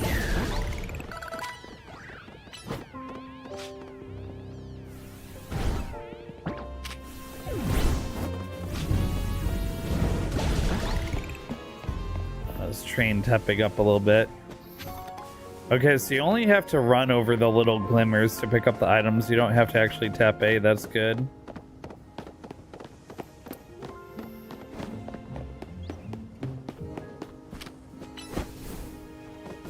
Oh, and if your Pokemon gets too far away,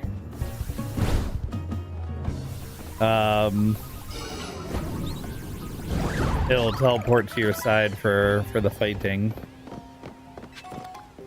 Another potion. Oh, do I get? Oh, I have 5 Pokemon. There are probably only 5 Pokemon in this area.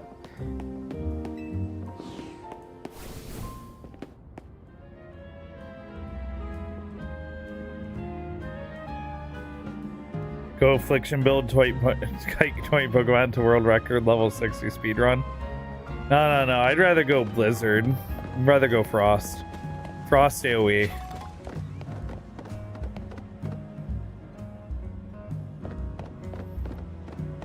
The power science is amazing. Holotech keeps Wild Zone safe. Oh my gosh. It's the technology is amazing, guy. I sure wish I could use Rock Smash. Me too. What is this? What is happening here? Keep hearing the redevelopment plan was adopted because the mayor forced it through. Is that true? Isn't it outrageous? I'm assuming this is what a video call looks like now and that's not an AI.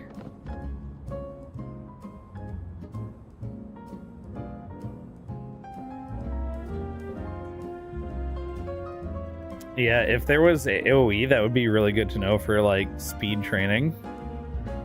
Do you already catch 5 species of Pokemon? Yeah, that took like 5 minutes. This is GPT-9.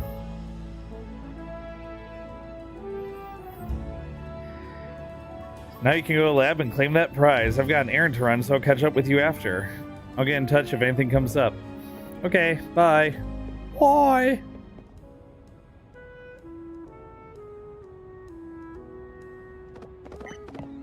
Pokemon Research Lab. Oh, hello. Wow, how very like 90s corporate woman fit. Welcome to Pokemon Research Lab. I presume you hear about the Pokedex registration prize. Who completed the 5 Pokemon challenge? Well done. Head on up to the 3rd floor. Our acting director will give you your prize, as promised. You gotta go into a building.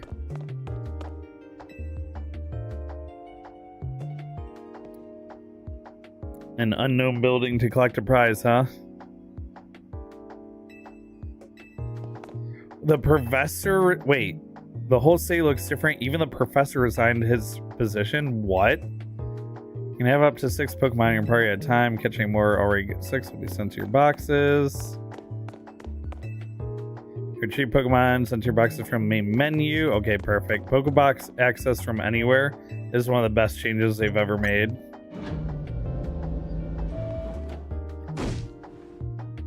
That short-sighted nitwit.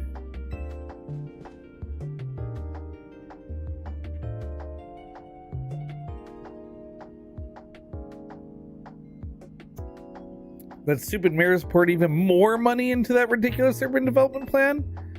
Sure, great.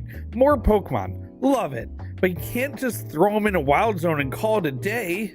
No, you've got to have a scientist survey and study these things to figure out what's safe. But who can keep up with all the work when they keep adding wild zones every time I turn around?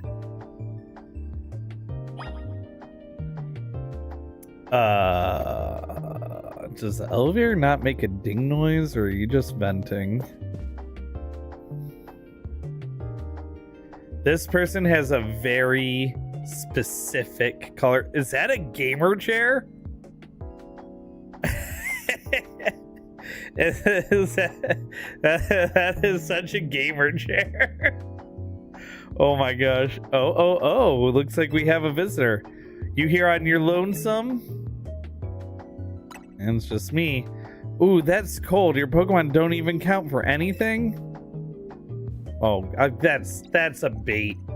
You're rage baiting. I'm the acting director here. Call me Mabel. And if you came all this way to see me, then I guess you're here. You must be here about the prize. Of course, that's why. Now let's see what you've managed to accomplish. So far, you've caught. Ooh, 6 whole species. Look at that. I've been hoping someone like you would turn up. Oh, you want to know, do you? That? Oh, wait, she actually was hoping someone like me would turn up. I thought she was being sarcastic. See, for whatever reason, we've been seeing this influx of wild Pokemon within Lumino City. I forget, like, canonically, in the world of Pokemon, most people don't even get to 6 Pokemon. Most people run around with, like, 2 to 4 Pokemon. I always forget that. So 6 is actually more than the majority of Pokemon residents already. That's what led to construction of all these wild zones so they can live safely in the city. But I can't keep up with all this work. I couldn't even tell you what species are on the rise lately. But now you've shown up. You have what it takes to complete our challenge because you're curious about Pokemon. You're just the type we need to help with our survey work. Okay. And you will help, right? Yes? So kind of you. Somehow I knew you'd agree. Since I'm Mabel, we'll call this Mabel's Research, And starting now, I'll be sending you all kinds of research requests. Understood? Good. You receive requests from Mabel to help her with her research. As you complete her tasks, your research level will go up, and you'll also receive valuable rewards, such as TMs, so keep an eye out for new tasks as they are continually added. In fact, I've already got some things I want you to check out for me. I'll send you the details. You receive new research requests from Mabel.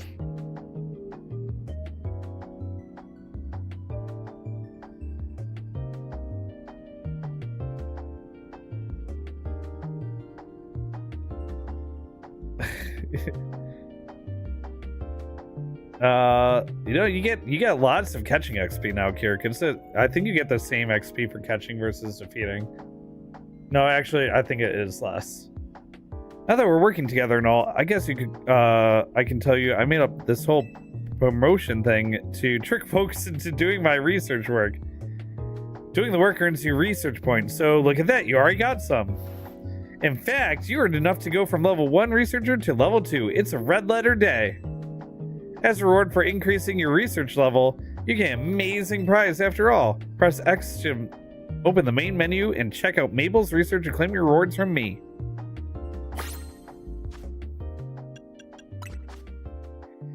You earn yourself a TM for Rocks match for reaching level 2.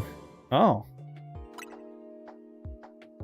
Your reward for reaching the next research level would be Mud Shot. It's a ground type special move that lets you douse opponents in mud so they may be slower.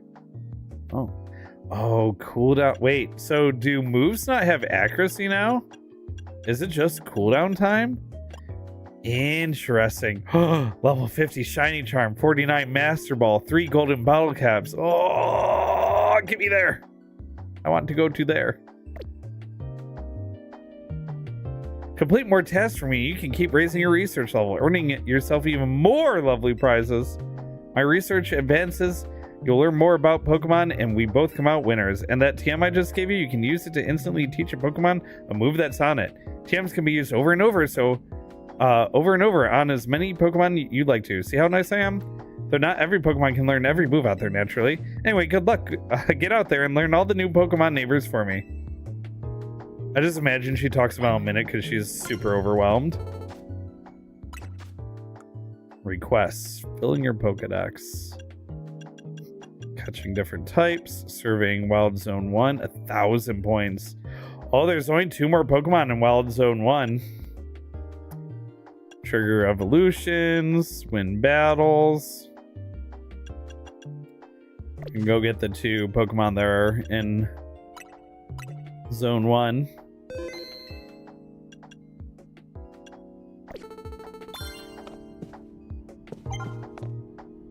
Came up with some new research you can do for me. Check the list.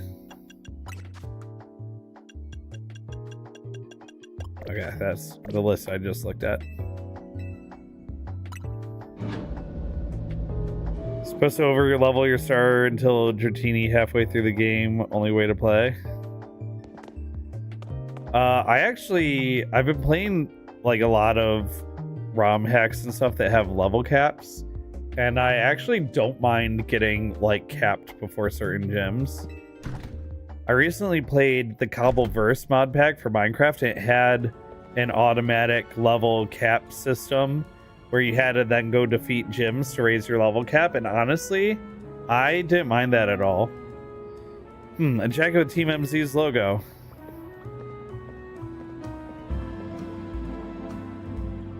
Would you happen to be Jangutu? How'd you know? So you're the new member who Tawny is so pleased to have aboard. I recognize you by the jacket. I'm the one who embroidered the logo on it. Oh. My name's Naveen. I'm another member of Team MZ, so we're teammates, I suppose. I see you had business in the lab helping out with Mabel's research. I'm surprised she found anyone willing to help. I suppose it's not a bad deal for you. After all, you'll fare better in the ZA Royale if you have Pokemon learn a wide variety of moves. The TMs you earn as rewards for helping with Mabel's research will come in handy for that. Now about your outfit, it needs something. What do you think of this hat? You receive a striped trim. Not a Trilby. Anything but a Trilby.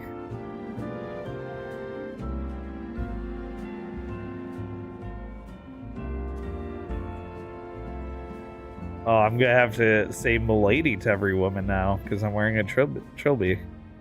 No thanks necessary, wasn't my size. Oh, if the jacket's not your style, feel free to change into something else anytime. Change your outfit and looks by pressing minus in the main menu. If you buy new clothes and accessories at boutiques, you'll be able to switch up your style more and more ways. Have fun finding a way that's all your own. So Distance Storm has sent me screenshots of how she's been able to get her character to look, and honestly, I'm really excited to be able to find like different fits for my character. Yeah, exactly, lady.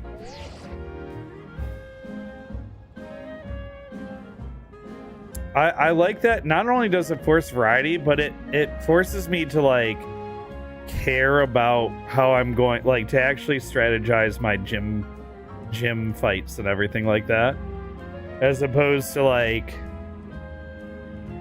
just being like, I'll bring some Pokemon there right for the gym, and if they get taken out, then I'll just sweep with my sweeper.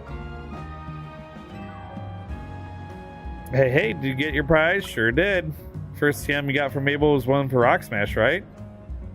You ought to teach the move to Bumblebee so it can break those boulders later. Yeah, sure. Bumblebee's fine. I might teach it to Tepig.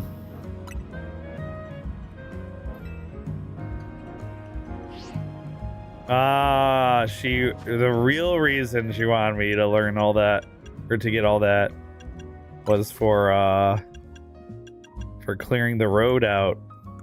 My Hotel Zed. Give to Pokemon Tepig. Give to Pokemon Reap. Use this. Oh, only Bunnelby can learn it anyway. Okay, well. Tiny Mushroom and the key. Save.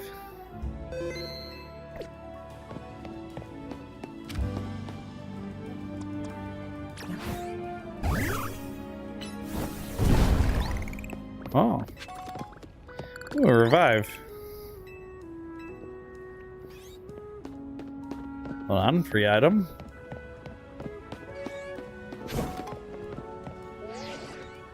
Oh, whoops. I'm gonna go this way. Are you gonna get soft locked if you only use the starter? You'll have to look up if any of the starters can learn Rock Smash. Because if so, then maybe yes.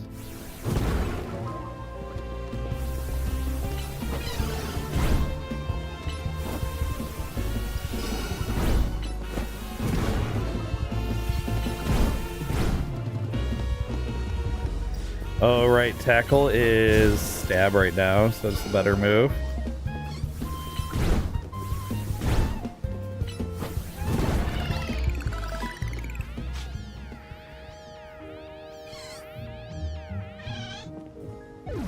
Goodbye.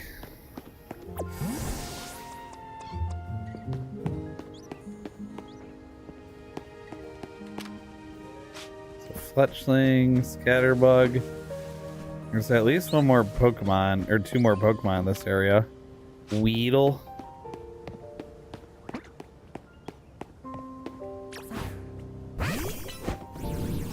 Sniper Lucky. Oops.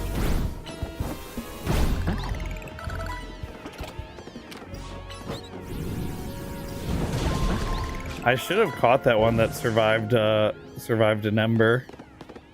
Must have really high special defense or something.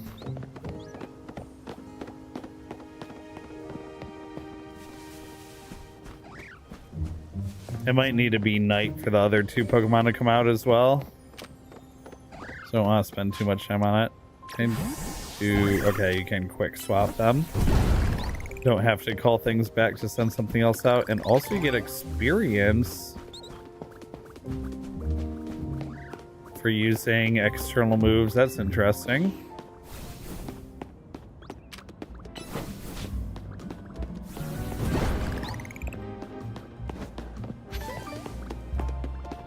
Let's running around picking up trash. You know how it is.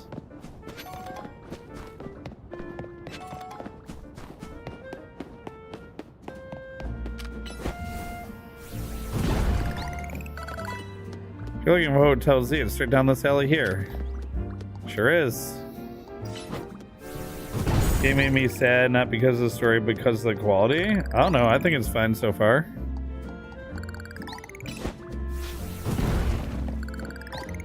I'm not exactly expecting any Pokemon game to have the same graphic fidelity as GTA 6. Or Clear Obscure Expedition 33. What is that going on there? I want to know what's going on with those crystals.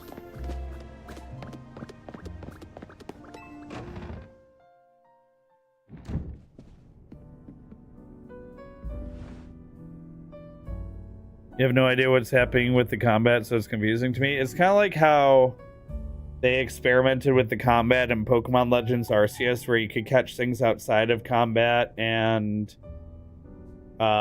you would dodge moves outside of combat, but then once you entered a Pokemon battle, they had like the strong and agile style, and sometimes Pokemon would get to move twice or would like not be able to move as frequently.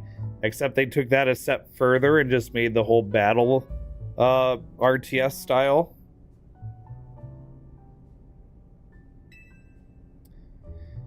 It's I don't have to move my character around, I don't think. I just am to do it. Maybe that'll be relevant later, like maybe I want to be closer to my Pokemon or the enemy Pokemon or whatever. But we'll see. I'll keep messing around with it. I got us some food. Let's have a bite.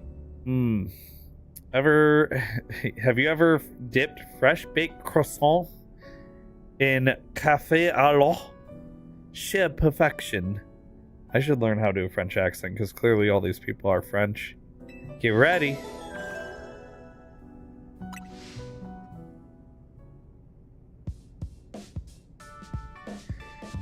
Also, like, comparatively, like, look at this. This seems nicer than the last few Switch titles we've gotten.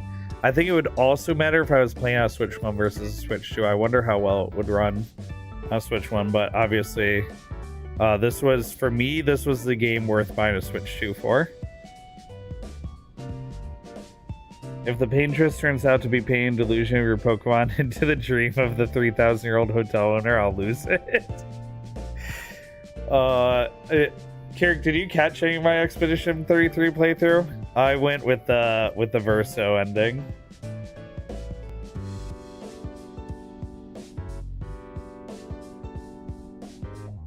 I wound up loving that game so much that I forced Distant Storm to sit on the couch and listen to me explain everything that happened in that game and then watch some of the cutscenes with me.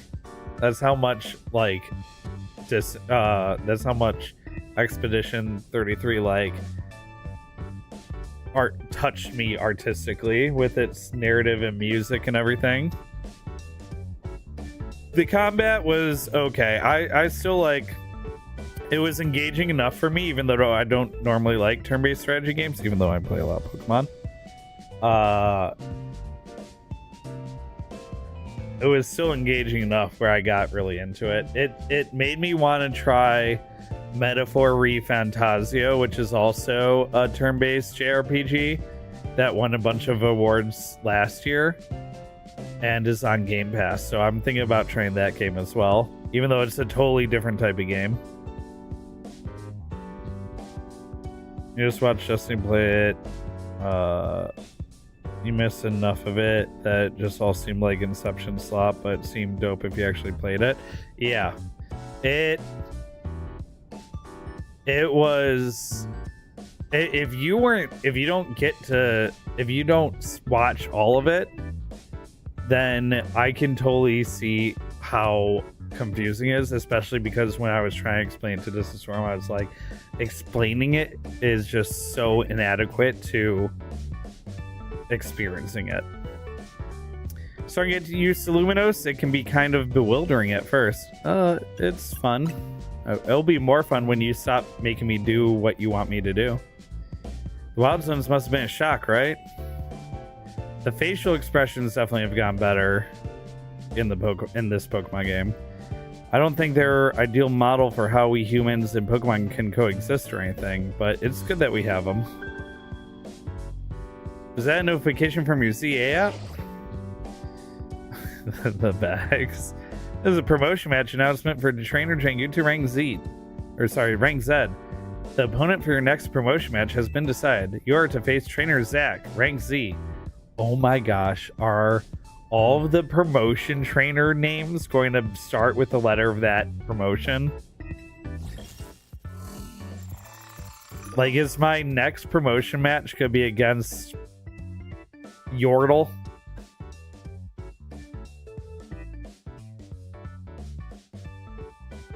You were super into it, and then you missed the stream, and then the next one, Gustav was dead. You're like, who the fuck? Yeah, if you missed that specific switcheroony, then I can totally see.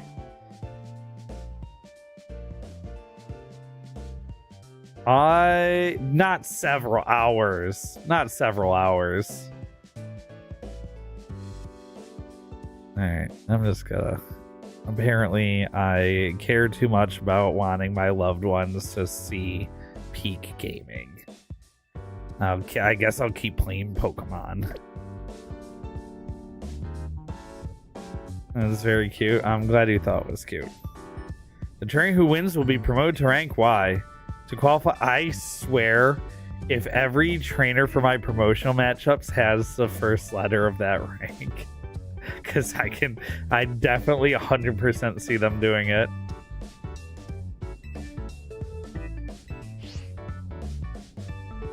Guess it's time for your first promotion match.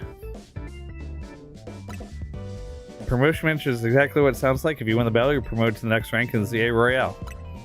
Challenger ticket is what lets you compete in promotion match. Once you've earned enough ticket points, your challenger ticket shows up in your ZA app. To earn ticket points, you gotta beat other trainers. Also, wait, can I just say something that I appreciate about what's happening right now? Both characters are sitting like normal people. You know? Like, those are both like fairly normal sitting postures, and they're not identical. Can I say that I appreciate that they're not identical postures either? To earn ticket points, you gotta beat other trainers and compete in the Royale, the types who hang out in battle zones. I'm sure you remember getting a taste of that battle zone last night. And it's nearly sundown. When night falls, the battle zone appears and the ZA Royale starts up. I'm gonna go wait outside. When you're ready to head out for the night, come find me.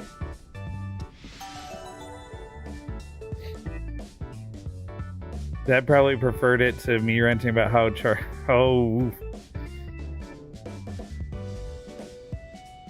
Probably. He probably preferred it. He probably preferred the other thing. You're not gonna look forward to fighting Zach, Yolanda, Zavi, Wheatley, and so on. That's what I'm saying.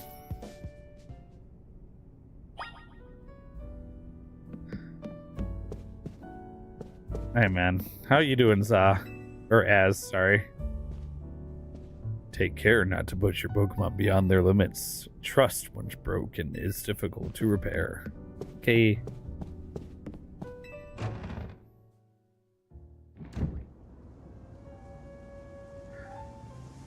Am I thinking of the Pokemon Unbound story? Or is it the X and Y story?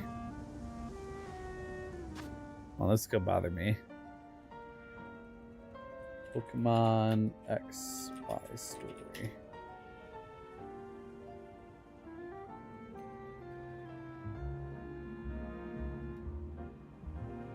Pokemon Unbound story.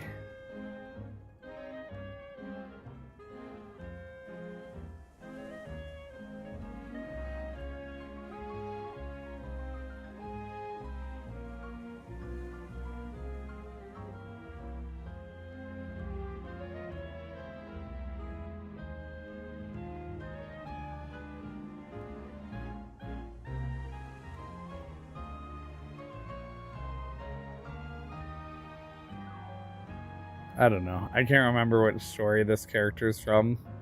It would be crazy if it was Unbound because that was a fan ROM.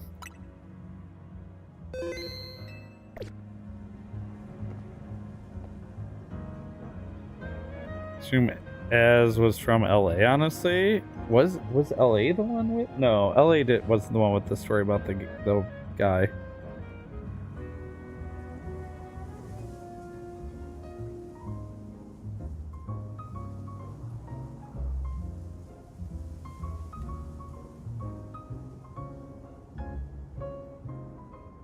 That was probably X and Y. I think it was X and Y. Feeling ready to brave the ZA Royale? Ready as I'll ever be. Let's get this over with so I can start playing the game soon, hopefully. A 2-hour tutorial.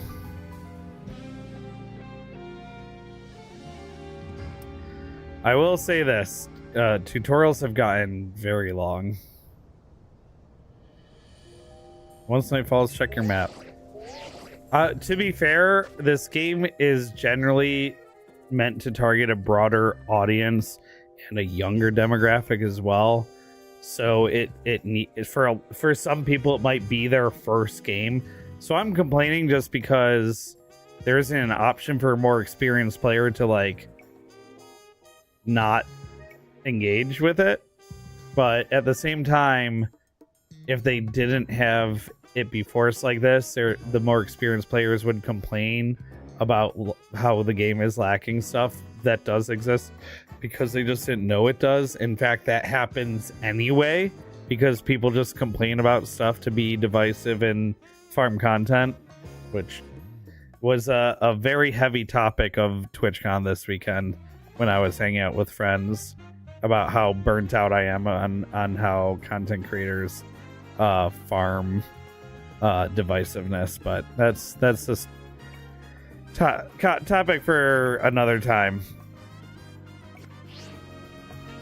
Glowing red space on your map is Battle Zone. Looks like it's the same spot as last night. It's glad it's somewhere familiar anyway. Let's make our way there now.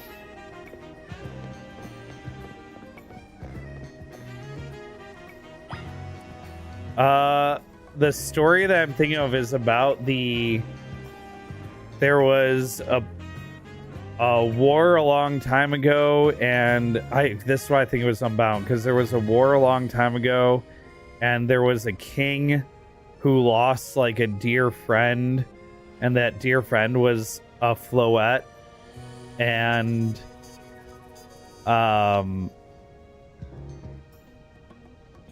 the king then like conquered everyone, I think using a hoopah,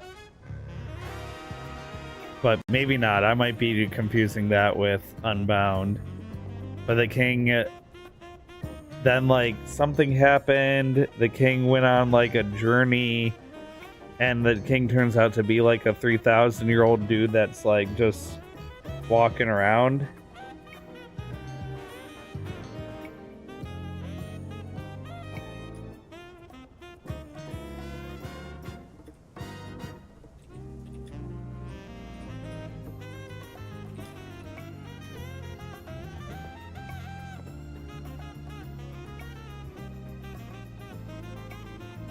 Yeah, it is from X and Y. He was the former king of Kalos 3,000 years ago, before the events of X and Y. The war and ultimate weapon, as beloved Floette, killed in great wars. Grafey created a machine to revive it. When he learned the revival required the life force of other Pokemon, as turned the device into a weapon, use it to end the war. This action granted him Floette eternal life. Disgusted by the actions Az took to revive her, Floette left him for the next 3,000 years. Az wandered the world alone, and then they're reunited during the events of X and Y. The player battles Az, which helps him finally free himself from his torment. Floette senses a change of his heart and returns to his side. Okay. It's going to go on to say more about like this game, but yeah, that was what happened in Pokemon X and Y. I knew it was from a game that I had already played. I've just played so many Pokemons, official and unofficial at this point. Is this a berry tree? Hey, I knew it. I had a feeling. Yeah, it was the war story beat that had me thinking it wasn't a mainline game. Hey, is this the squad? So diving into the Rail 2, huh? We wouldn't have brought him on as a team member if he wasn't gonna compete. That's right, we're gonna need some support from you two as well. About the Challenger's ticket you need. Since you're rank Z, you need 1,000 ticket points to earn a Challenger's ticket. You should be able to earn that much by being the trainers here in this battle zone. Inside battle zones, if Pokemon trainer spots you, it's battle time. Find trainers taking part in the ZA Royale. These trainers challenge you to a battle on site. Defeat them to earn ticket points.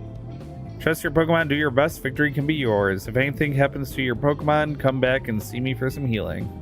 Don't forget, when morning comes, you're out of time. Good luck, and I pressed A before reading the whole thing. Sorry. I'm about to do some third-person peeks. Prepare for our creators. Bell Sprout, huh? I see. There is no option here.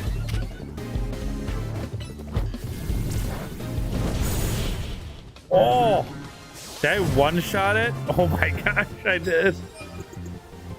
I look so evil, dude. I'm gonna be so spooky. First one in the books, keep the same energy, crush some more trainers. Okay, that gave me a third of the tickets I need.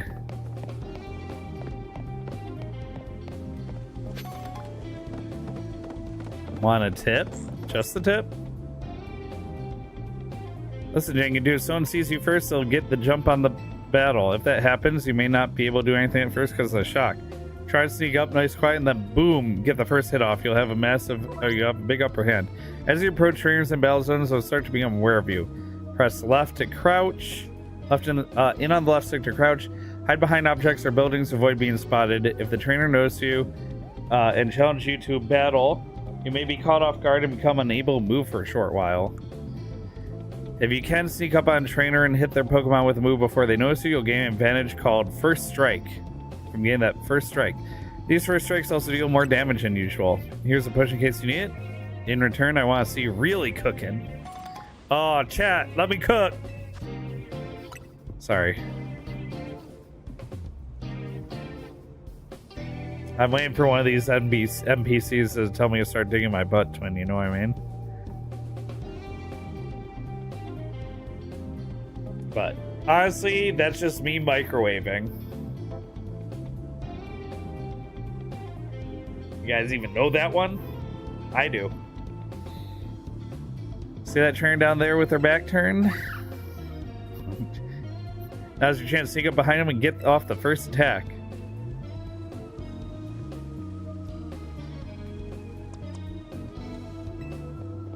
Oh, whoops. Oh, no.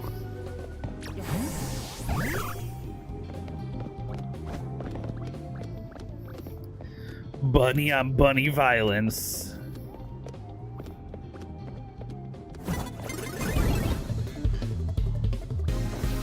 Okay, like, how is I supposed to?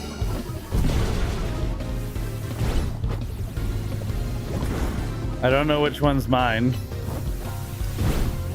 The one that's winning, I suppose.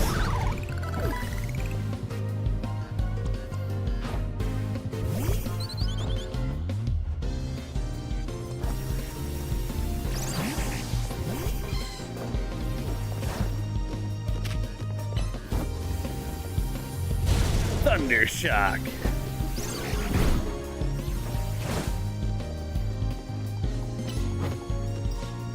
See, like in that time while I'm waiting, there's no point to not hit Growl. I think moves like Growl and Sword Stance and all that kind of stuff is gonna be way more useful because of that.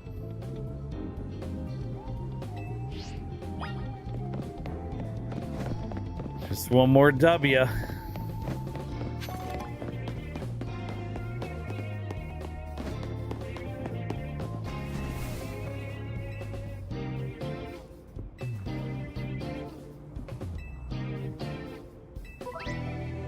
Between trainers and battle zone will earn you prize medals. Be careful, battle zones rules cut both ways. If you lose value, you'll have to give up half your prize medals.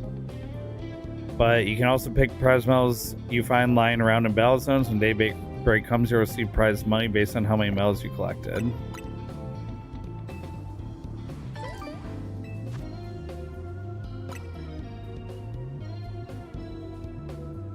I'll give another Pokemon a Citrus Berry.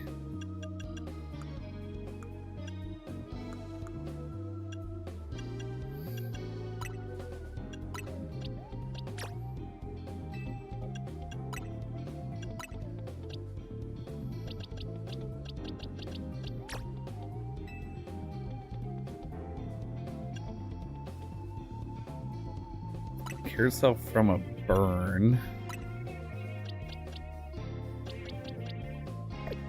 Hold on to that.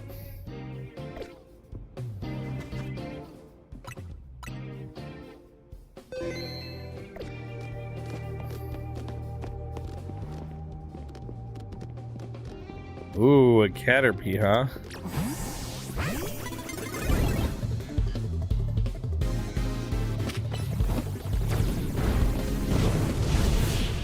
Oh.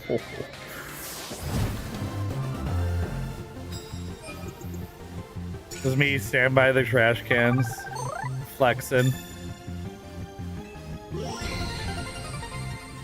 Yeah, exactly. See, Kirk knows. 6-7. So I was talking in someone's chat, and I was talking about the most recent Splitgate 2 playtest and how we got to play on the map Abyss. And I was like, I was having a really fun time. I got like 6 or 7 portal kills, and someone replied to my chat and said, "No, just no." I'm like, "What do you mean no? I got like I really like getting portal kills on Abyss." And they go, "That's the stupidest meme that's ever come out. I hate it." I said, "What meme?" And they said 6-7. I was like, I wasn't even trying to. I'm sorry. It so insulted you by using numbers.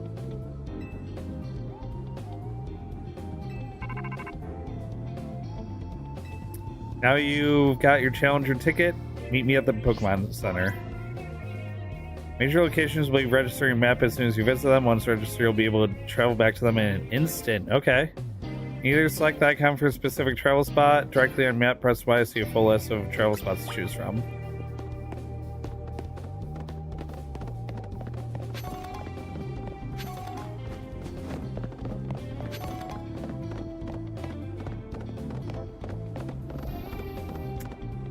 I have a feeling we don't want to go up against that trainer because it's got Pidgeotto. I have a Mareep, but the Mareep's still pretty low level.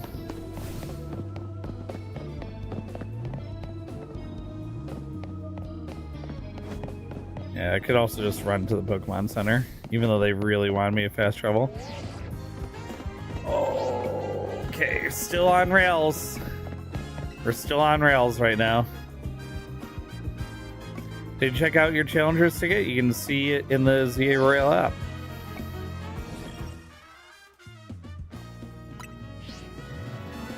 I'm going to take out another trainer of rank and promotional match if they got ticket too. Press how smoothly you're handling this. Let's see if you can get promotion match in before morning comes. Please.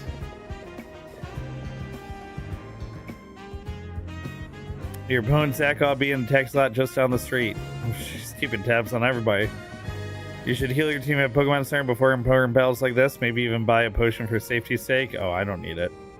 We need Taxi a lot. That is a middle-aged dude with a low punny. I am going to give him a wide berth. No, thank you.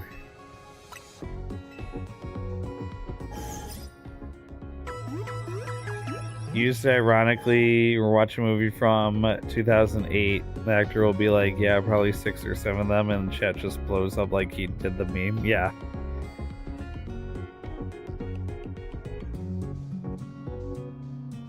Tepig and the rest of your team should be all better now. Is there anything else we can help with? I'd like to do some shopping. I would like to buy 10 Pokeballs and get a Premier Ball. Yeah, let's go. I'd like to buy 10 more Pokeballs. I would like to buy 10 more Pokeballs. I'd like to buy 10 more Pokeballs. I'd like to buy 10 more Pokeballs. I'd like to buy 10 more Pokeballs. Okay, I gotta save some money for clothing.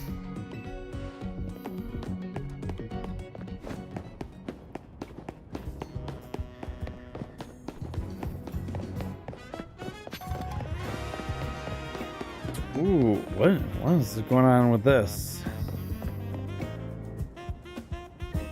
Hollow Vader.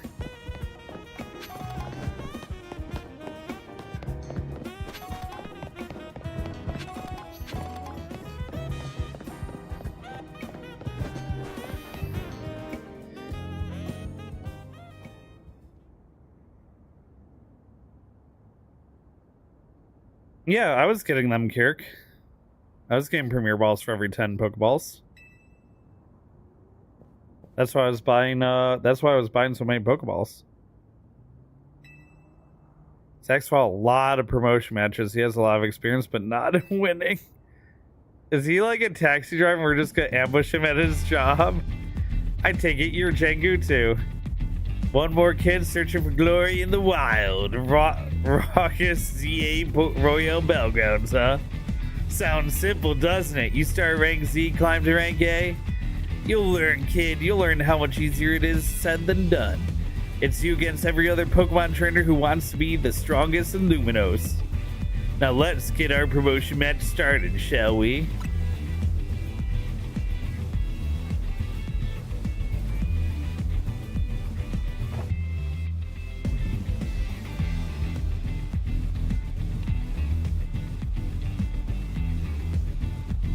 Do you have feelings about Zach?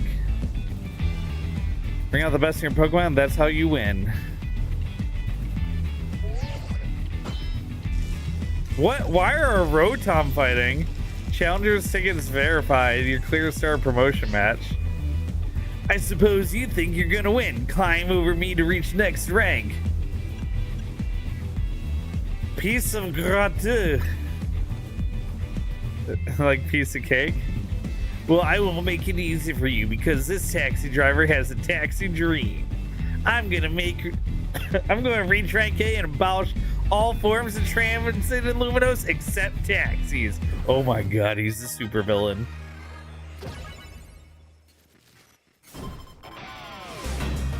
Luminos? Lumios? Oh, do I keep adding an N?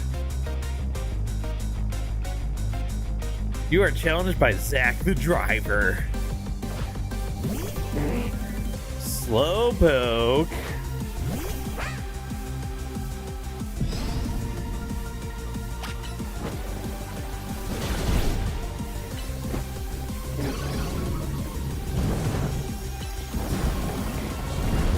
Roll out. Wait, so how does rollout work? Do I have to wait to use it again for it to be stronger?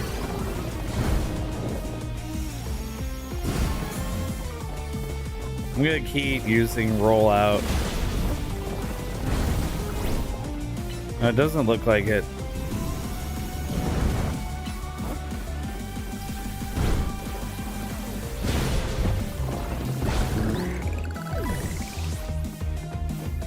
Probably should have switched to Mareeps. Well, I'll switch to Mareep now. Thunder Wave. Thunder Shock. Tackle. Growl. Thunder Shock.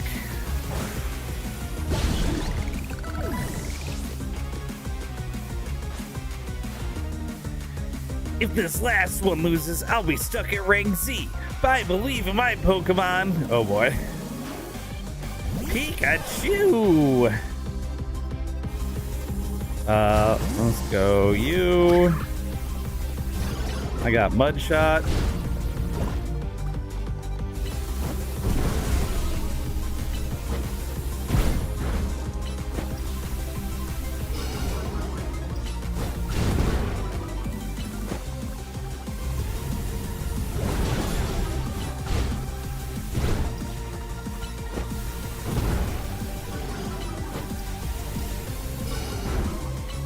I win these.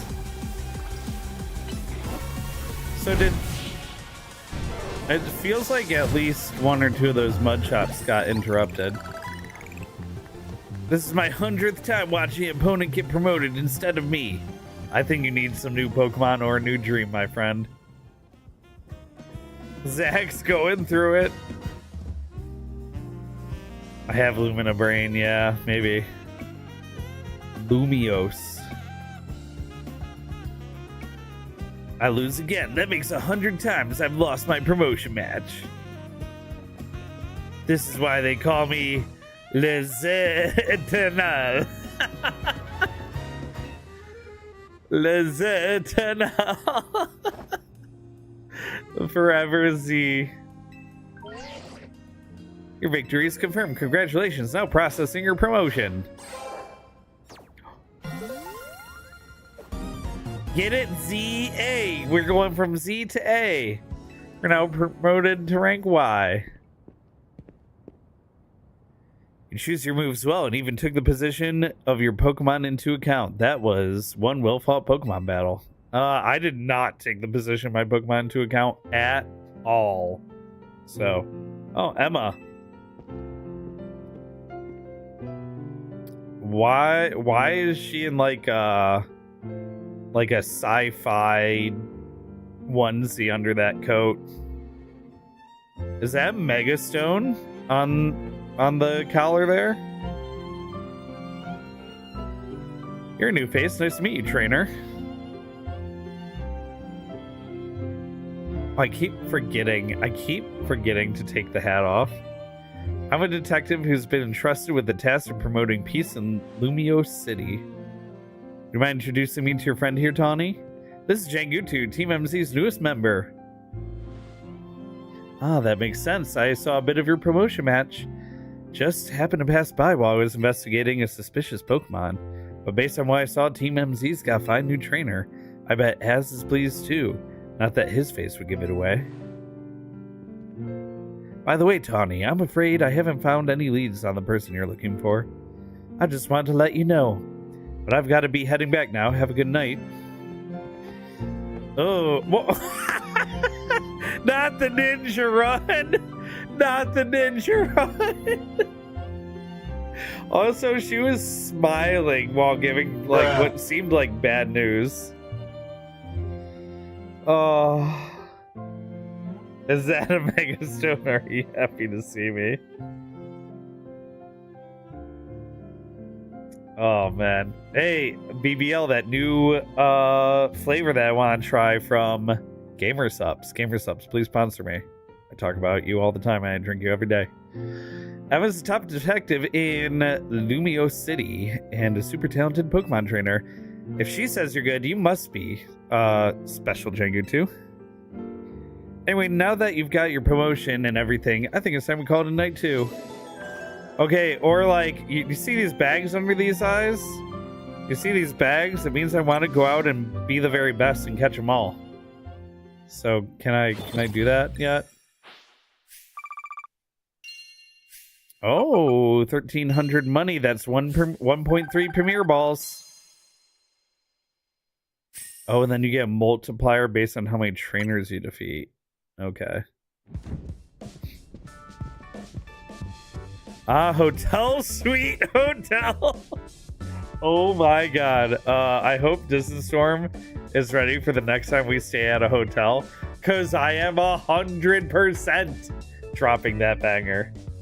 Hotel suite hotel. We're back. Tawny, when you're heading back to the hotel, would you at least let us know? How's your first taste of competing in CA Royale, Jangutu? I'm rank Y now. Wait, hold on. When my eyes are closed, the bags look like poorly drawn pupils, and I look stoned. Hold on. I'm gonna get a screenshot the next time I see it. I agree with Lita, but let's not be hasty, lest we forget. The opponent was Zack, Les Eternal. You don't get it, Naveen. You didn't see the match. Jangutu has serious potential. I think he's gonna shoot straight up the ranks. Yeah, for real. He's basically a brand new Pokemon trainer and still won a promotion right away. That's big. Team MZ is heading straight for the top. Oh, did you know what the team initials MZ in our team mean, Jangutu? No. The M is for Mega Evolution and the Z is for Hotel Z. How did Jangutu fare tonight? Hey, Az, I think we'll be able to protect the future of Lumios with Jangutu around. Whoa, Tawny, you're that confident? Well, even Emma said good things to say about him. You met Emma, did you? She is a remarkable Pokemon trainer, even if she runs like a weeb. If only, I thought I was gonna say it, if only she could have joined our efforts, but she has her own work to carry out. We must hope that enough competition will forge us. We must hope that enough competition will forge for us the strongest Mega Evolution user. Then the city's Pokemon and people might finally rest easy.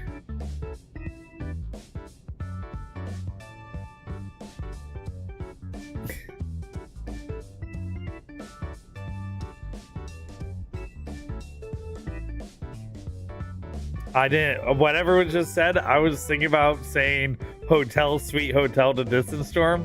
I didn't even read the text. Can I say something? During the ZA Royale takes a lot. Doing the ZA Royale takes a lot of energy, so I'm hungry. The pantry's contents are yours to use as ever, though I myself will retire for the night. You. Sounds like it's time to show off my chef skills. Would you make me something normal, please? I'm good with literally anything as long as it's ready soon. Or you want to be more specific or else? Well, you know what you'll get.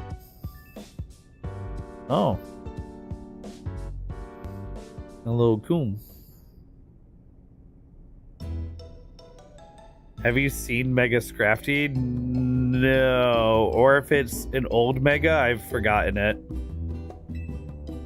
Bon appetit. Are these croissants? I don't know what you don't get about this. It's my original creation, croissant curry. I made it to be the hotel's sought-after signature dish. Oh no. It pairs Lumios's delectable croissant with the Galar region's legendary curry to bring out the best in both. Why are there sprinkles on top? The scent sends my appetite into overdrive. I could eat your cooking forever, Tawny. I reject that monstrosity altogether. You say that every time, but you seem to polish off anything I cook. I was just raised better than to let food go to waste. I feel that. I'll eat something I don't like just to make sure food doesn't get wasted. You can be so particular, Naveen. Maybe it's because you're Lumios born and raised. I eat many other things, but I draw the line at croissant curry. Sorry this got so heated, Jengu too. But for real, I'm glad you showed up here. Yes, big same. Oh no.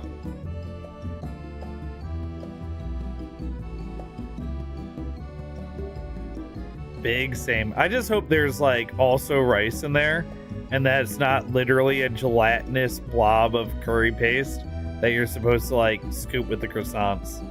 It does vaguely look like there's some rice peeking out, which is fine. Having you around makes me feel like things might work out okay for us. I'll do the best I can. I can't wait to see everything you're capable of. Now let's eat.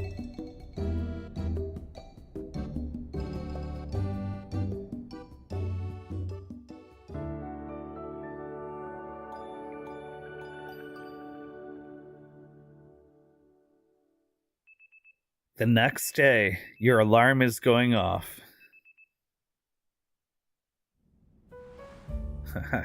Are you kidding me? This hat's part of me now. I slept in this hat.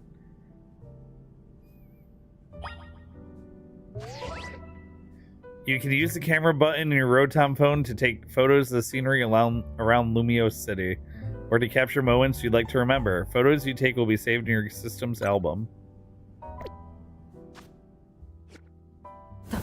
Oh, parkour! When Pokemon is ready to evolve, you'll see an arrow icon displayed on its image in your party. Select a Pokemon that has this icon and choose the evolve option. Oh. Weedle!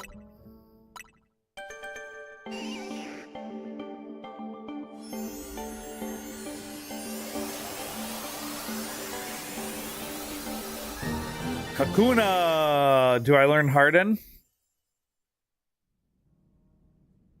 Where's Harden?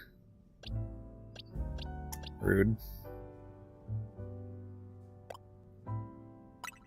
Save progress so I don't have to do any tutorial over again in case something crashes or something. Outfit and looks.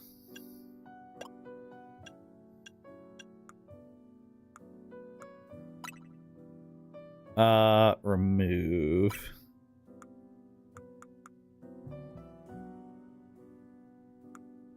No, hey, bad news. No remove option for the shoe. Sorry. Can't have the dogs out, I guess.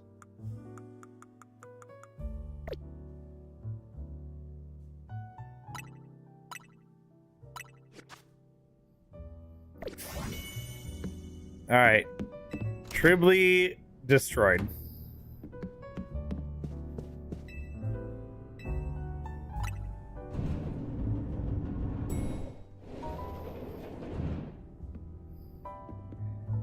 Good morning. Lead has already left for dance practice. Morning, hope you slept well. Feeling ready for a little field trip? Want to show you Lumios's #1 sightseeing spot, Prism Tower. Shame you two won't be able to climb the tower due to the restoration work. As we're heading out, the tower long watched over the city. I wonder if the people still believe it does so. Do you? You at least put on socks to cover part of your shoe that's touching your ankles? Apparently not, because I don't own socks.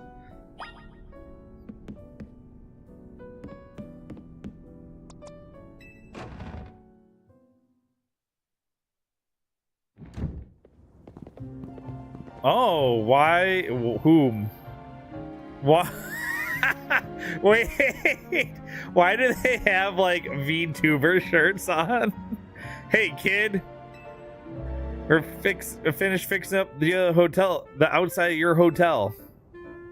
Thanks, Tarragon. We always appreciate your work. Sure thing. Still, why bother fixing it? Not like your guests are lining up out the door. We do have one, though I guess he's a full-on member of our team now, not just a guest. Anyway, that's why I've got to film more videos to spread the word about Hotel Zed. Making your own videos to advertise, huh? Yeah, influencer marketing is living strong. Not a bad idea, but wouldn't it be better to just ask Kanari to promote the hotel for you? Or you could use one of my prize scaffolding courses to spruce up the walls of your hotel. We build scaffolding all the time for our work as part of the urban redevelopment plan, but you see, who cares about regular scaffolding? No one! That's why at Racine Construction, we make our scaffolding into obstacle courses. We also leave colorful screws on the courses for folks to grab and trade in for prizes. Here, new kid, a little something for you in the house. It's one of the prizes you can get. Oh, oh, there's plushes?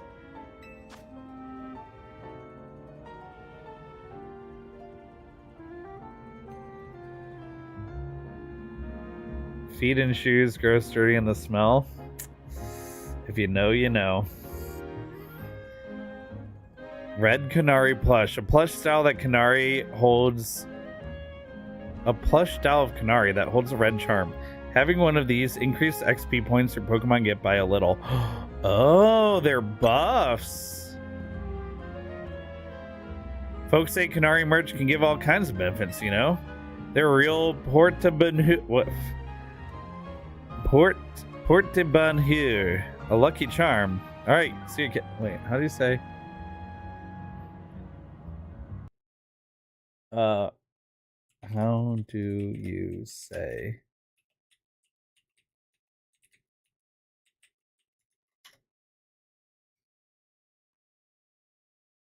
Porte-Bonheur.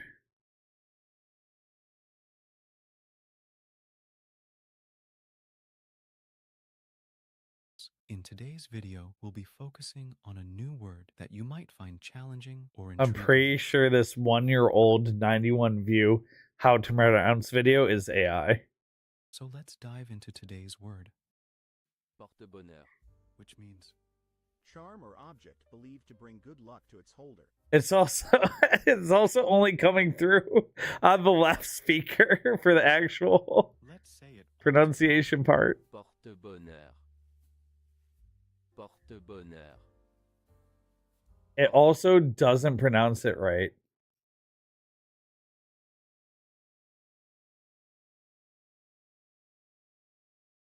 French pronunciation guide. Porte-bonheur. Porte-bonheur. Okay, anyway. The real porte-bonheur, a lucky charm. Alright, see you kids. Okay, sorry, that's the first and last time I'll do that.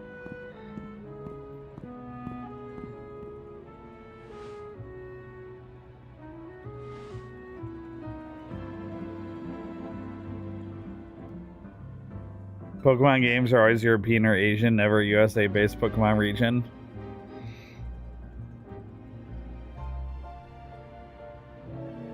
Yeah, there was. There was one. Oh, yeah, there was one. Pal World. No. X and Y is based on Hawaii. Or not X and Y. Yeah, well, okay. Yeah, Distant Storm came in to say the same thing Kirk said, which was Alola, which is based on Hawaii, which is United States, I suppose. I mean, Did the Poke Center cost money? Wait, one of the games does have a Poke Center. Oh, no, that's the ROM hack I played. One of the teams. Oh, no, one of the games does have a Poke Center that costs money. Which team had, which game had Team Skull? That was Sword and Shield, right? No, Team Skull. Or Sword and Shield was Team Yell? Yeah, Team Skull was. It was the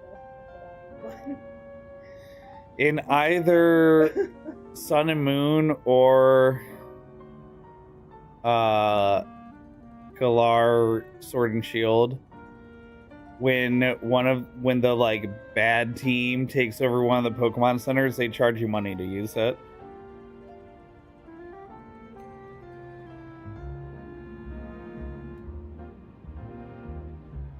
Anyway, hello. Hi. Oh, okay. I love you too. I want to at least get to the part of the game when I can play the game. Am I far away still?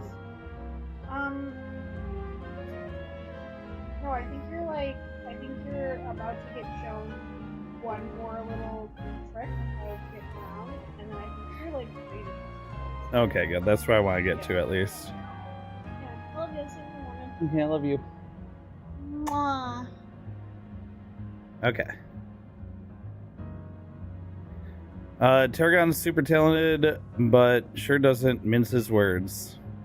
You know what? I just had an idea. Let's take the secret shortcut to Centrico Plaza. Come with me. Oh, I'm gonna find out what the crystals are.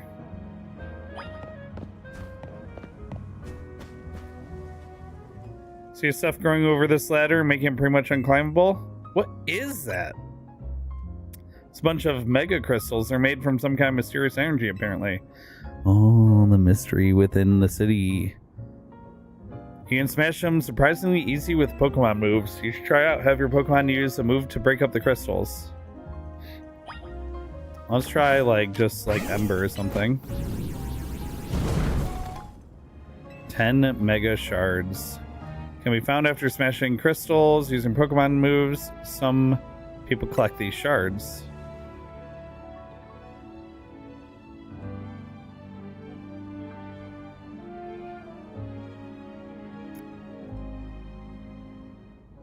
Yeah. There's again, when you go into one of the team's hideouts, they have like a fake Pokemon Center or like a worn down Pokemon Center, and they let you use it, but they legitimately charge you money to use it. Anyway, I know that's not what Dragath was talking about. Mega Crystals have been turning up all over the city, and a lot of them got in the way just like now. So if you find a smash them up, I bet everyone in Luminos would appreciate it. Another word of advice, save up all the Mega Shards you get. There's a company that's collecting them for research.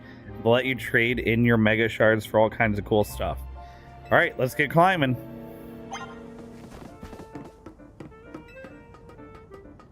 Yeah, but I think the one taken over by Magma in the old games just doesn't let you use it. But maybe I'm wrong.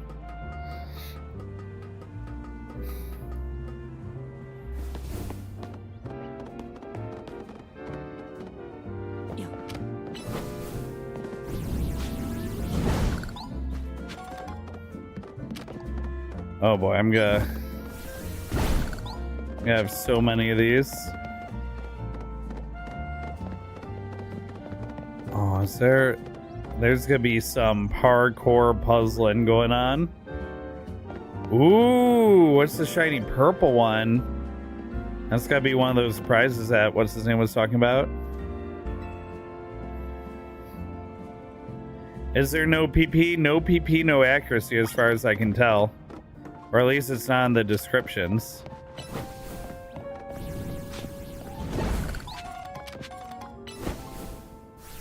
Wait, does Tail Whip? Okay. I don't know what I was expecting there.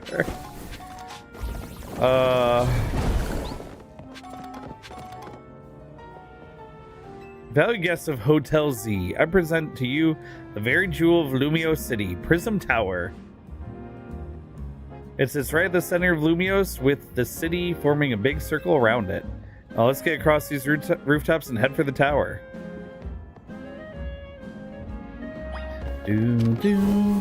Oh, I tail whipped again.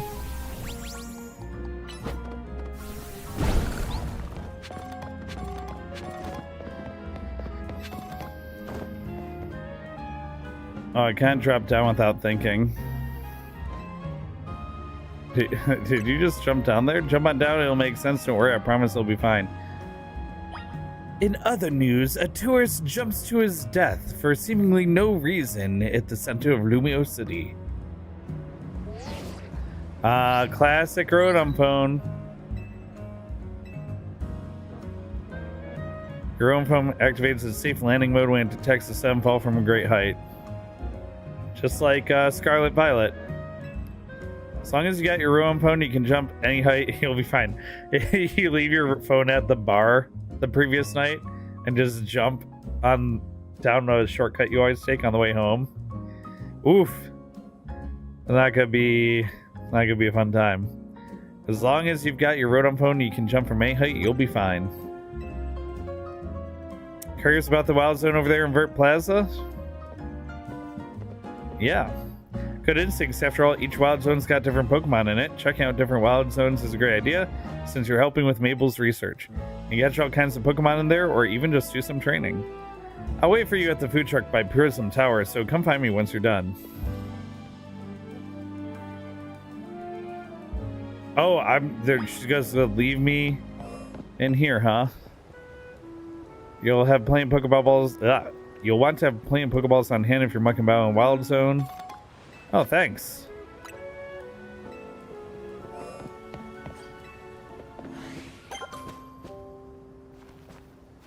Badoo.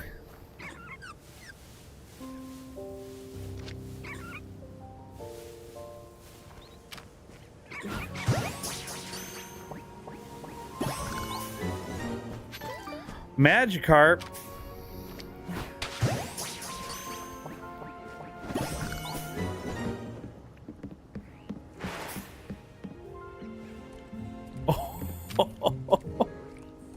It just jumped up here. Go, Kakuna.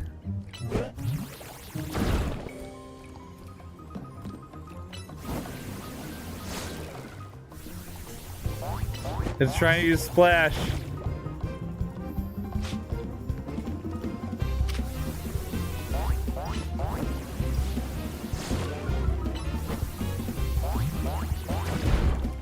Okay, so obstacles can get in the way.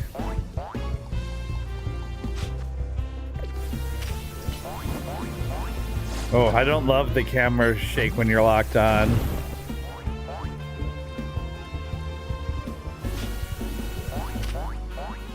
And you have to lock on to target your moves.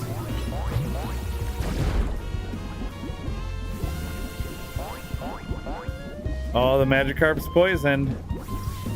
You got this, Kakuna.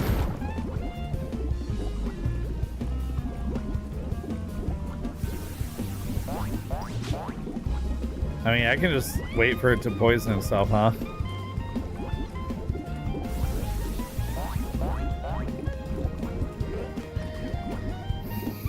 Goodbye, Magikarp.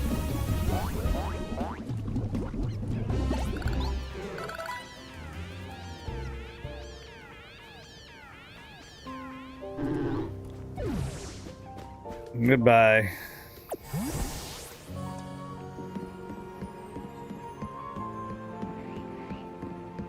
Ooh, Binacle.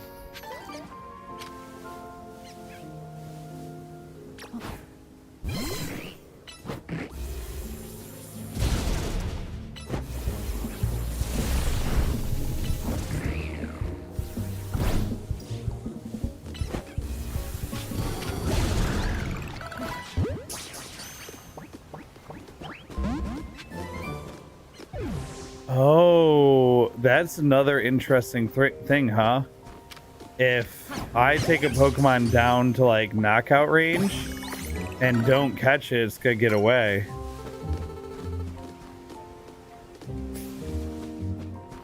Interesting. Unless maybe I can throw another ball right away. I'll try that on the next one. I'll try throwing another ball right away.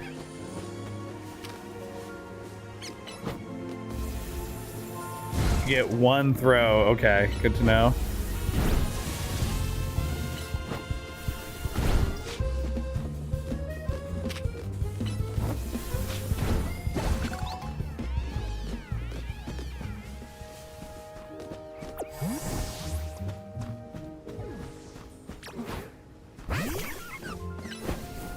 Ember.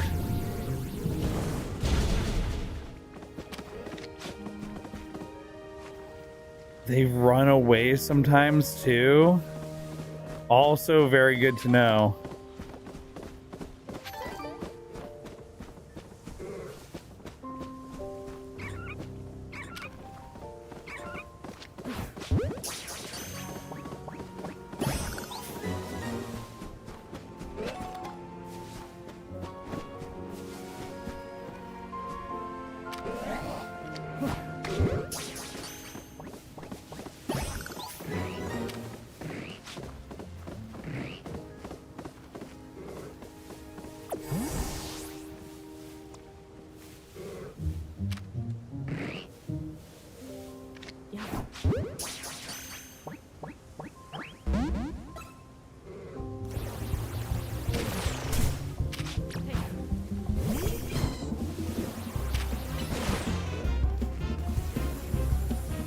Oh, I used a tree to block that.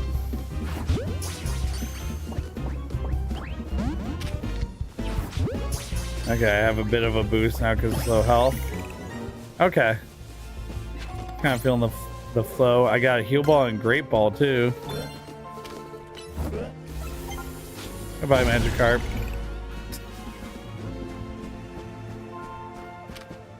Oh, a Kakuna. Hey, Kakuna.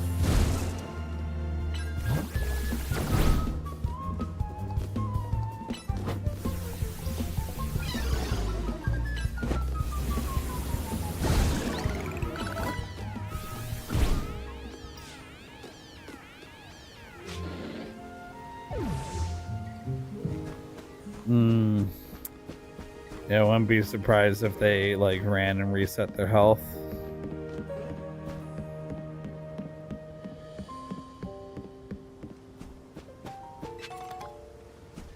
Revive. I don't really see anything else around.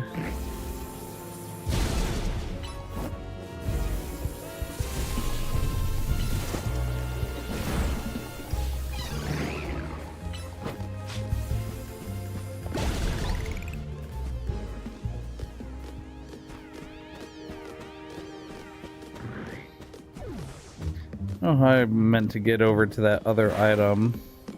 Magikarp. Hey, Magikarp.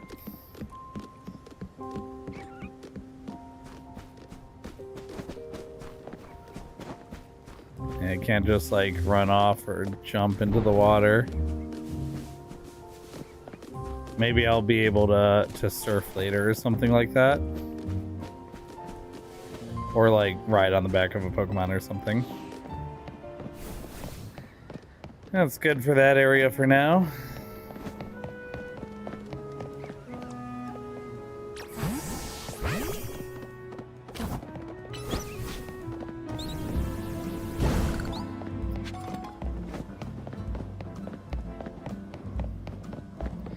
Now I see items, but if I stray off the path, I'm gonna get yelled at to get back on the path, so...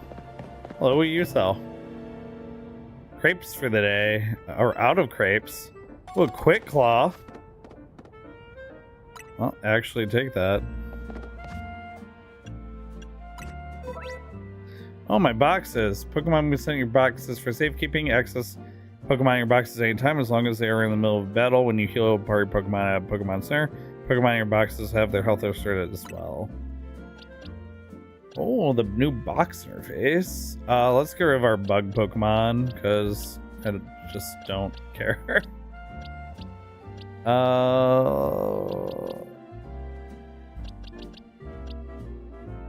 A neutral nature Magikarp.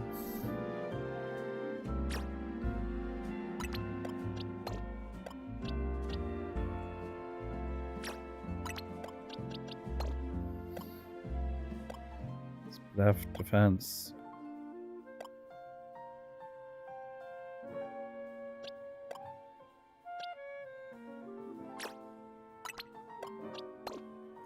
Okay. A little bit better team now.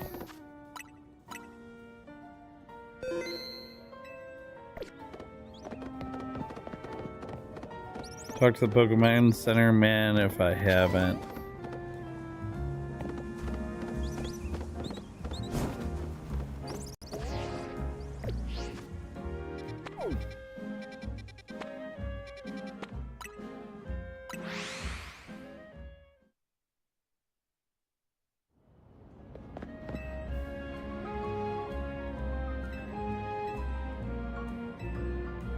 Whenever you lost some of your Pokeballs, come find me. I've got you covered.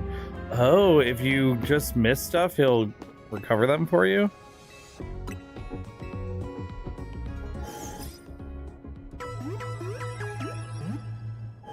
That's a pretty cool animation this time around.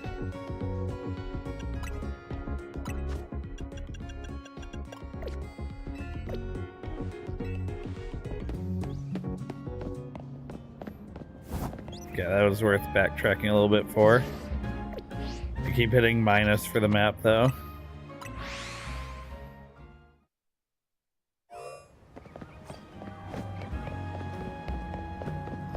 Oh, hi, Eevee.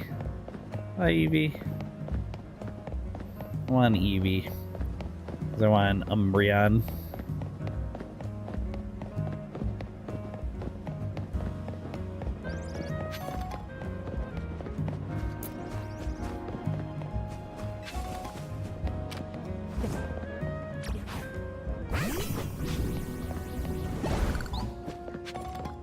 Oh, Charizard. Hey. Oh my gosh, it's one of those Freakazoid squids in the background. My favorite food truck is called Novu Cafe. This one's my treat. Celebrate your promotion match win. Oh, nice. Well, they got glizzies. I see the Heinz ketchup and mustard. One Ember Roast, and what do you have? Oh, Flamethrower Roast. Was that my Discord? I'm so sorry. It was. It is muted now. Daily streamers watching Promise Neverland, the anime, and I told him, like, if he's gonna watch it, maybe just watch season 1 and pretend like the show ended. He definitely started watching season 2. But he's getting through it.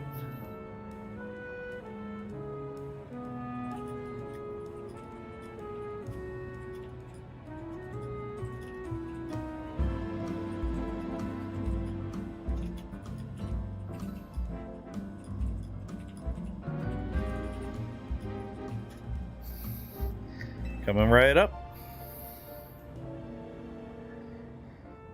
Ember Roast, I do hear I've got perfect subtle bitterness. Oh, it's coffee. Why do they have ketchup and mustard?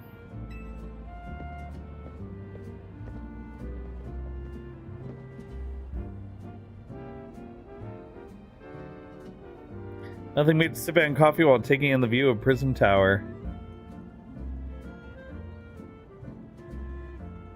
The rigging of her hands for her cross-legged sitting out here is a little off. It was better at the hotel, which is weird because it should be the same seated animation. It's actually been around for a pretty long time. Oh. I forgot that Novu Cafe was one of your favorite haunts, Tawny. What? Is that a Bonary and Pancham, like, plushie tied to his top knot. Forgive me, who is your friend? Hi there, Vinny. Let me introduce you.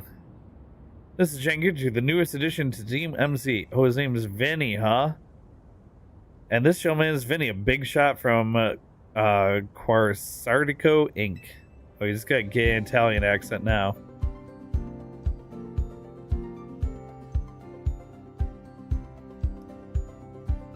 I don't know how to do an Italian accent either. I'm Italian. Hey! I don't know.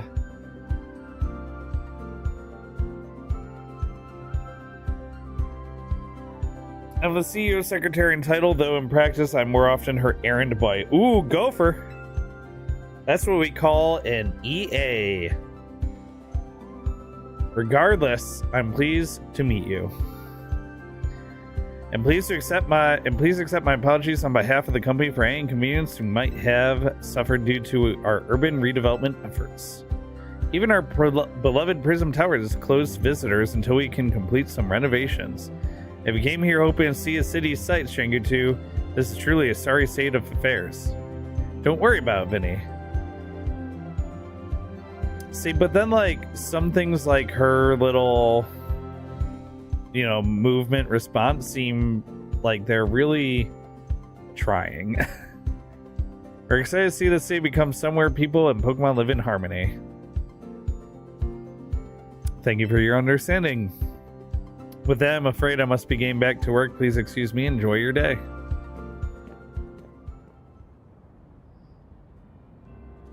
Okay, let's get going. I need to come with me on an errand. Ooh. We're heading to Looker Bureau. This is where Emma works. I'll lead the way. Oh, isn't Looker the detective?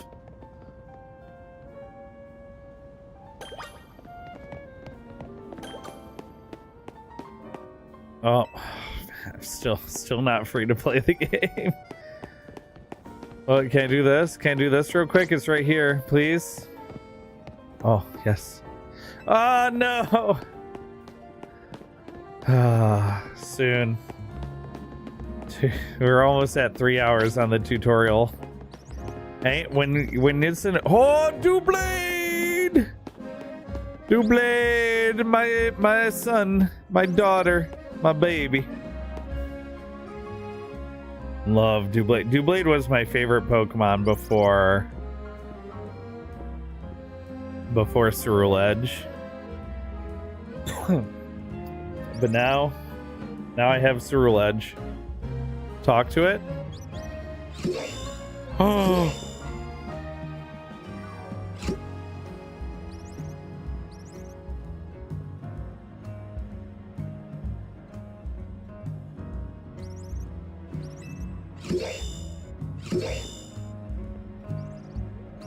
It's so cool. I have to get me one of them.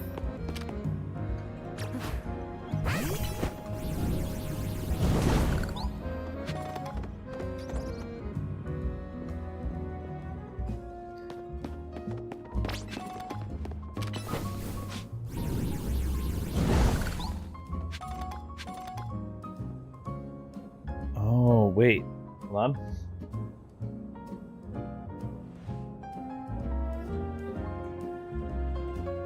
Did I figure out why this wasn't working?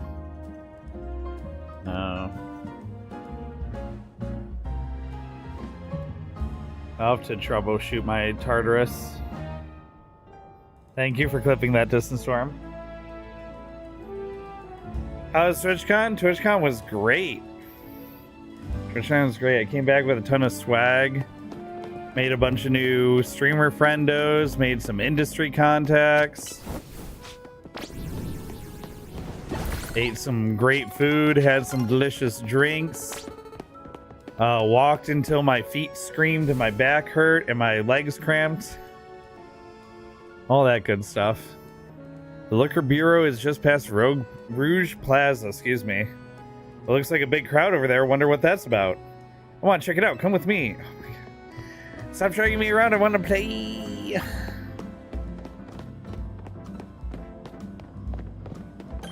Hi. Oh, a different Nurse Choi. Hello. Do, do, do, do. Talk to all the joys. Oh, I will.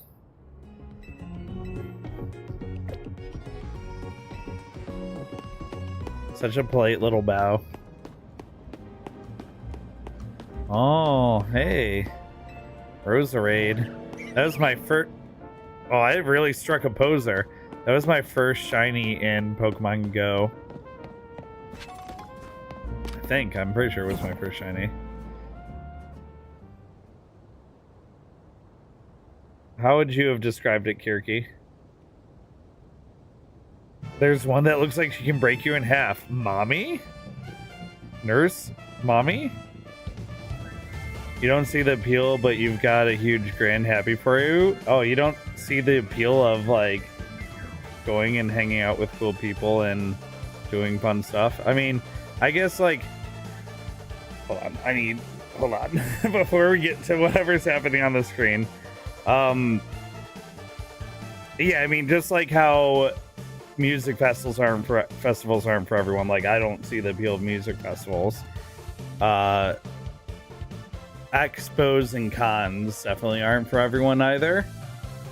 But I used to do conventions for work, industry conventions for work. So TwitchCon's like a good blend of industry show and fan expo that I think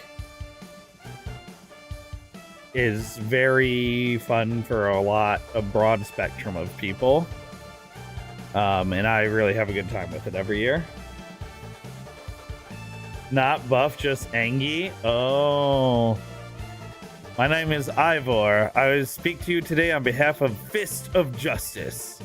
Thank you for your time and attention. Now let me ask you, if people of Lumios truly wish to coexist with wild Pokemon, why not get rid of wild zones and let Pokemon run? Oh boy, here we go. Of course it's like the martial arts trainers that probably want to actually fight their Pokemon directly, that want the Pokemon running wild around the city.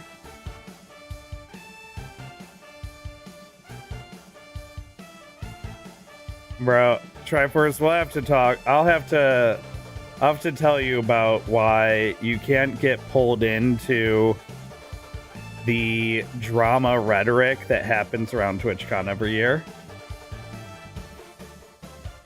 While the situation that happened is definitely a failure, I would say that the post-situation communication on Twitch's part is bad, but the fact that the situation happened at all is more of a failure by the company that doesn't work for Twitch. Unless on Twitch itself, there are things that Twitch can do to improve that company's performance, like better educate them on where people of high risk will be and when. But TwitchCon is the type of place where on my left could be someone who only watches Twitch. Behind me could be someone who has 100 followers and just started streaming 3 months ago. And walking towards me could be someone with, 5,000 concurrent viewers every time they hit live. And some of those concurrent viewers might have a gross misrepresentation of the parasocial relationship that they have with that streamer.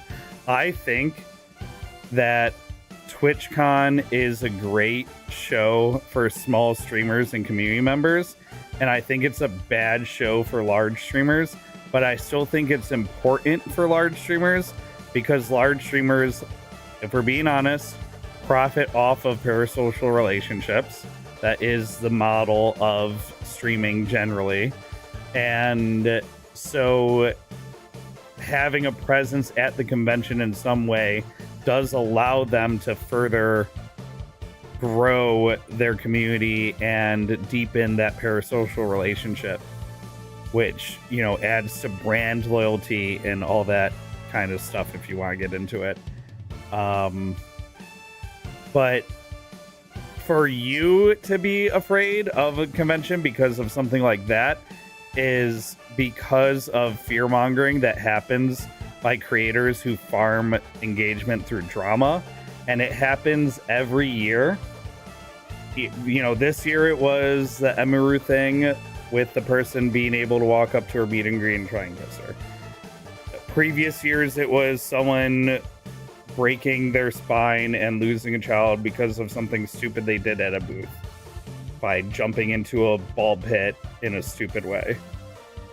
There's been people that have walked up onto panels and stages before with no one stopping them to grab a mic and say stupid shit. Like, there's something to find every year, and it's only especially bad now because everyone sees something like that happen and goes, this is my next 100,000 view video. And they make a 20-minute video about how this is the death of TwitchCon. Twitch is responsible for this. Here's how everyone failed. I've never worked at a real business a day in my life, and I'm about to tell you how everything works like I'm an authority, because that's how these drama farming influencers act now. And like, that's so exhausting. It's so exhausting.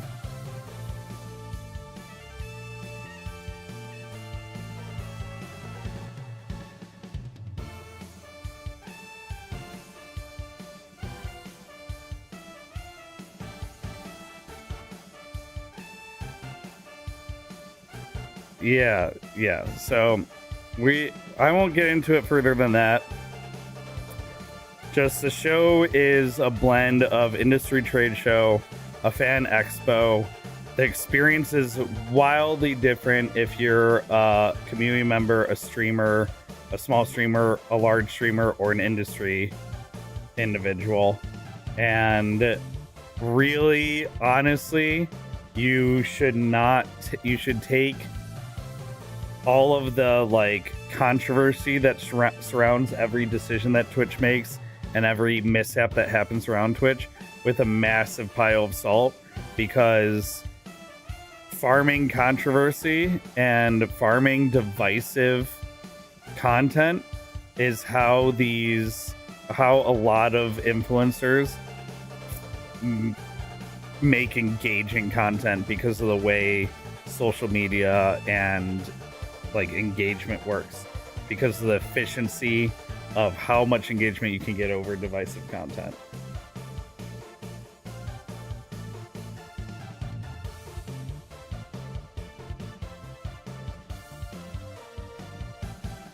Yeah, I hung out with Chozo for 15 hours over the weekend. There were no issues whatsoever in our group. I only know about the thing that happened because of all of the people farming content over it.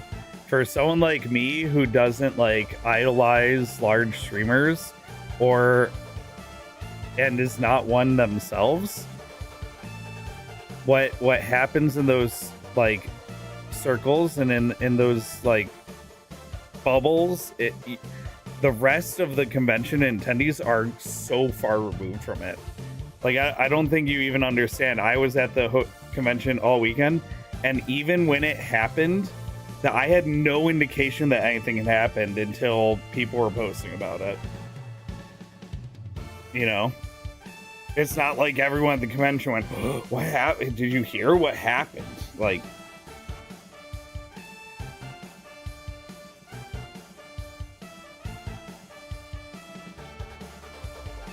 You know what, Kirk? That's fair. That's fair. You shouldn't feel safe near me. I give you a noogie. Put you in a headlock and give you a noogie like I used to. Alright, some of you might wonder why I suggest such a dangerous thing. Air quotes around dangerous. Your concern is understandable. After all, wild Pokemon are strong. That can be scary. But please, put your worried minds at ease. Simply join Fists of Justice and watch your Pokemon battle prowess skyrocket. I like how, three of them, one of them has, a happy grin, and three of them have, are we really being forced to stand here and listen to this kind of grin on their face? Once you reach our upper ranks, you'll even be able to take on Pokemon in hand-to-hand combat. I knew it. The Fists of Justice is here to help all the good citizens of Lumiose train and grow strong. Once we are joined in strength, then we can finally make Wild Zones a thing of the past. I might literally make a YouTube video on the differences in experience between large and small streamers at TwitchCon or like something like that, just so that I can have a command so I don't have to repeat everything about the TwitchCon drama for the next 3 weeks. Because it's going to get farmed. It's going to be all anyone talks. Anytime someone wants to ask me about TwitchCon, at least for the next few days, if not the next few weeks, it's going to be all anyone wants to know about or wants to talk about, and I'm going to get so sick of it.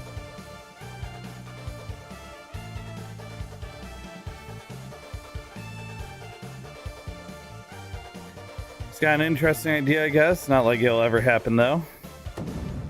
Hey, you in the back! Once you taste my strength firsthand, you'll understand the true Ivor Sensei's words. I challenge you to a battle. Sounds like you're getting called out. Why me? Like I said, I challenge you to a battle. I am Josie? I think it's Josie. Probably the 5th strongest disciple in the Fists of Justice. I'm ready to throw down. Wait, there's only 4 of them that we can see. So if they're 5th strongest, uh-oh. That's not the brag they think it is. Machop, huh?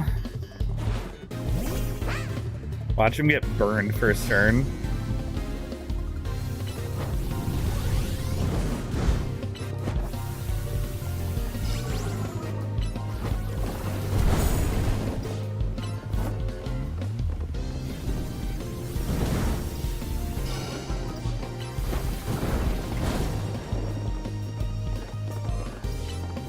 Yeah, see, like, getting close to my Pokemon for Ember makes Ember go out faster, and getting close to other Pokemon for, like, Rollout makes Rollout go out faster.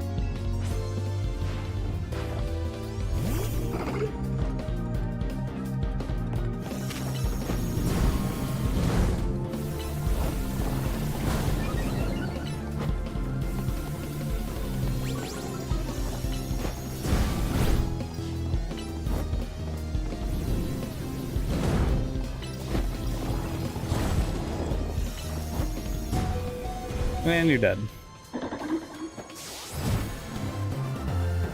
All the experience for Tepig. So in contests of strength, I lose. I mean, yeah. In terms of ZA Royale rankings, I'd say you'd be H. No, maybe even rank G. Who's gonna tell him? If I may be so bold to ask, are you participating in ZA Royale? I'm rank Y. Unbelievable. I fear there must be some secret to the strength you displayed just now. And I can think of but one explanation. You must have mastered having your Pokemon learn moves. Yeah, of course. Such confidence, you clearly see to the heart of Pokemon moves and their significance. My knowledge on the matter is that Pokemon can remember 4 moves at a time. Could explain to me anyway. Cultivating a set of 4 moves, rich in power and variety, is what leads Pokemon to grow stronger. When you select a Pokemon from the main menu, you can also change what moves you want to have access to. When one of your Pokemon learns a new move, try saying it to one of your Pokemon's current moves so you can see what it does. But perhaps I should not be speaking so too freely about tactics. We may face each other in battle before long after all. Out of respect for your display of strength, I will take my leave for today. But should we meet again in the ZA Royale, I will hit you with full force of my justice. Victory will be mine.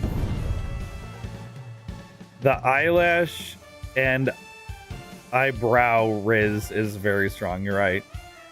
I will reach the highest rank, spread my influence far and wide, and abolish all wild zones. Okay. Bye. That guy's off the rails and still going full speed. Oh my gosh, that's so true. Anyway, here we are, Jengu 2 Wild Zone 3. If you want to go and catch some Pokemon and just tramp your party, up to you. I'll be waiting you at Liquor Bureau up ahead. My eye bags. I mean, yeah, reward for Mabel for catching all the species that can be found here in Wild Zone 3. I'm feeling so good. I'll share some luck with you. Here, have some of my extra Pokeballs. Oh, 3 Great Balls. It's nice that It's nice that they give you balls at like the entrance to every wild zone.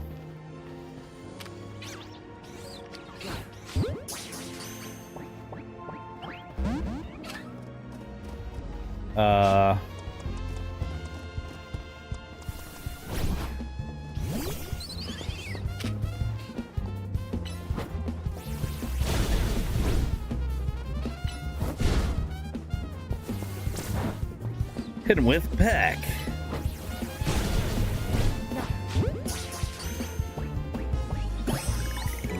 Nice. Skidoo. Pikachu.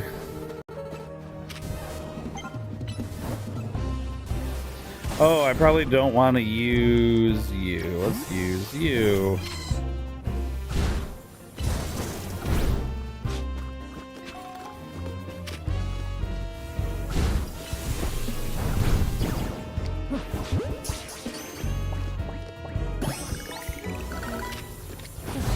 Oh, well, I was just gonna attack that second one, okay.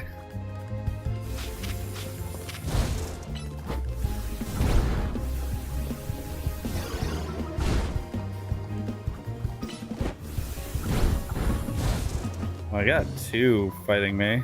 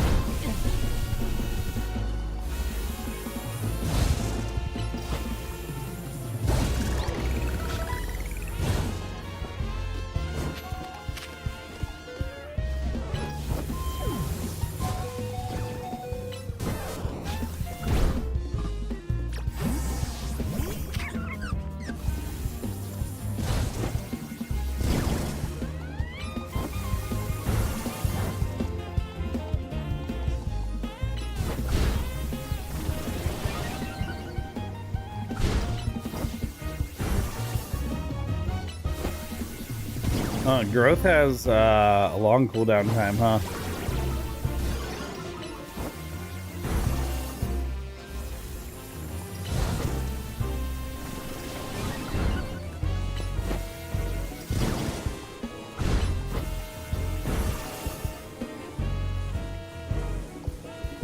Oh, I see the buffs look like they might be temporary as well.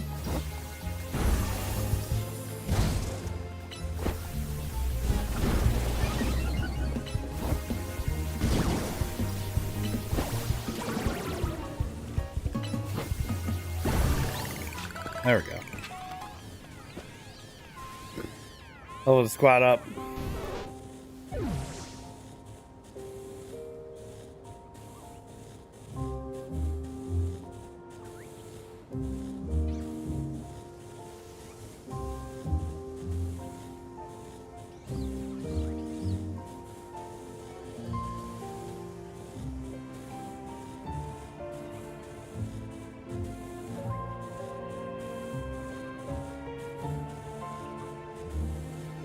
Thoughts on the game? I'm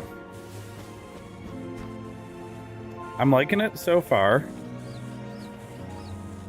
You know, there's some classic like maybe like some models not being lined up and stuff, but as far as like performance on the Switch 2, I'm way happier than I was with Scarlet Violet.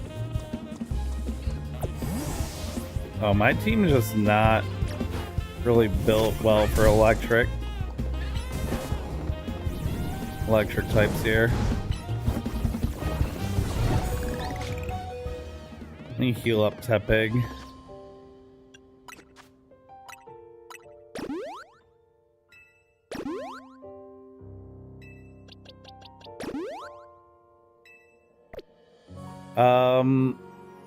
It brings back like one of my favorite Pokemon with the return of Doublade. I heard shiny hunting is really interesting, and I've gotten really into shiny hunting with the last couple Pokemon games. Pokemon Legends Arceus really got me into it, and then Scarlet Violet made it like way more accessible. So I started doing way more shiny hunting.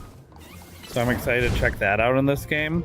The tutorial's been very long though. I'm on 3 hours now. Now I am spending a lot of time like in the wild zones here, and I have spent a lot of time yapping as well. But at the same time, the tutorial is still in fact very long.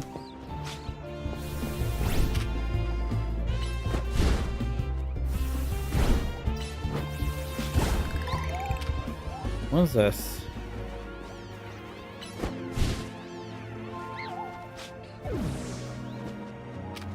Can I like burn these? Where are these? Oh, I can burn them. Interesting. Okay, so you have some obstacles that require certain move types to clear. Interesting. Oh. Okay. How many mon have I poked so far? Let's see. Oh, aerial ace, nice. Pokedex. I've caught 14, seen 19. There we go. We are about 3 hours in. Do I have new berries?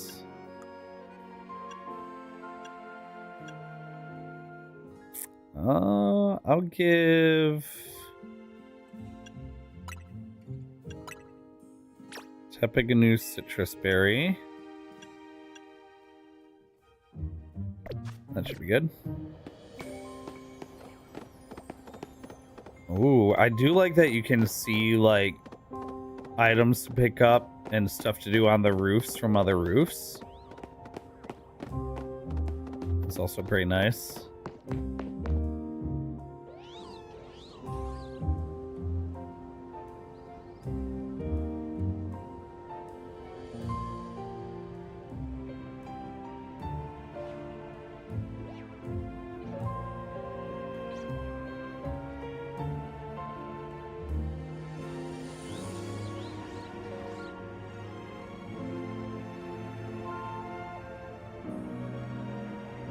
Might be faux pas to burn the shrubbery of a public park.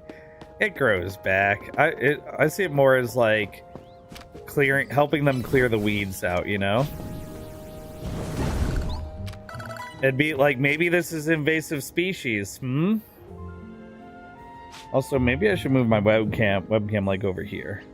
I feel like that's maybe a better spot for it because the moves are in the bottom right.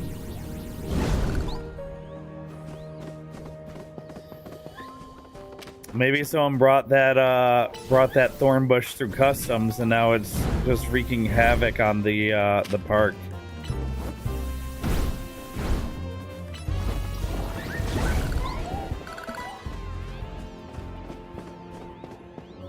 Oh, can anyone level up? Oh, you learned Ember. That's amazing.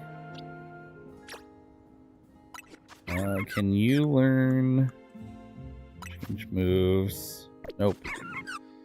Oh, this is nice. Available TMs.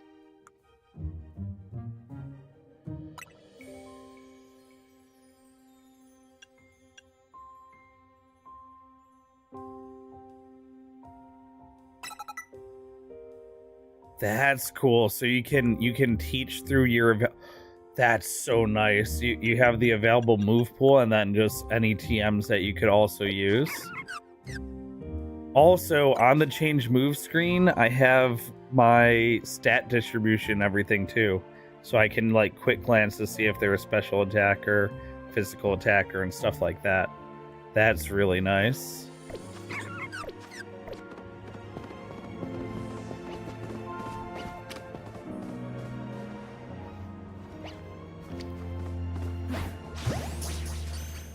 Esper.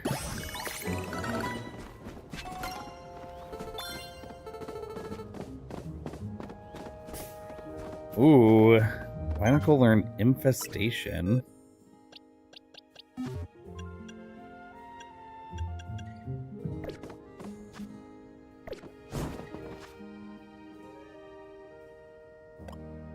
There we go.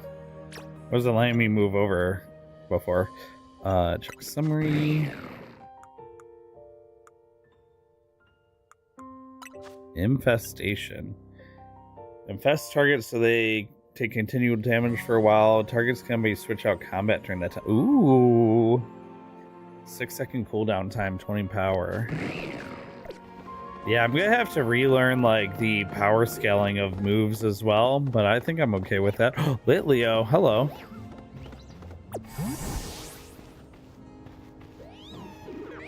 Aw, look at them just having a happy time.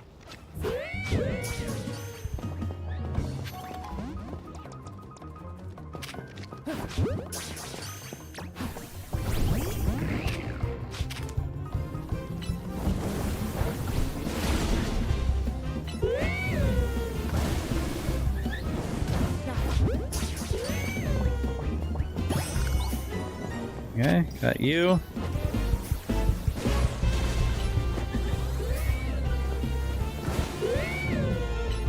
Screech!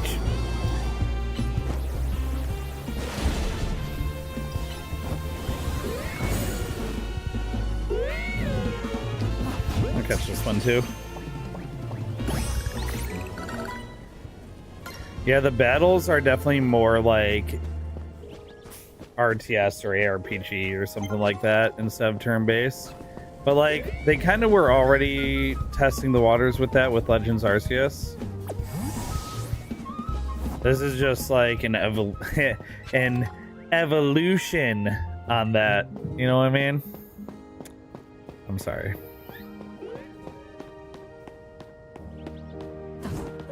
But I'm okay with testing, like... I'm not so old where I'm completely closed-minded to new battle systems and stuff like that. Like, I recently played through Clair Obscur Expedition 33, which normally would never be a game type that I would play, like a deep JRPG. But honestly, they had enough variables on like the normal formula that it kept me engaged, and the music and narrative was 100% worth playing the game for. So yeah, I'm open to them trying some stuff.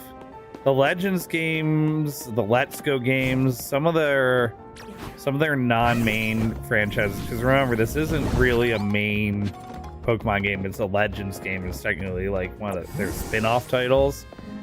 So I'm okay with them trying some stuff out.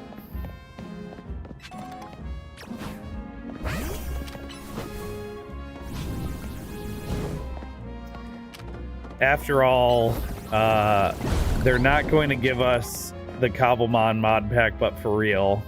So...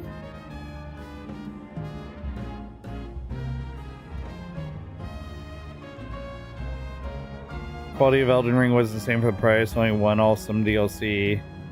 Haven't seen many games that come close to effort. I also like Elden Ring. It's a very good game, but I have a few games I would put above Elden Ring as far as quality goes.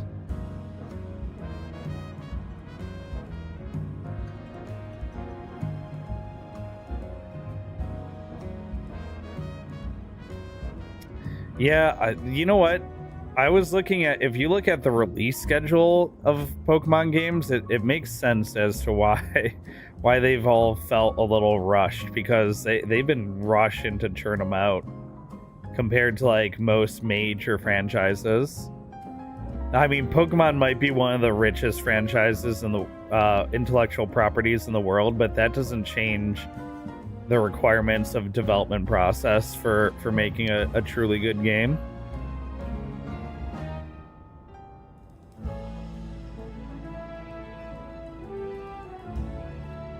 Have I played any of the Persona games? No, but I know they have a very dedicated fan base.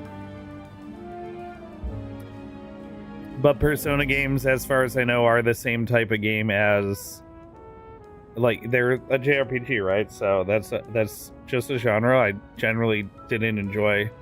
Besides Expedition 33 being the kind of standout exception to the rule.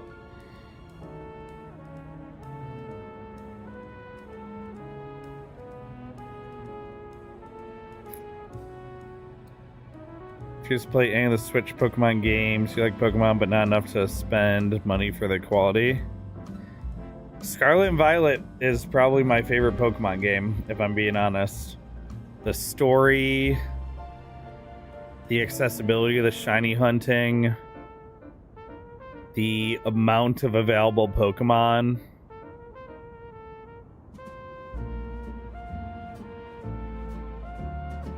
Yeah, it might be my favorite. It might be my favorite Pokemon game.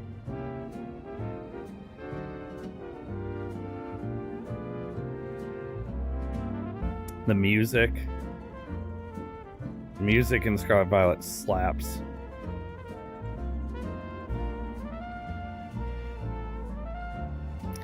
I think most people would prefer to play the Pokemon games on a slower cadence if it meant we got higher quality Pokemon games.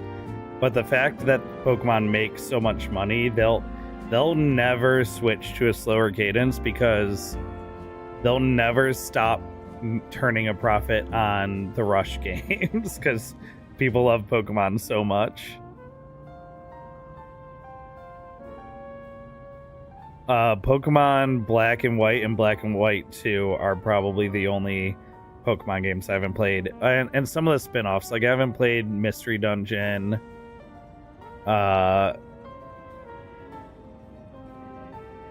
There's a couple of the spin-off handheld games I haven't played either. You will take your One Punch Man animation quality games and you will like it. Yep, I will like it. I will like it.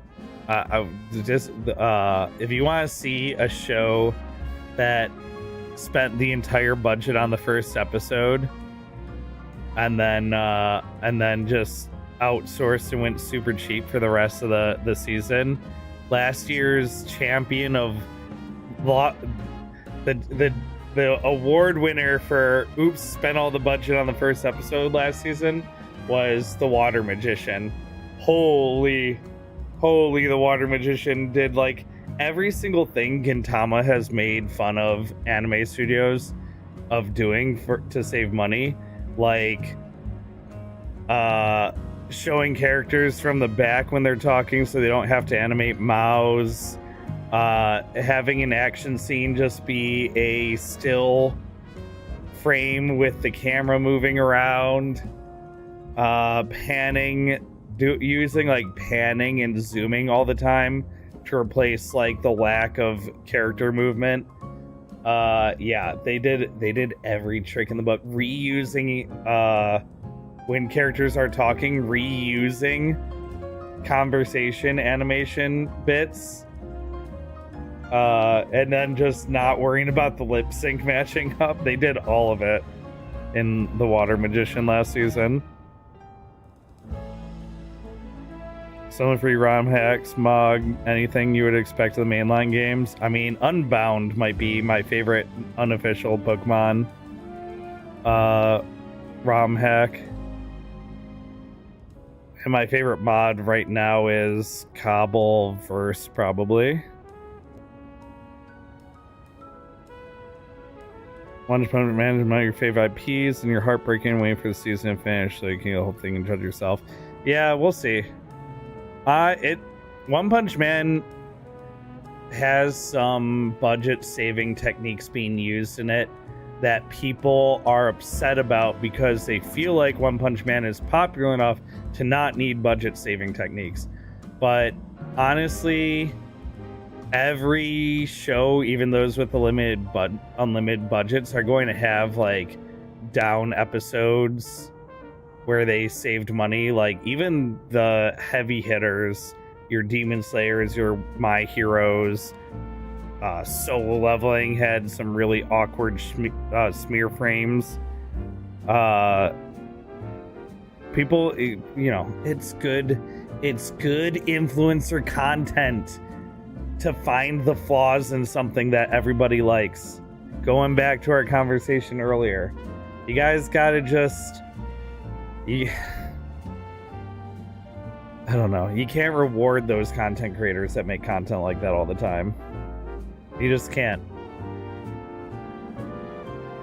I will, even if I wind up not liking this Pokemon game very much, I will talk about the things that I liked about it. I will say the things that aren't for me, but some people may enjoy, but I'm not going to go make a YouTube video about, look at this terrible, where her hands aren't even touching her legs when she's sitting down. Like, that, though, but that content is easy slop that makes people money, and that's why you see it everywhere.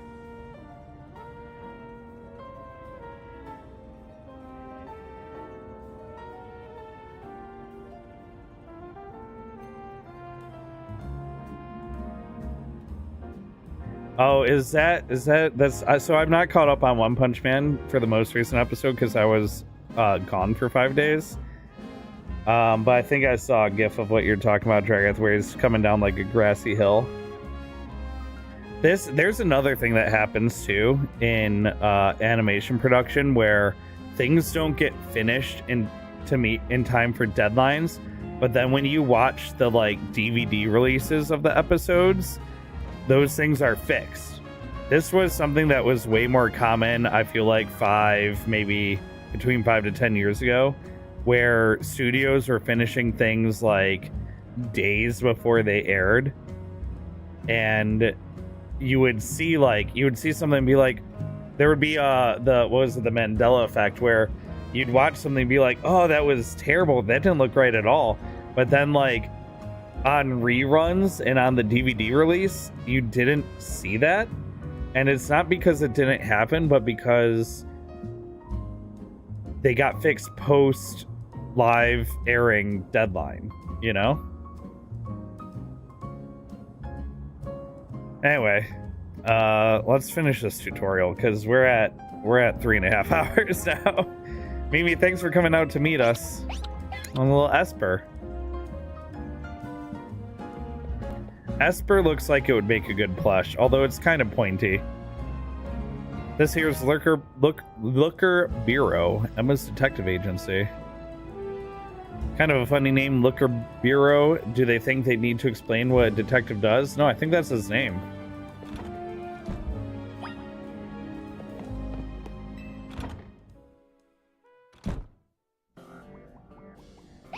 Yeah, I have plenty of shows that are super nostalgic for me that aren't exactly known for their quality either. Like Cromartie High School. Ha, look at that. Classic Emma, always calm and collected like a detective should be. Is she like asleep at her desk? It was a rough spot a while back, wandering the streets till I nearly keeled over. Emma was the one who saved me and brought me to Az. Remember Emma? She is asleep, isn't she?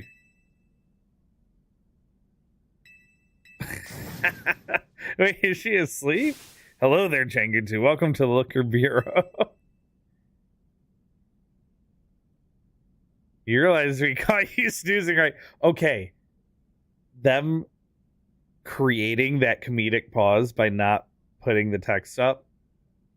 All right. I appreciate that. Part of my job as a detective is to stay well rested so I can leap into action at any time. If anything, you two are way too energetic after late night in the ZA Royale. It's good to see you again, Changutu. You do remember me, right? My name's Emma, or the name's Emma. I run the after you ran away like Naruto from the Hidden Leaf Village, there's no way I could forget you, Emma. I run this detective agency, the Looker Bureau. Over there's my partner, Mimi. Mimi's an Esper and like family to me. Morep. Ton, do you mind if I float something past Changutu real quick? Sure, go for it. Thanks. I'll cut straight to the chase, Changutu. Would you consider helping me out with my detective work? Sure, another plot line, don't mind. That's great to hear. I'm actually a little surprised by your enthusiasm. Tommy told me last night that you've only just arrived in Lumios. Sorry, I keep adding an N for no reason. And now you're already battling in ZA Royale, which takes place all over the city. Take it from me, learning more about the people and Pokemon living in Lumiose will give you a leg up if you're hoping to win the ZA Royale. I'll assign you a few cases so you can get a taste of detective work and see if you like it. Side missions are small missions required requests that you take on to serve the people of Lumiose City. Earn rewards for helping your fellow citizens, so whenever you see a blue and white icon on your map or above a person, be sure to check it out. Here are 3 cases or side missions to get you started. Once you've taken care of all the side missions, come back to the Looker Bureau. I'm sure you'll have all 3 done in no time, and nothing's more noble than helping people. You should head out and take care of those cases while Em and I go over a few things here.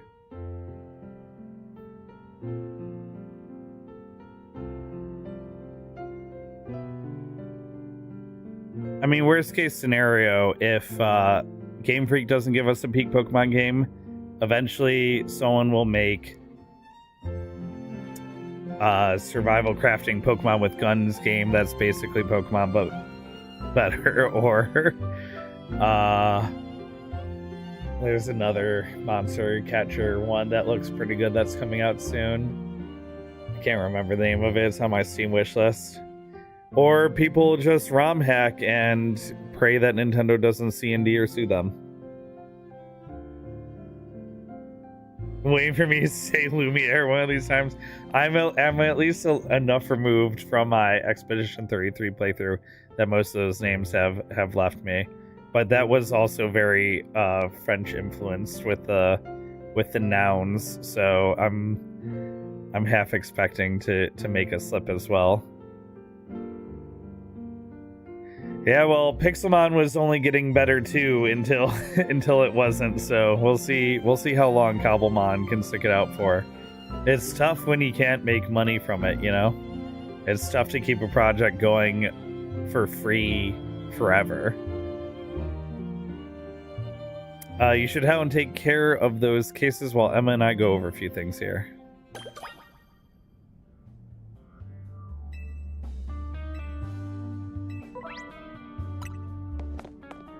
All right.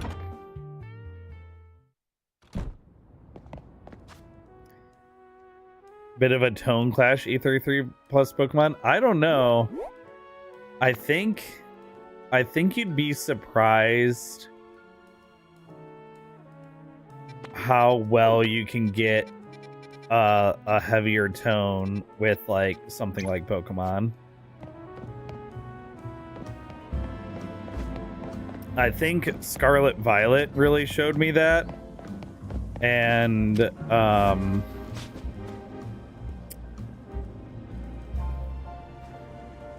some of the ROM hacks I've played as well. Did I just say yo when I threw out Tepig? Holovator. I don't really get how Holovators work, but they're fancy tech that warps you up and down. I'm so shocked by how cool they are. I gotta give you something to show how I feel. Oh, 3 paralyzed heals. Give Holovators a try whenever you come across one. Okay. Oh, I'm not me anymore. The me that was me was deleted, and now I'm this copy of myself. Cool. Kirkendragus will appreciate that one at least. Oops, I tail whipped it. What? Wait, what? Did you see Tepig's face when I used tail whip? Hold on, look at this little freakazoid. He's way too. Excuse me, she's way too into it. Oh wait, I can just grab ledges like that. It's kind of crazy. Oh. Oh yeah, let's collect this for real though. Climb on up here, okay. I saw how nimble you were climbing up here, extraordinary. I can tell you something special. Thanks for showing me some great climbing. Here's a little show of appreciation. Oh, great balls, nice. Nice balls. Trying to climb up more rooftops to make your way through scaffolding courses. Okay.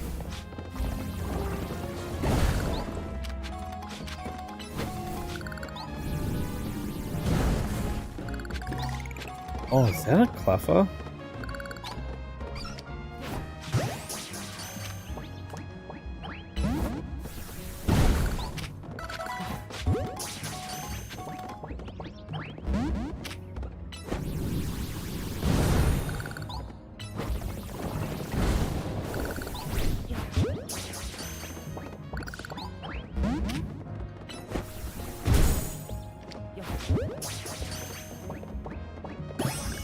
Nice.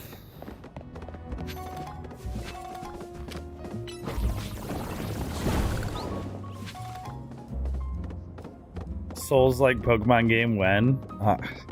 I'm good. I'm good not getting more Souls like mechanics added to my favorite games.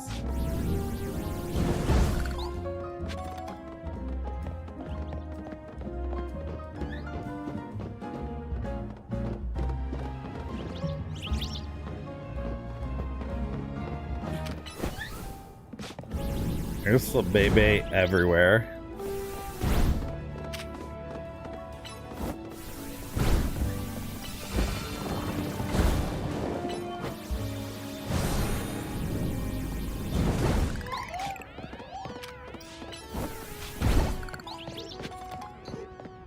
Pidgey?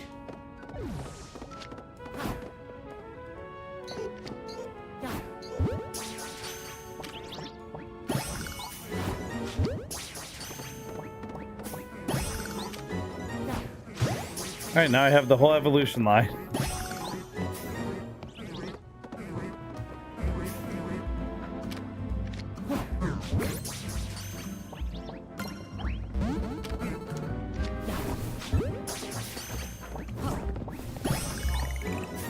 That Bellsprout just... where'd you go, buddy?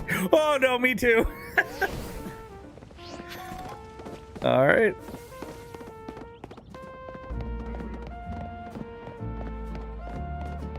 Oh, a Bellsprout wants to fight down here. But we're not even in a wild zone. Okay, nope, it's Dunzo.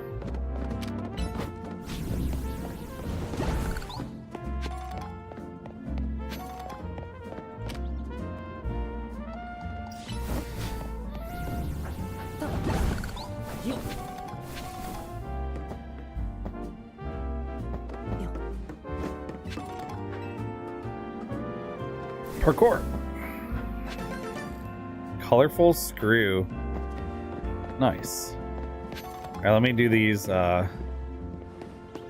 missions real quick so I can get this progressed. Hopefully open up the game for real. Oh, my back. Oh, me? Oh, pardon me, dear. Are you here to help with my request? I lost my ring here in Dormez Bien Cemetery. You see... Oh, no. I'm not in the cemetery. Wait. Cemetery means ghost Pokemon, right? Visiting loved ones, green with wild Pokemon of all things jumped out of nowhere. It gave me a fright. I took a tumble from the shock, and my, what a mess it was. Wild Pokemon running all over Lumios. The cemetery turned into a wild zone. Why I would have never lost my ring if not for this nonsense. Okay, but, like... Hold on. Oh, we need ghost Pokemon, okay? Where else are they supposed to be? Oh, it's the Sableye? Never mind. I don't want that crap. So I recall that particular species is weak only to the fairy type, so mind yourself when you run into it. Yeah, well, it's neutrally... there's plenty that's neutral to it, I'm sure. We will be alright. Though I should probably... Let me dip into this Pokemon Center real quick.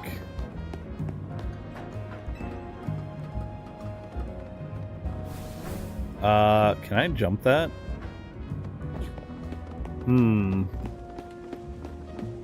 Oh, I can probably do the rolling jump, right?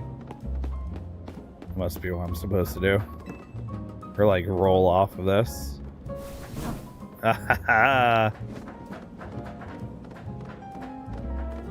Hello? Are you serious? Why won't my character climb this?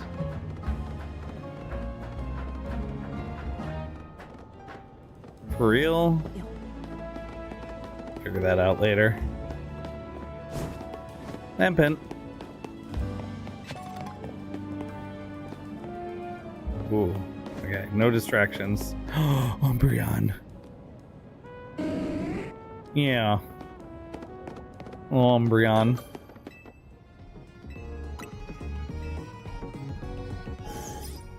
Yeah, I'm too short, I guess. Yeah, you do get XP for catching, Kirk.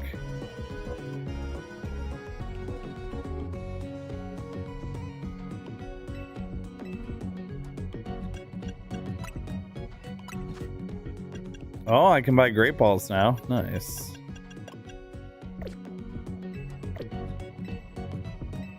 Oh, sure, I'll register my birthday. Please enter birth month. Birthday. April 24th.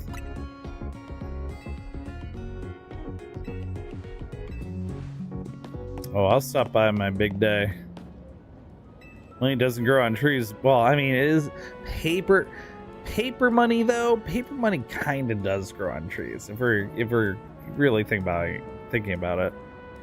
Also, some of the components used in computers that handle the transfer of money. Should keep your eyes peeled for sparkling things on the ground around Lumio City. If you pick them up and sell them, you can become rich in no time at all. Here, I'll give you some tiny mushrooms I found on the ground so you can see yourself. Just sell them at the Pokemon Center. Oh, I have some already. Let's see.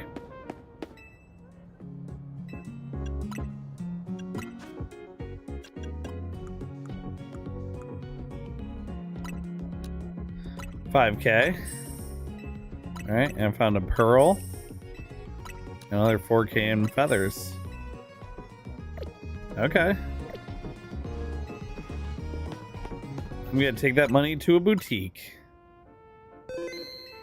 Although I'm probably gonna wait until tomorrow to do fashionista stuff.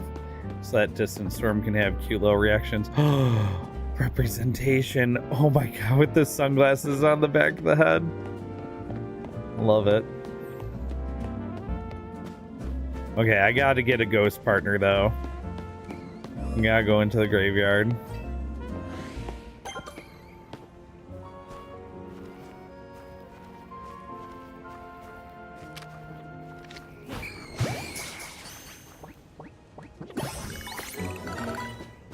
We got a Ghastly.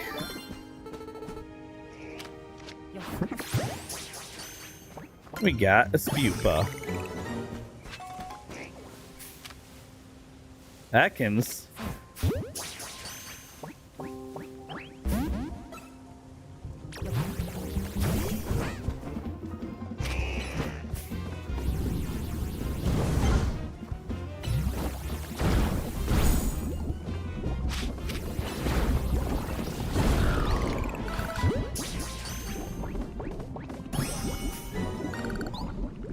Okay. Gotta have an antidote, right?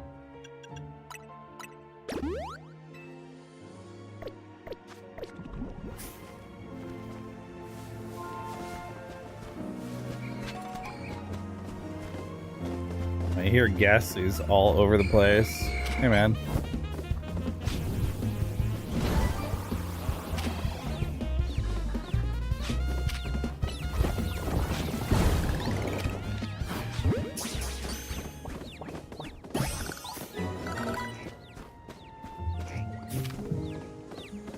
Another Ekans. Oh no, not like this.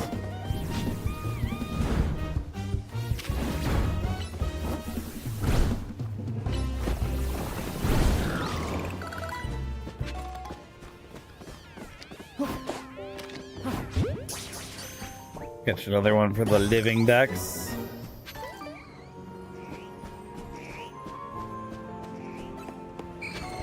Whomst is fighting me?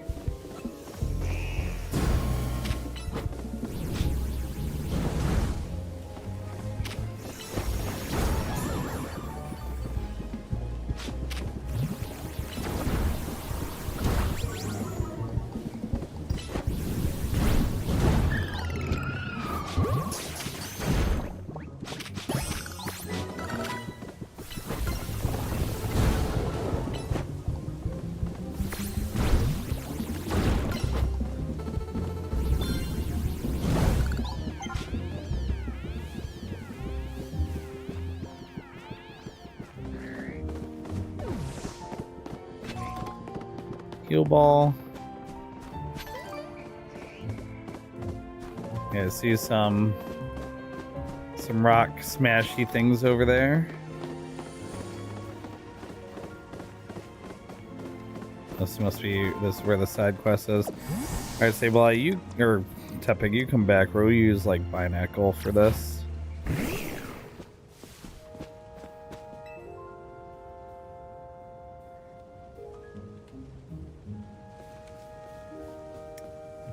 Yo.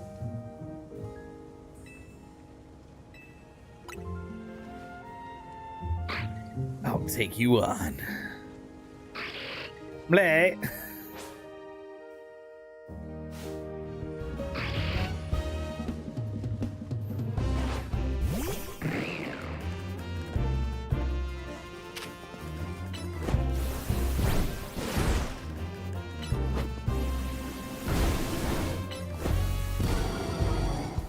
Hey, How King, how you doing?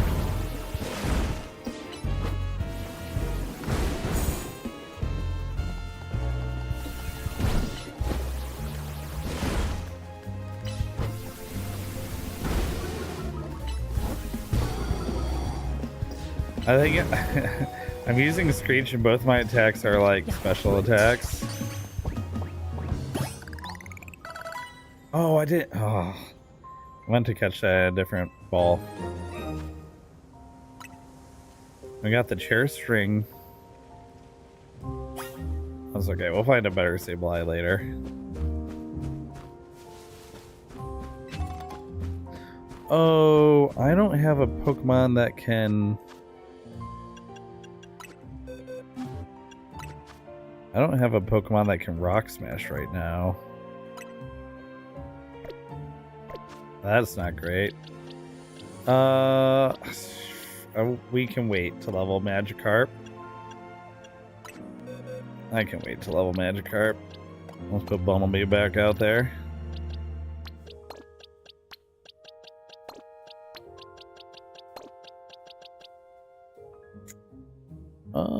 I wouldn't have been too impressed with a Sableye anyway, it looks like. Very funny that I got three Pidgeys ready for like living dex action.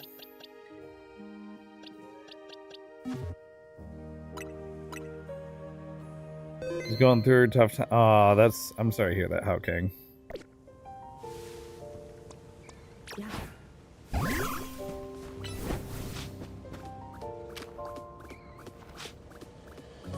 Mommy?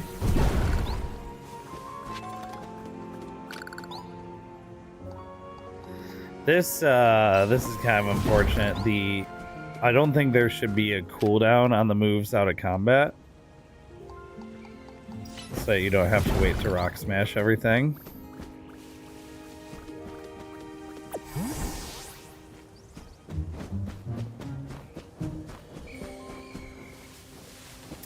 Man, that ghastly cry. Oh, Spinarak.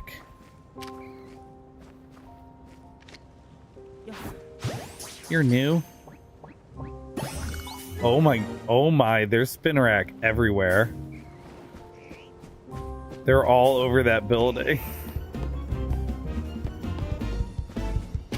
Hey, Atkins.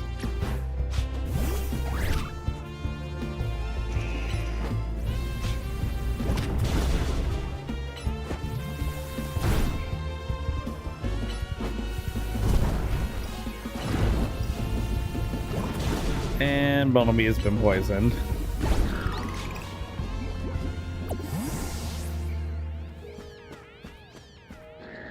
This will be a good chance to see if the poison stays over time. Or damages while I run around.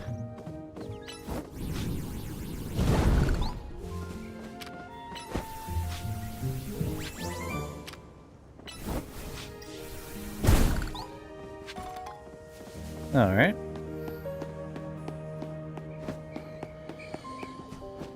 I saw some items over here. Yep.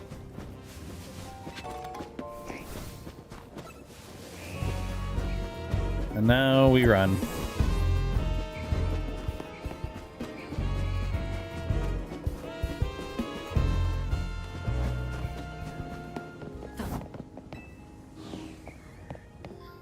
Hi, here's your ring.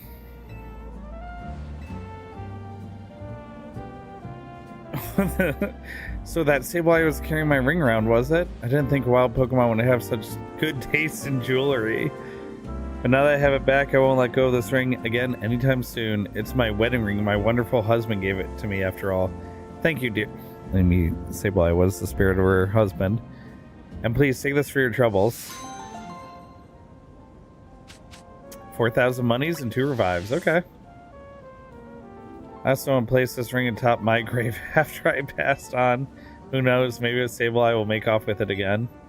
If so, I hope it brings Sableye some happiness. At the least I could do is rewards could taste whether it's a wild Pokemon or not. 2 missions left.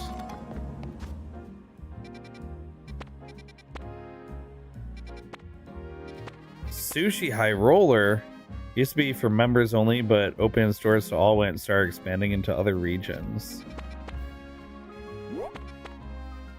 Oh my gosh. Okay, we're gonna have to... I'm gonna have to do shopping tomorrow when Distant Storm's awake for sure.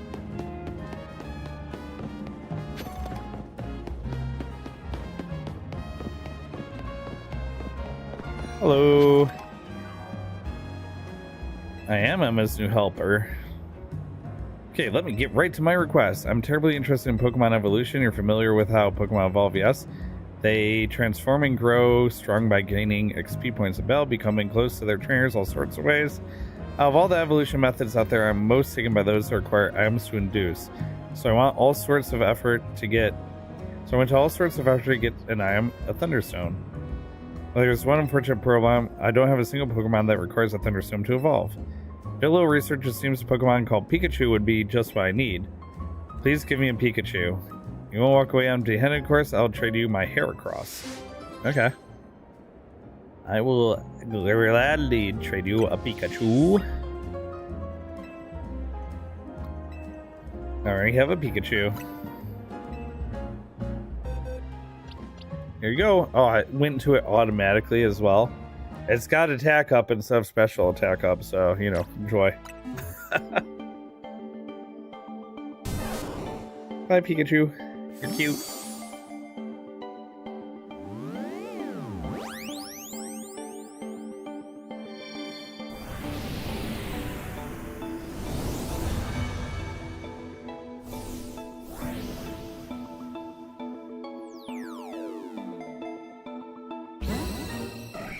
Sent over Boyce. Take care of the Boyce. Okay. Oh, we should do some battles with the boys. It's a little nice to meet you, Gift. Please allow me to use this Thunderstone. Oh, little Raichu. Oh, it's very cute. A source of electricity inside itself and turns so aggressive that may attack its trainer.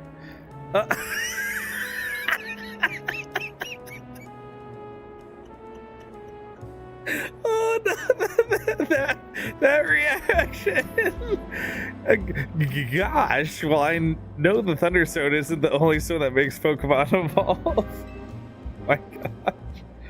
There are plenty of others out there to find. Anyway, thanks so much for your help. Do give Emma my regards, wouldn't you? Hera.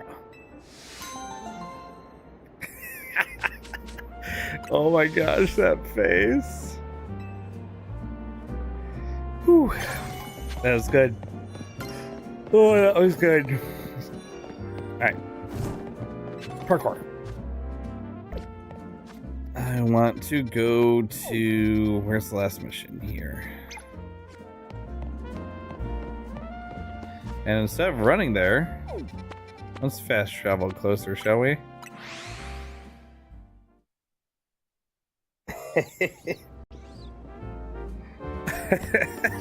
I almost want an emote that's just her face. I can make one. Probably pretty easily in like Canva.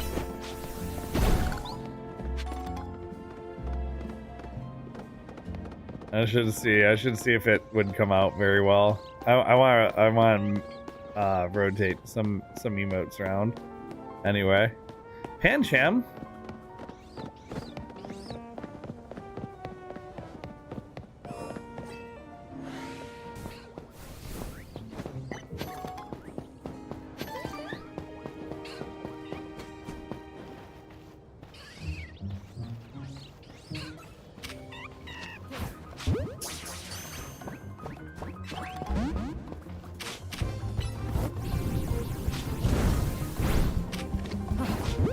Oh, it's burnt. Oh, I wonder what critical captures look like in this game.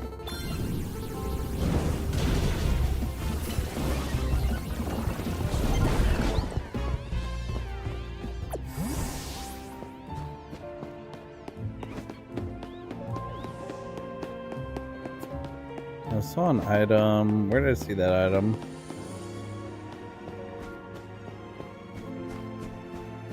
I must have picked it up.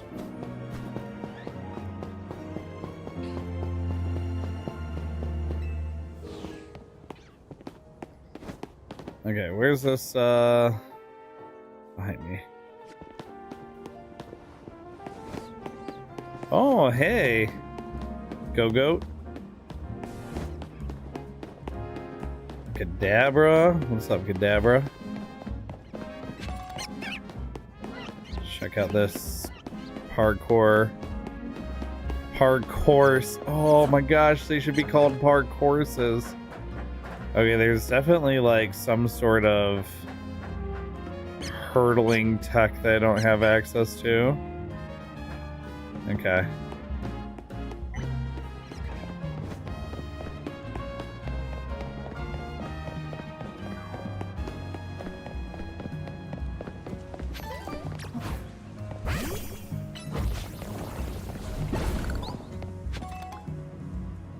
So you're a detective, are you? I'm just standing in. Well, if Hemmons trusts you with my request, then it's gotta be good enough for me. You have a situation.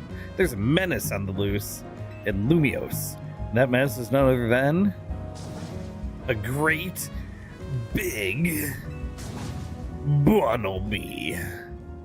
It was massive, over twice the size of my own Bunnelby, and it had size had a real evil goal. Alphas are back? Look at the derpy little Bunnelby.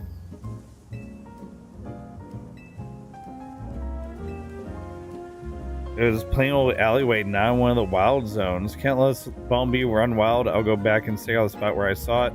Make sure to turn on guidance for my requests, and you can find the place as well. Oh, there's a little quick active button. Wait, clearly I just saw him run this way.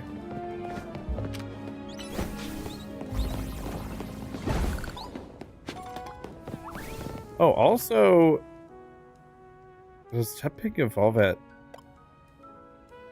17? I got Mudshot, Protect, Thunderfang, ooh, Firefang, ooh, Icefang, ooh. Alright, Whirlpool, soon. Change moves. Sev Tail Whip.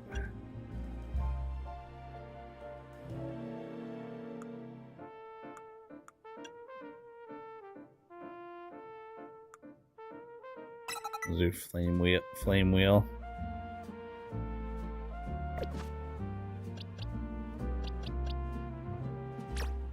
You do Swift instead of actually, yeah, let's do this and that. There we go.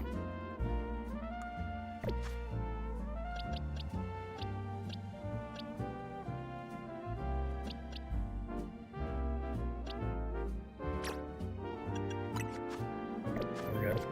All right. While everyone's nice and beat up, let's go fight in Alpha Pokemon.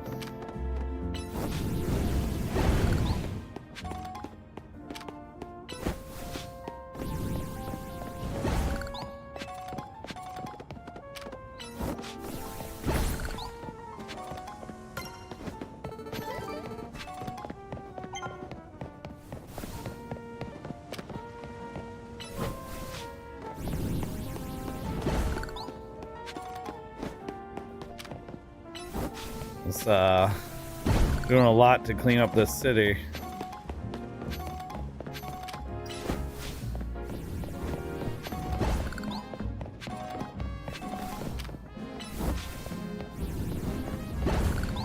Alright, here we go.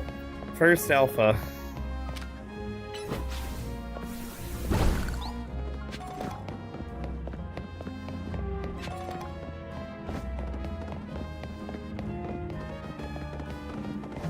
I don't see it. Are you a liar? Giant bone bee was somewhere around here. Just being here makes my legs want to wobble right out from under me. Banu? What is it, bud? Don't tell me it's here already. Oh my goodness, there it is. Bana. Bana bee. It's huge, that's what she said. And terrifying. Ooh. And awesome. Yeah, true. This is the Bumblebee, no doubt about it.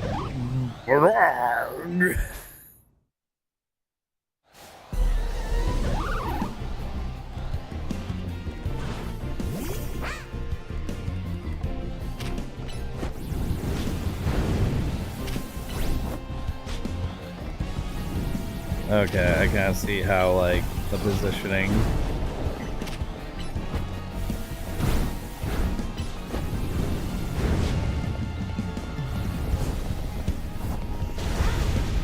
Oh, Tepig, no.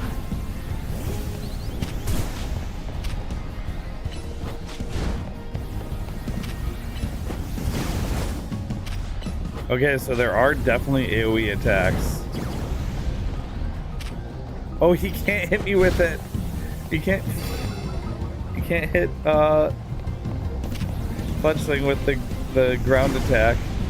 Yeah, it just doesn't hit. That's awesome. Tackle does hit though.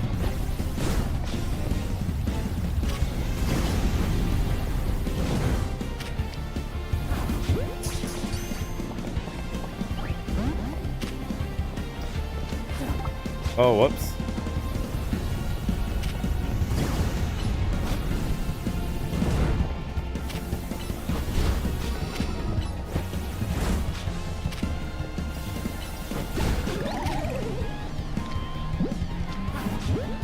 Hit with the great ball instead.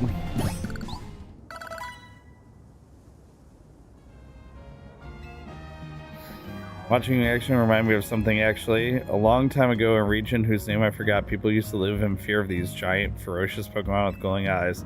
I hear there's Pokemon called Alphas. Alphas are back! I wonder how it is Pokemon like that showed up in modern day Lumios. I couldn't begin to guess. What do you think, bud? Ominous or what? Bud Nunu. Well, either way, you really came through. Emma clearly has an eye for hiring help. With someone like you looking out for Lumios, we'll be fine even if more alphas show up, eh? Oh, Canadian backpacker. I see.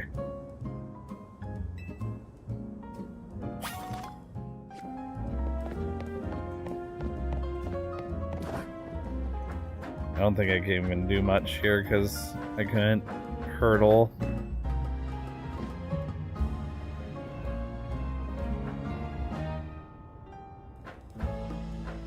Do something.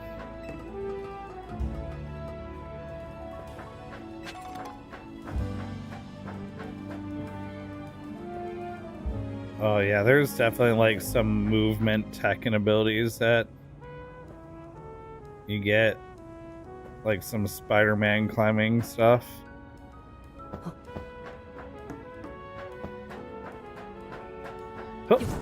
Ah. Alright, anyway.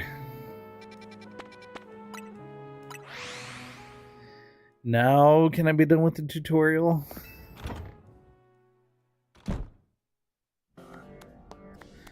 Hey, took care of every side mission? That's amazing. Thanks for your help. Although I feel like getting the side missions kind of maybe... I felt like I was pretty loose in the city. Wrapped up our discussion while you were on the job too. Discussion? Well, so I'm looking for someone. This is the reason I came to Lumios, and it's what Emma's looking into for me. Tell you about it another time. So, Emma, what do you think? Chingu's got real promise, right? Yeah, you've scouted a gem of a trainer, Tony. In fact, I might ask him for help next time a tricky side mission comes in. And thanks for your work today. I'll share some info with you that all Lumios trainers should know. I'm assuming a trainer of your skills is already familiar with Pokemon evolution, right? Yep, know all about it. Well, some Pokemon can evolve when certain conditions are met, and by evolving, Pokemon get even stronger. You're gonna tell me anyway, huh? Here in Lumios say there's an evolution that transcends all other evolutions called Mega Evolution. It'll probably be faster if you just see it for yourself instead of me having to explain it. Come join me out front, won't you, Chingu too? Okay.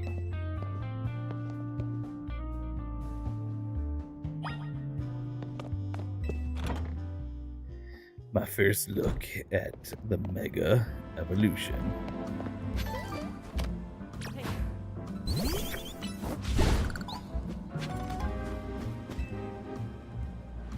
You know, I saw you bell last night. I'd like to judge your strength for myself. How about, will you bell me? Let me prepare. Because I am beat up.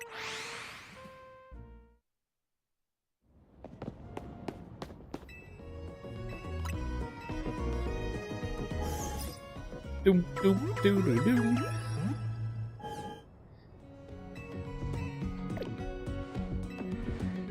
Okay.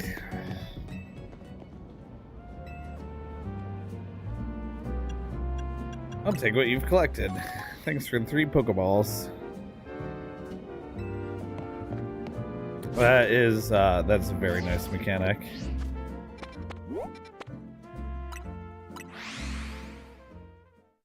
I appreciate that. Okay, now I'm ready.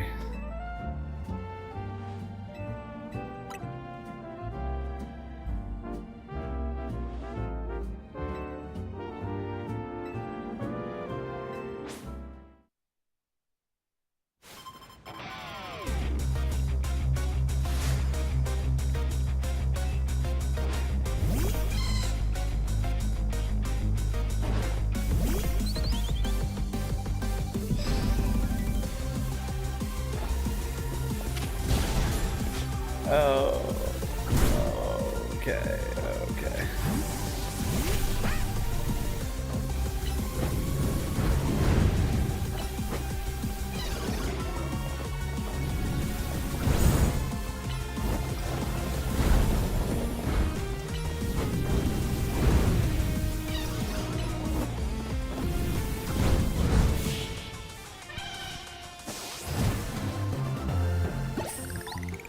Oh, just the one? Tepig can evolve. Okay, great. Thanks for Bell. I can tell you're the type of trainer that I like. Oh. Okay. Here, I'll heal up your hardworking Pokemon. The Mareep I sent in battle can evolve into a Pokemon called Flaffy, which can evolve into Ampharos. Okay, Ampharos, you're up next. Come on out. Hi, Ampharos. With my Keystone and Ampharos' Mega Stone, we can Mega Evolve. Let's go, Ampharos. It's Mega Evolution time. Oh. I wonder if you could get, like, different Mega poses to do, too. Like, get the different accessory types for your Mega Stone. That would be sick. Like, bracelets and tracksuits and belts and hats and stuff like that. Mega Evolution surpasses the limits. One thing I don't like is sometimes they'll do a game like this and like she has it in her on her collar there, and I saw the one like short construction guy had it in his hard hat, and like they give the story trainers and like gym leaders all these cool poses and special stone accessories and stuff, and then the player just gets a bracelet and does the same like animation no matter what. And I just like, I'd like to see some variety, some customization with that. They do let you customize in recent games the way you throw the Pokeball out, so I'd like to see some Mega Evolution pose customization as well. When a Pokemon in Mega evolves, its moves also get more powerful. That said, pushing limits of evolution means a Pokemon can't stay Mega evolved forever. I'm trying to get that good at using Mega Evolution too. Mega Evolution is amazing. Seriously, I'm going to be the strongest Mega user around. Just watch. You know what, Changu2? I got a feeling Mega Evolution will find its way into your life, just like Hotel Zed did. Anyway, thanks for coming by today, and thanks to Invents for anything you can do to help out. This is full of people in need, and so if you see someone in trouble, give them a hand, just like you did for my clients earlier. Speaking of which, I could use your help too. If you see a black, four-legged Pokemon around, be sure to let Umbreon? There's an Umbreon down the street. I was probably talking about a Zygarde. Get in touch if there's any movement with my case, okay, Emma? Promotion announcement. Oh, next promotion match has been decided. You're to face trainer Yvonne. Rank Y. I knew it. I knew it, dude.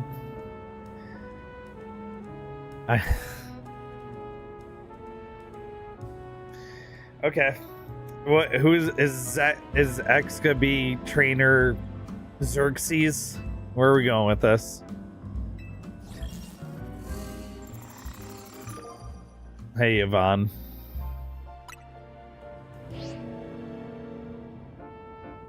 Xavier. It's probably Xavier, not Xerxes. I'm gonna have fun now guessing each letter name for the rest of my playthrough.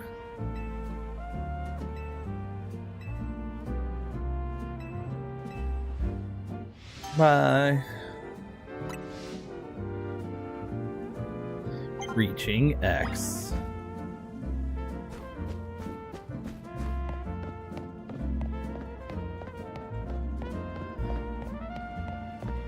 Okay, let's evolve.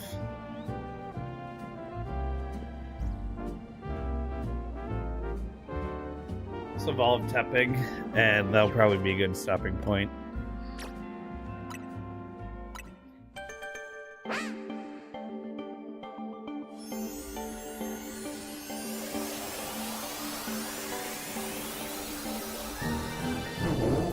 Oh, Pig Knight.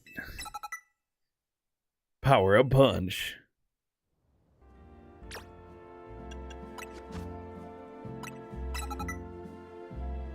Excellent.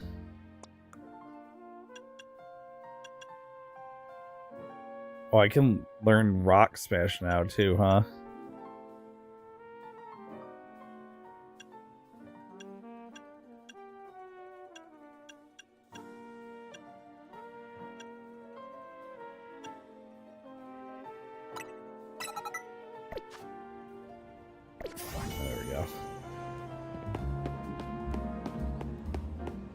Alright.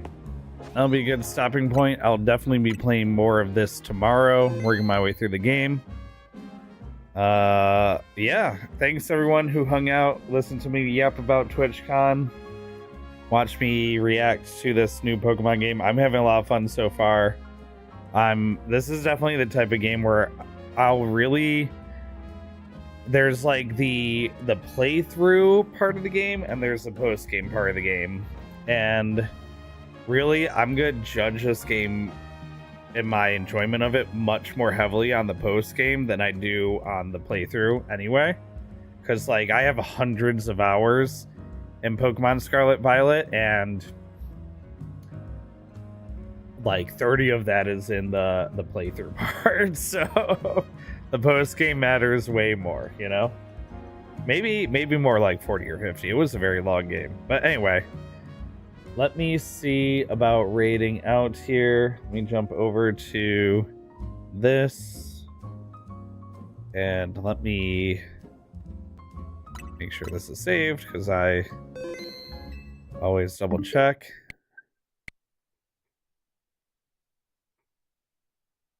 Let me power this down.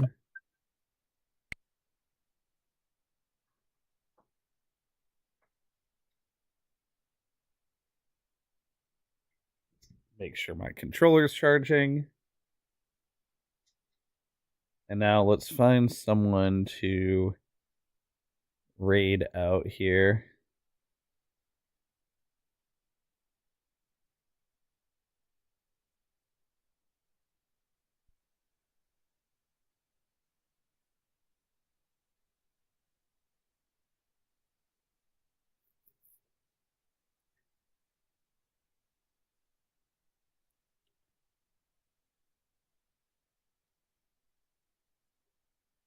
Was is there an area 0 lo-fi?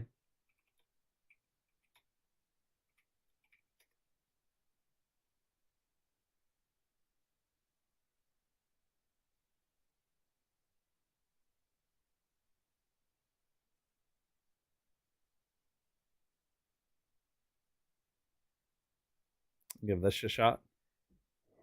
Give this a shot.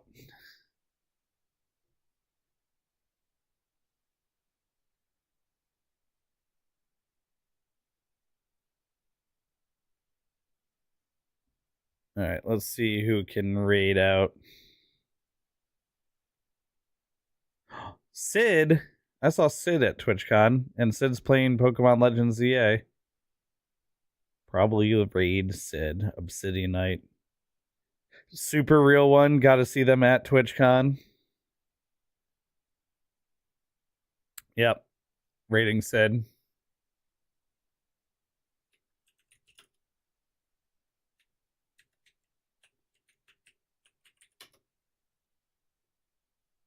Alright guys, if you have a waiver heart emote, drop that in Obsidian Knight's chat. If you don't have a waiver heart emote, just say hello.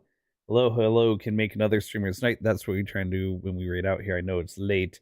Most of you have already passed out for the night. I appreciate anyone who has stuck around for the entire stream. I'll be playing more Pokemon tomorrow, and I hope to see you there. Thank you so much. Have a beautiful evening. If you're watching the VOD, I appreciate you. And, yeah.